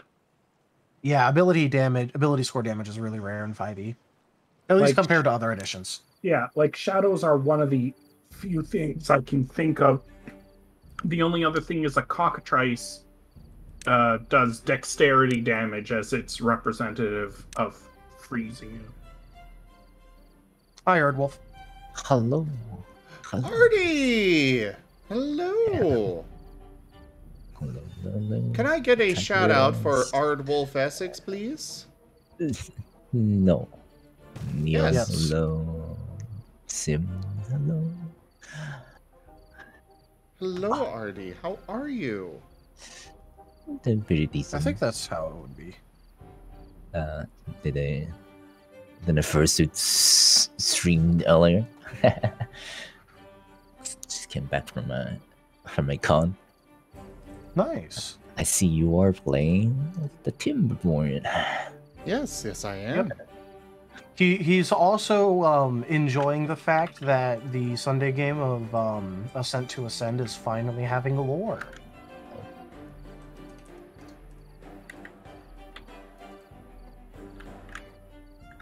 I know you were very excited at the prospect, Zim. Oh, very much. We actually have And a now real game. Yeah, now you actually have lore to work off of, and there's more than a singular faction. Where the one previous faction before was player made. Yeah, but, could we include the Wolven a little more? I feel like they haven't had enough time in the limelight. They haven't had enough representation.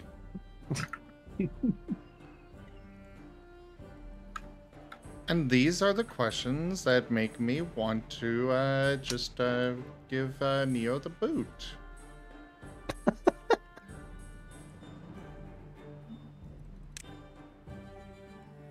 And in answer to your statement / question, no.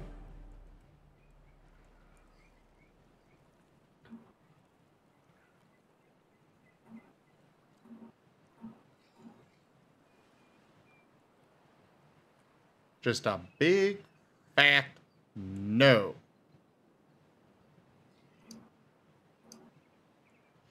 Yes, Ash, there is a actual war. Well, to be fair, Ash, before Taldarius took over, we had no direction in the game aside from wander around, find towers, and complete them.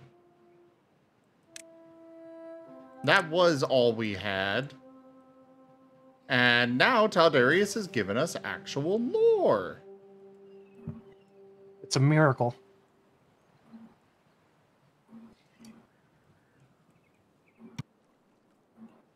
And on the plus side, like, from basically everyone that I've talked to about it, like, the factions are very interesting, and people do want to actually, like, interact with the factions.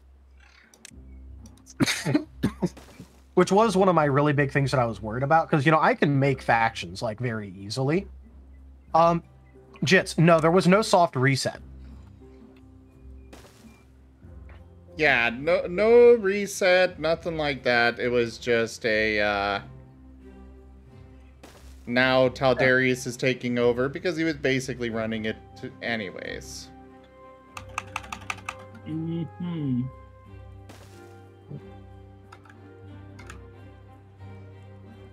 And as for reorganization, I would definitely say that, like, technically it's reorganization, but I think it was more akin to putting out a burning tire fire and, like, scratching your head at, like, the remains of the wheel and going, okay, I guess I'll do something with this. Because reorganization implies that it was ever organized.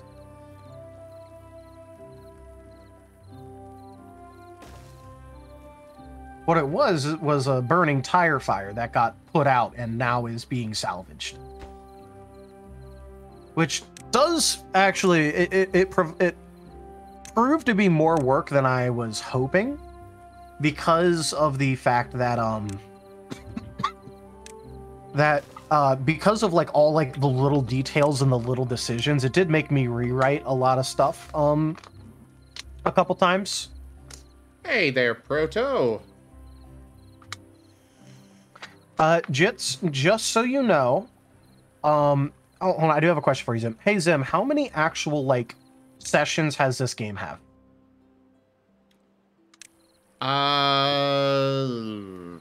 You need to look at the YouTube for that.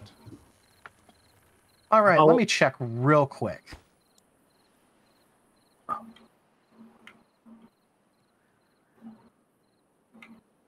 $23. So probably 24. Okay, so in that case, Jits, there has been now 4 DMs in 24 sessions. So it's not a DM. It's been a game of DM telephone on details and world building. I also want to say, technically, this game has had more than that. Okay. Or the group has had more than that. Yes, you're the 8th DM in total. Oh, shit, okay. We did do 2 resets before, because things just really did not work out. Yep. Jits, you are not wrong. But also, you know, like, everything that happened when he did take over did not also help matters either.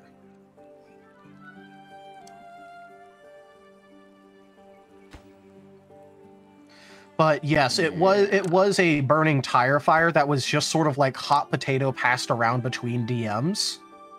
And I'm the first one, at least from, like, what I can tell, that's actually, like, put in the legwork and the elbow grease in order to unfuck this. So, the first DM... Okay. Oh. The first DM, overall, back when the game was called Serpent's Fable... Well, it can be best summed up by a quote from that DM. They can be killed by electrocuting. Oh man. Honestly, Neo, you are not the worst DM I've ever seen or had. That one was. I hope eventually I'll earn back your trust. We'll see how you do with the we'll see how you do with the Wednesday game, and if you can fix things there. And stick Also, with a plan to fix things. Also, you know, get your meds so that way, you know, you don't struggle as much. That would help. Yes, the first campaign that this Sunday group was doing was called Serpent's Fable. Then it turned over to a roommate who, he was, At that point, we called it red flag rejects. He and I got into a disagreement about the alignment of the Martens. They burned down a courthouse after making sure that there was nobody inside of it. And he insisted that they were evil. I insisted that no, what they did was not on the good or evil scale, but on the lawful chaos scale. Which there's Yeah, an I was about to argument say, of which wait. way to be on that. I was about to say, wait, evil. I thought the argument was going to be on lawful versus chaotic. No, they were What? arguing about them being evil. And I was like, no. Yeah, that doesn't make sense. They specifically made sure to get that, they knocked out a guard in there. Did not kill. Mostly the guard just kind of passed out from fright. But they specifically did not kill the guard. Yeah. They just... I would say, committing then arson, even if you don't kill anyone, is still chaotic, but, it's not evil. Well, it might be. There's more to argued, it for on whether it was law versus chaos, because they were sticking to their own. The guards in the town unlawfully arrested the several members or the entire rest of the party, and so the twins were like, "Okay, this was you have messed up against us, so now we do this against you." And for them, it's an argument of code of ethics, but I will absolutely accept that it was chaotic. Not evil, though, because they specifically made sure... Like, maybe if they boarded up the house and made sure nobody could escape, that would be absolutely evil, but they... Oh, yeah. They knocked somebody out, and they made sure to drag that person out before they burned it down. Yeah. Mind you... Yeah. Marco, I do agree with the sentiment of what you said, but there are legitimate gameplay implications based on your alignment. I hate the alignment Which is why stuff. I know, but there are legitimate gameplay I understand. mechanics relating to that. My So- word, the thing I hate the most is that 3.5 didn't even have accurate alignment descriptions. No. Like lawful evil means you're not that evil, and it's like, wait, why are you breaking the system that you set up? Lawful evil means you're lawful and you're evil. Jits, I do want to point out. Also, I had my internet die a bit ago already, so a lot of those redemptions are not going to be working tonight. I'm not going to bother restarting it yet. But no problem. Jits, I will say, chaos versus law is not law of the land. That is a very common misconception. You being lawful does not mean you follow the laws of a king or whatever society is there. It just means that you have your own code of ethics that you follow. Most often, yes, it does align with the law of the land, but it does not have to. The twins do not follow necessarily the law of the land.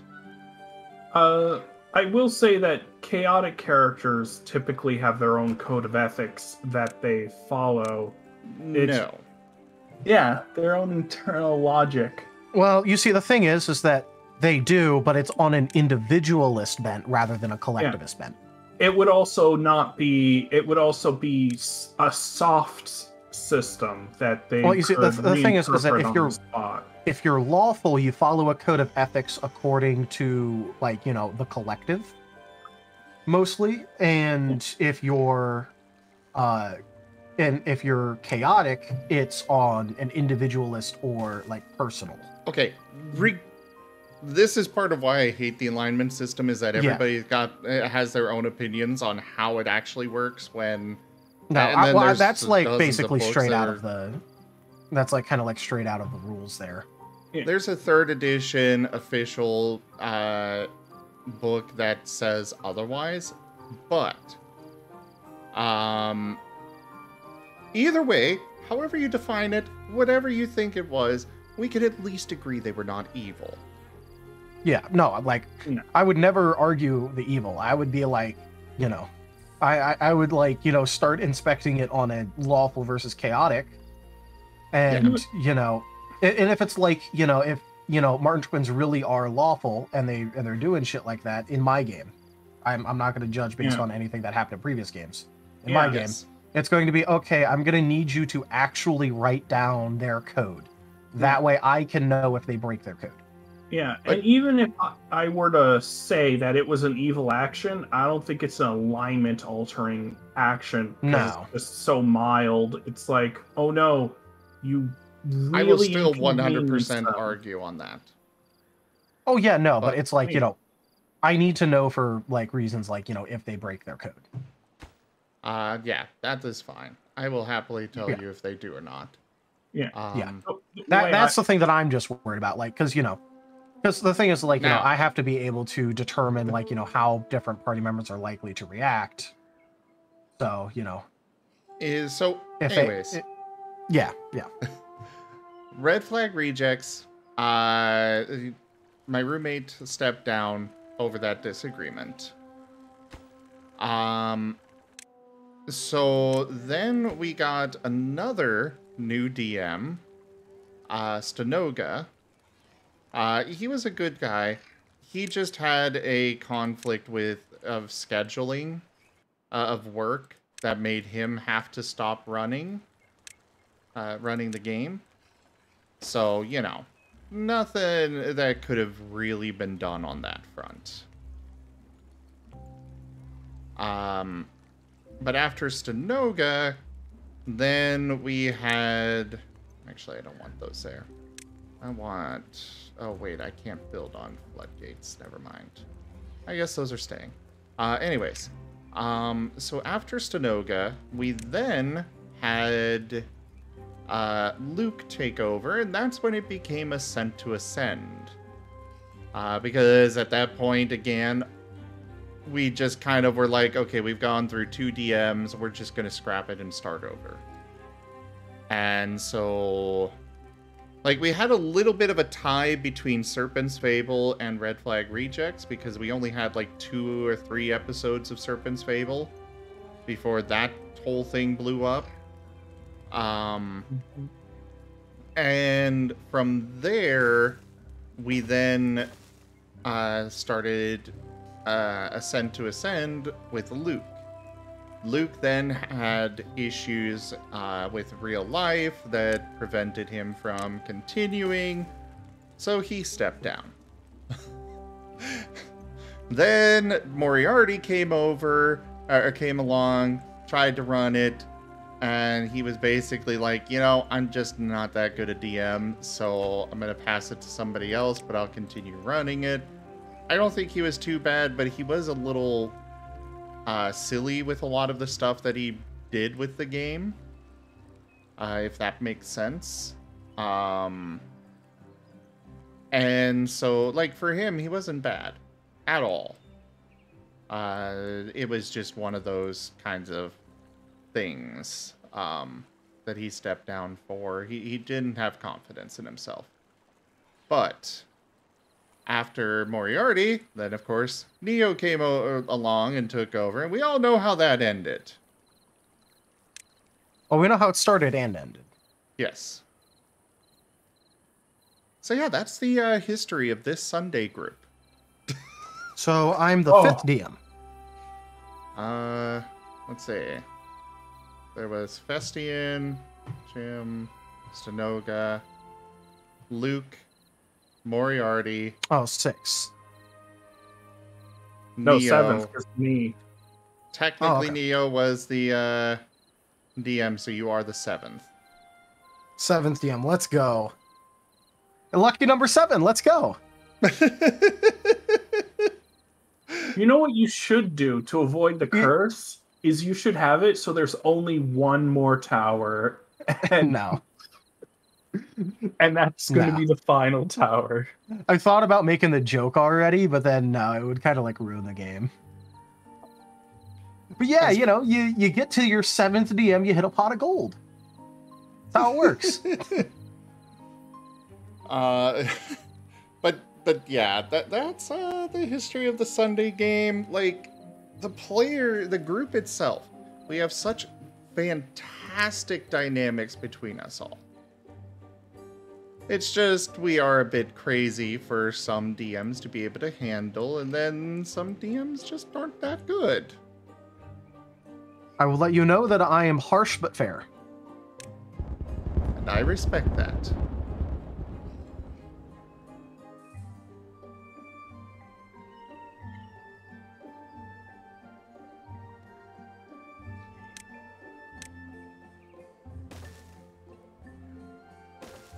But yeah, for those that are here and just watching and stuff, first off, Artie is adorable. Yes.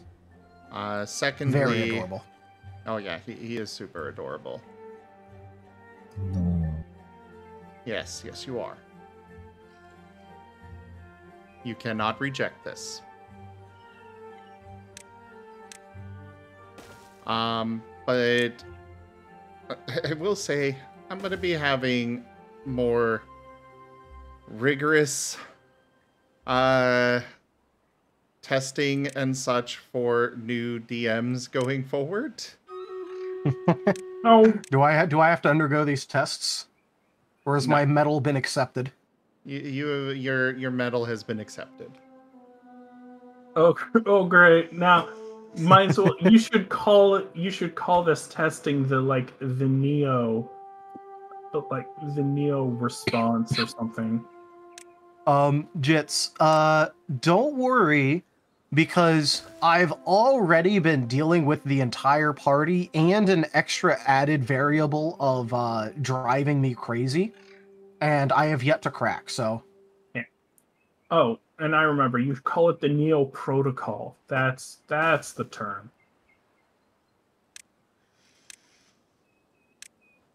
So don't you worry, Jits. I mentally, I'm a rock. I am the rock that Charlie Brown keeps getting at his fucking Halloween candy. Yes, Epi Boo. Forced cuteness. If you are not cute, you will be assigned cute attributes based on your natural attributes. If you have no natural attributes, they will be assigned. Your natural immutable characteristics involve cute. Yeah, sorry, Artie. It's just a fact. What about? What about what? You are literally the puppy of the hyena family. Puppies are always adorable. Maybe.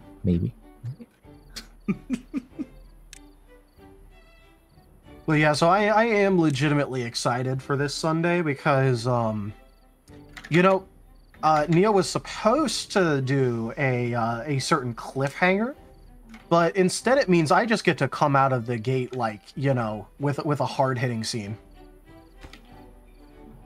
I am also yes, excited. Jits, you are very cute. Jits' natural language is cute. That's his native language. My native language. No, we're talking about Jits now, but you know, that's a good point, Artie. I am more than happy to turn it back to how adorable and cute you are. No, you clearly want us to go back to talking about that, so we're gonna keep talking about that. Like, you guys should seriously see him stream. It is so cute. I mean, just listening to him in the call here, he's getting flustered and stuff. Oh, it's so precious. He's a very good boy. Aren't you, Artie? I don't know. I am just aren't. There you go. Yeah, you're a very good boy. You see, no one agrees. There you go.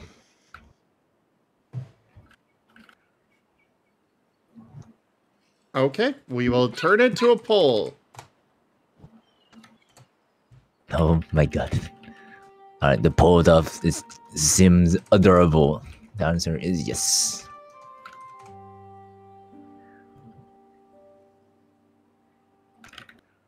Here we go. Starting the poll now.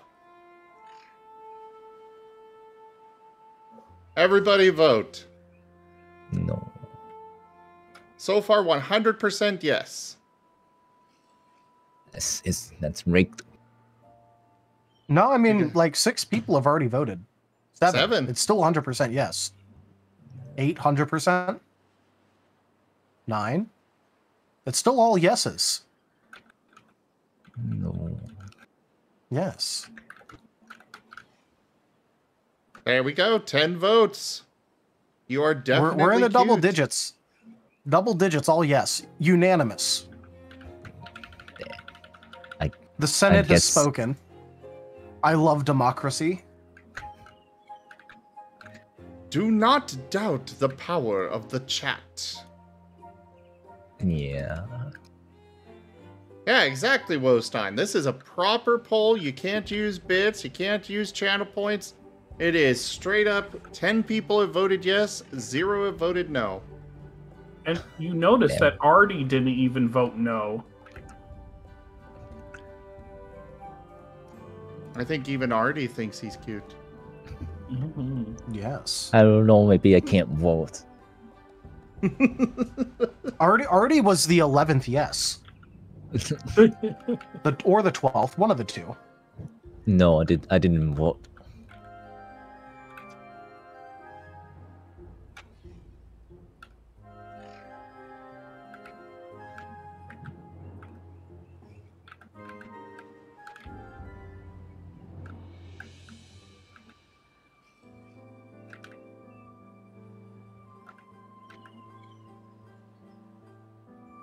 So, what other abilities should we give the Martens? Okay. Let me take out my Not note. you.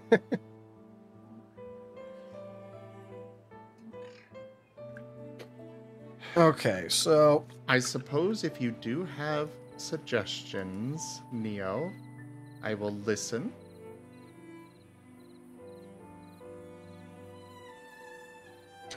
I was just gonna say that I have been busy doing enough shit that I could not like even begin to tell you like what I would do to buff the twins. Oh, I'm not talking about buffing. That's a different conversation. Okay, fine. Changing. I'm purely referring to the Marten Talkie and Talkie discipline thing. Yeah. So yeah, I couldn't tell you. Yeah. So I'm thinking Unanimous two poll, yes. side points for the sliver. Not sliver.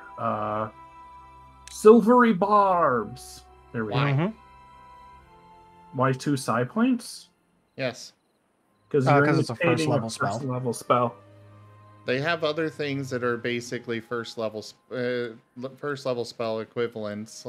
Like they have their own version of Magic Missile, which is only 1 side point. Doesn't it do less damage than normal full strength Magic Missile though? I don't think so. I'm pretty sure it doesn't. I'll look that up just in case. Because it looked like 5 side points to imitate a level 3. To be fair, I also thought it was 2 side points to do a first level spell. Then again, I haven't gone in depth or looked at this, so you know. Yeah.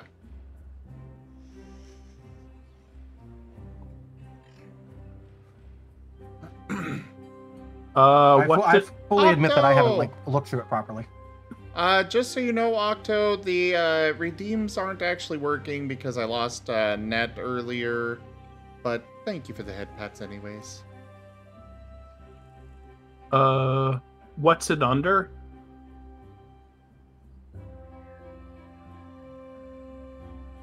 Are you? I'm checking the different disciplines like super quickly just to see if I can't find it.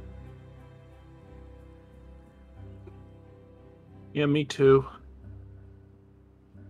I believe it was a crystalline manifestation or something like that. Crystalline manifestation, crystal shard, baleful crystal. It's not either of those. No, all of those have saves.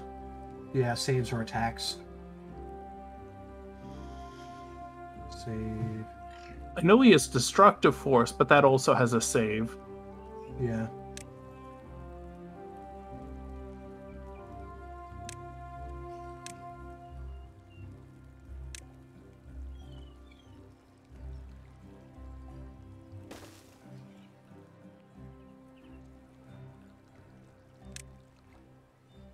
I forgot to give these beavers access to water. I should probably fix that.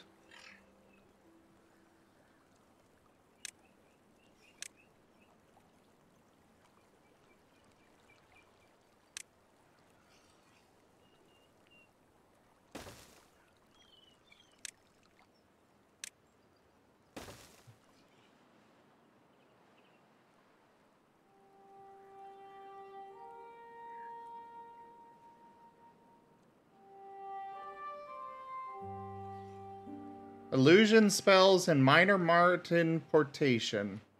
Hello there, Maddie. Actually, a teleportation-based thing would actually be good. I know there are other You disciplines already that have have it. I'm about to say there's plenty of disciplines that have teleportation. I don't know if you'd also need teleportation. One reason that I am a little bit leery about teleportation is because you do not require verbal, somatic, or any sort of components, including material. And you also can't be bound or gagged in order to stop your psionics, and you also can't be affected by stuff like the silence spell or anti-magic fields. So I am going to invent things that can fuck with your psionics that are more commonplace. One specific one is going to be like a mindbreaker toxin effectively. Yeah, I was going to say. But I am a little bit leery at this moment of handing over teleport effects, because it makes it way too hard to take you captive if it's ever needed, because you can literally just straight up teleport out of everything. So at least at this moment,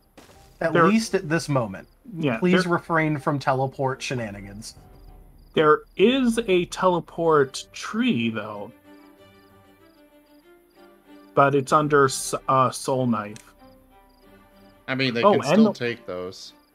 And Nomadic Step.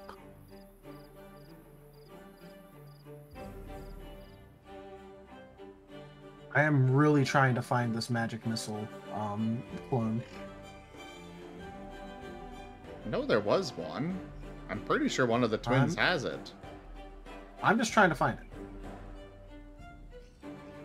I fully believe you that it's there. It's just more like it's interesting to me, so I want to find it and overanalyze and nerf it. No, I don't care about nerfing it. It's just it got brought up that it's one cost, so I just wanted to see it because I want to see. Because obviously, I have final approval on anything proposed, so I need to know what the standard operating procedure and baseline is for this document. So now that it's mentioned, now I need to see it. Because, I want to do this right. I will say there's not a whole lot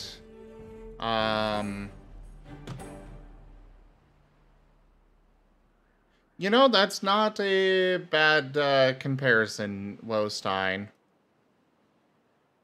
But I will say there's not a lot of consistency with it. I mean, 5 side points to a 3rd level spell is very consistent from what I've seen before. Yep. Huh? That is literally entirely consistent with what I've seen. Yeah, it seems to be that 5 side points gets you a 3rd level spell, 6 gets you a 4th, and 7 gets you a 5th. I think it goes higher than that, the 7, but you know. Yeah. I because the thing is, there's like ranges, but like, you know, the standard from what I've seen, it's like, you know, 5 points for a 3rd level spell.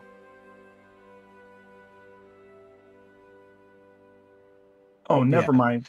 So the way that I thought that it worked is, you know, 1 psi point for the equivalent of like a really good cantrip, 2 for a 1st level, 3 for, like, you know, 2 to 3 for a 1st level.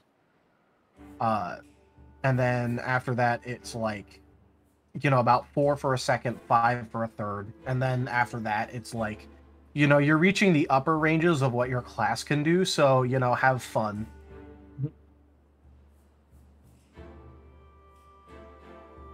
At least from me, you know, like doing the good old once over. Yeah. And let's see, the 6 psi would be polymorph.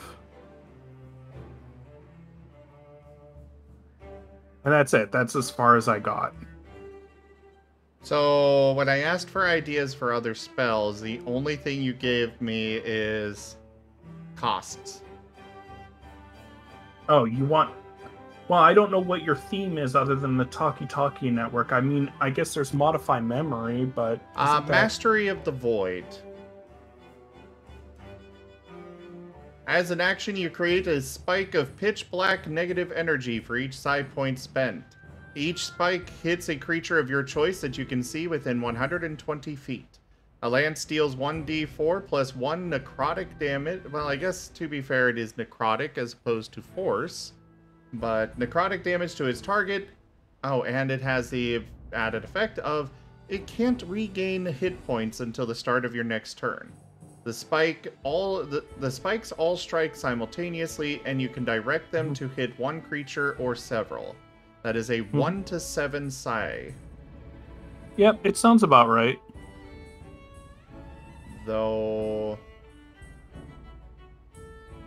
Okay, so 1 point of psi actually causes it... It's only 1 dart. So it's a weaker form of magic missile. Oh boy. I What guess was it under? does. Mastery of the Void. Mastery of the Void, okay. Jeez, they really have a lot of... I know, right?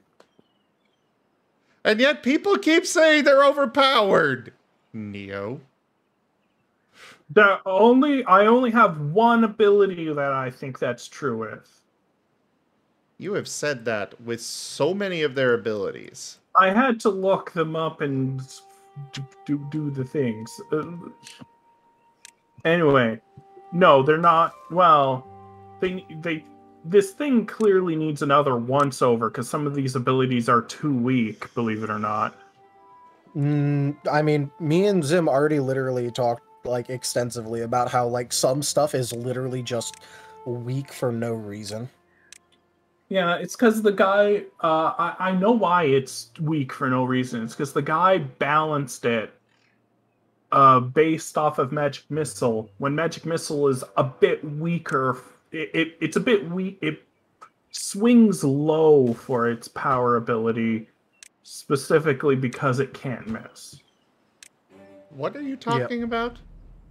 The guy who made this, the Psionic Handbook 0.8.2.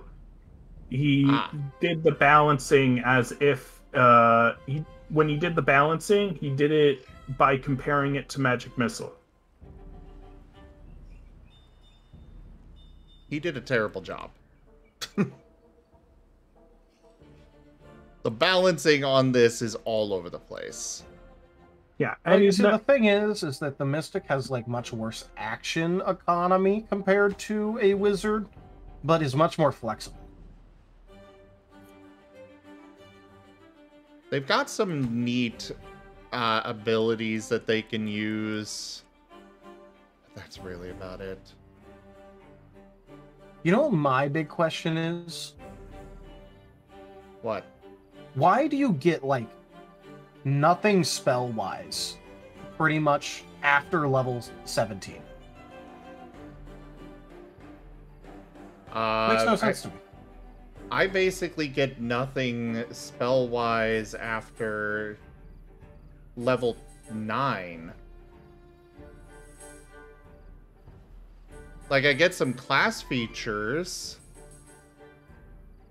but No, after level... because I'm talking about psi point increase, psi limit, or even like disciplines known. Oh, yeah. Like, literally, your talents, disciplines, psi points, and psi limit from level 18 through 20 is literally the exact same.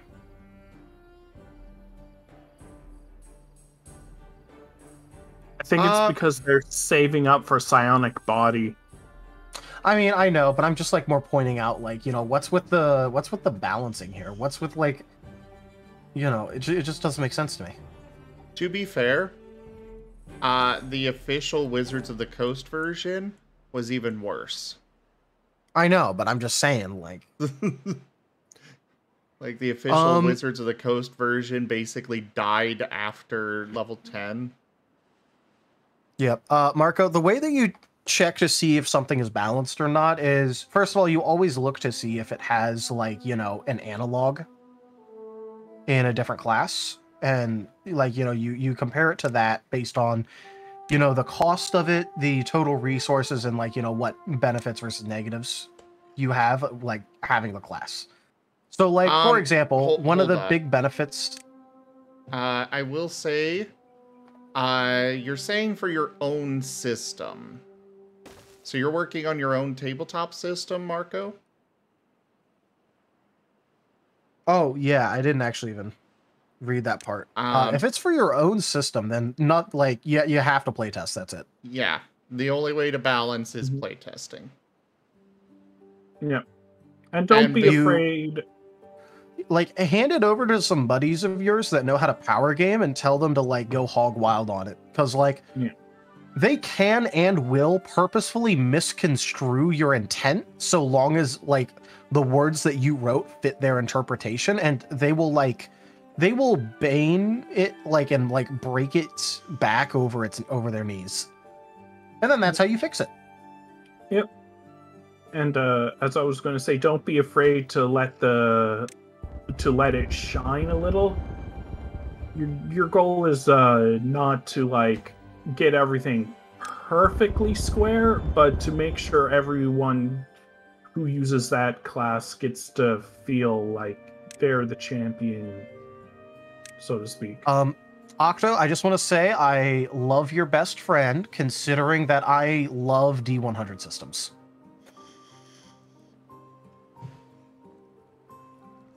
Oh, and don't do what I did and constantly hover nerfing over a player's head for days and weeks and months. Yep. And Marco, so yeah, if you're like, you know, if you're essentially making an amalgamation system and you're doing it like all custom, but taking inspiration, there is literally nothing for you to do beyond a certain point besides playtest. We're actually at that point with our own system. Yes. Yeah. I will say that for the Scion, some of the Scion trees feel like their entire point is just to hit 7 psi. Yeah. I mean, look, you reach the psi limit of 7 literally at level fucking 9, and it doesn't change from 9 to 20. I kind of... It's so weird. That is something that I've been contemplating poking you about later on to possibly but it's like... adjust. But then, like, it also has connotations where it's like, you know, if you use, like, you know, the upgraded version of Ultra Blast I'm going to give you. One of the big things about that is, you know, if you use this, it's an all-out attack, you won't have anything to defend yourself. That is the trade-off of using, you know, this, like, capstone ability. So if I raise your psi point limit, then you'll still have defensive psi points left. Well, in that regards, like, we could, like, if I do poke you for that, basically my plan is to wait until we get to that point where I might go up in psi point limit, and then kind of evaluate, okay, does this feel good still? Or do I feel like I might as well just not be here? Yeah. I'm not You know progressing what? at all. Talk to me around like level 12 for that. Yeah. That's what I'm thinking. We'll see how it feels. If it feels good, great. No adjustment needed. If it doesn't, then I will poke you, and what we could do, like in the case of Ultra Blast, instead of it being a 7 psi, we bump it up to a 9, and then we put something else in there for 7. Yeah. I'm just worried about, like, you know, if we do that, then we get into the habit of constantly reworking your class features. Well, to be fair, this is a playtest class. So. Oh, yeah, I know. But I am just saying, like, you know, it is a worry of mine that will happen. Because, you know, I don't want to put... Why is that one beaver, like, bright neon green? Oh, because I selected them. Oh, okay. I was like, wait, what the hell? Sleep well, Wostein. Okay. It's kind of cool though. Yeah, it was. But it is just like, you know, I don't want to... I just want it to be, like, fairly consistent, so that way the audience and, you know, your other party members have a clean and consistent understanding of how your shit works. And if we're constantly making little adjustments, then it, like, you know, hey everyone, new session. Here's how Zim's here's how the twins work this session. And I know that, like, you know, we try to avoid that as much as we can. It's just a worry of mine that it will shake out like that. I just wanted to say I'm going to go to bed because I keep falling asleep in my chair. So, okay, good night, Lyndon. Good night. Good night. Bye-bye. See you in 15 minutes. Maybe. Bye-bye. Like I'm not trying to like stonewall you here, but it is like a legitimate concern of mine. I just don't know how it'll feel yet. And so I don't know if it needs adjusted. Hi, Octo. Hi. Yeah, I feel Octo. like... Hi, no, like morning. Morning, you missed my hour-and-a-half long lore dump? Oh. Yeah. Yeah, I was in the shower by that time, so yeah. Yeah. Zim is a happy boy because now there's an actual story. Ooh. Yep. And he gets to get away from the Nerf machine. To be fair, it's a partial escape. You're still my assistant. For now. Don't worry, I won't. Until I fire your assistant. Come on, man. Leave my assistant alone. I'm fucking mad with names. I need at least someone who could go and, like, go, hey, yeah, this, what is this? This is dumb. Don't name it this. What is this? Oh no, you're relying on me for that? I'm worse. I was you're better than me at names. Okay, no, hold on. Neo. I am just letting you know that unless I get to sit there and think about a name for a long time, I am fucking awful at names. That's true. So in the interest of saving time and me not agonizing over names, I need to at least have someone that can give me a legitimate second opinion on that shit. Okay, I'll do my best. Look, I just need to make sure that it's not unpronounceable bullshit garbage. Oh, that's true. Because when I come up with names, that's my first inclination. Ugh. Do you know how many iterations I had to go through just to get the names of these factions to be mostly understandable? Probably 10. More than that, but yeah. How are you, Octo? I'm doing alright, just right now though, like I'm checking my work email and Malwarebytes for some reason keeps spamming me with like, hey, get this offer. It's probably because I have to use it occasionally for virus checking people's computers. Yeah, you see, the thing is I used to trust Malwarebytes, and then like it just stopped catching shit, so I stopped using it. Yeah. All right, see you, Noel. Have fun having sleep. Yeah. And I got. Let me check to see what I got. I probably last time I checked, I got nothing to do. So like, I don't know what to do right now. Speaking of, it is about to hit 7:30, and I do need to get sleep. Sleep is for the weak, but yeah. And I am a little bitch right now, so you know. Yeah. By the way, Octo, saw that in ArtShare. Great art. Oh yeah, thank you. All right, You're biased I because head out Dragon. now. No, well, I was talking about the other one, but yes, that is also good art. Oh yeah, the newest one they posted. Yeah, he posted something like 10 minutes ago, Zim. Oh, I didn't see that. Yeah. But yes, I am in fact happy with the with the Durg. Yeah. All right, see you guys. Yeah, see ya. Yeah. Well, I will probably. Yeah, I actually- wanted something.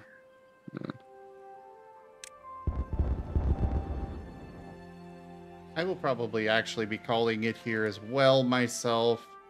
I have already gone past when I was planning to end. But Octo, we can still chat and stuff. I know you just got it. Alright. I'm just going to be wrapping up the stream, everyone.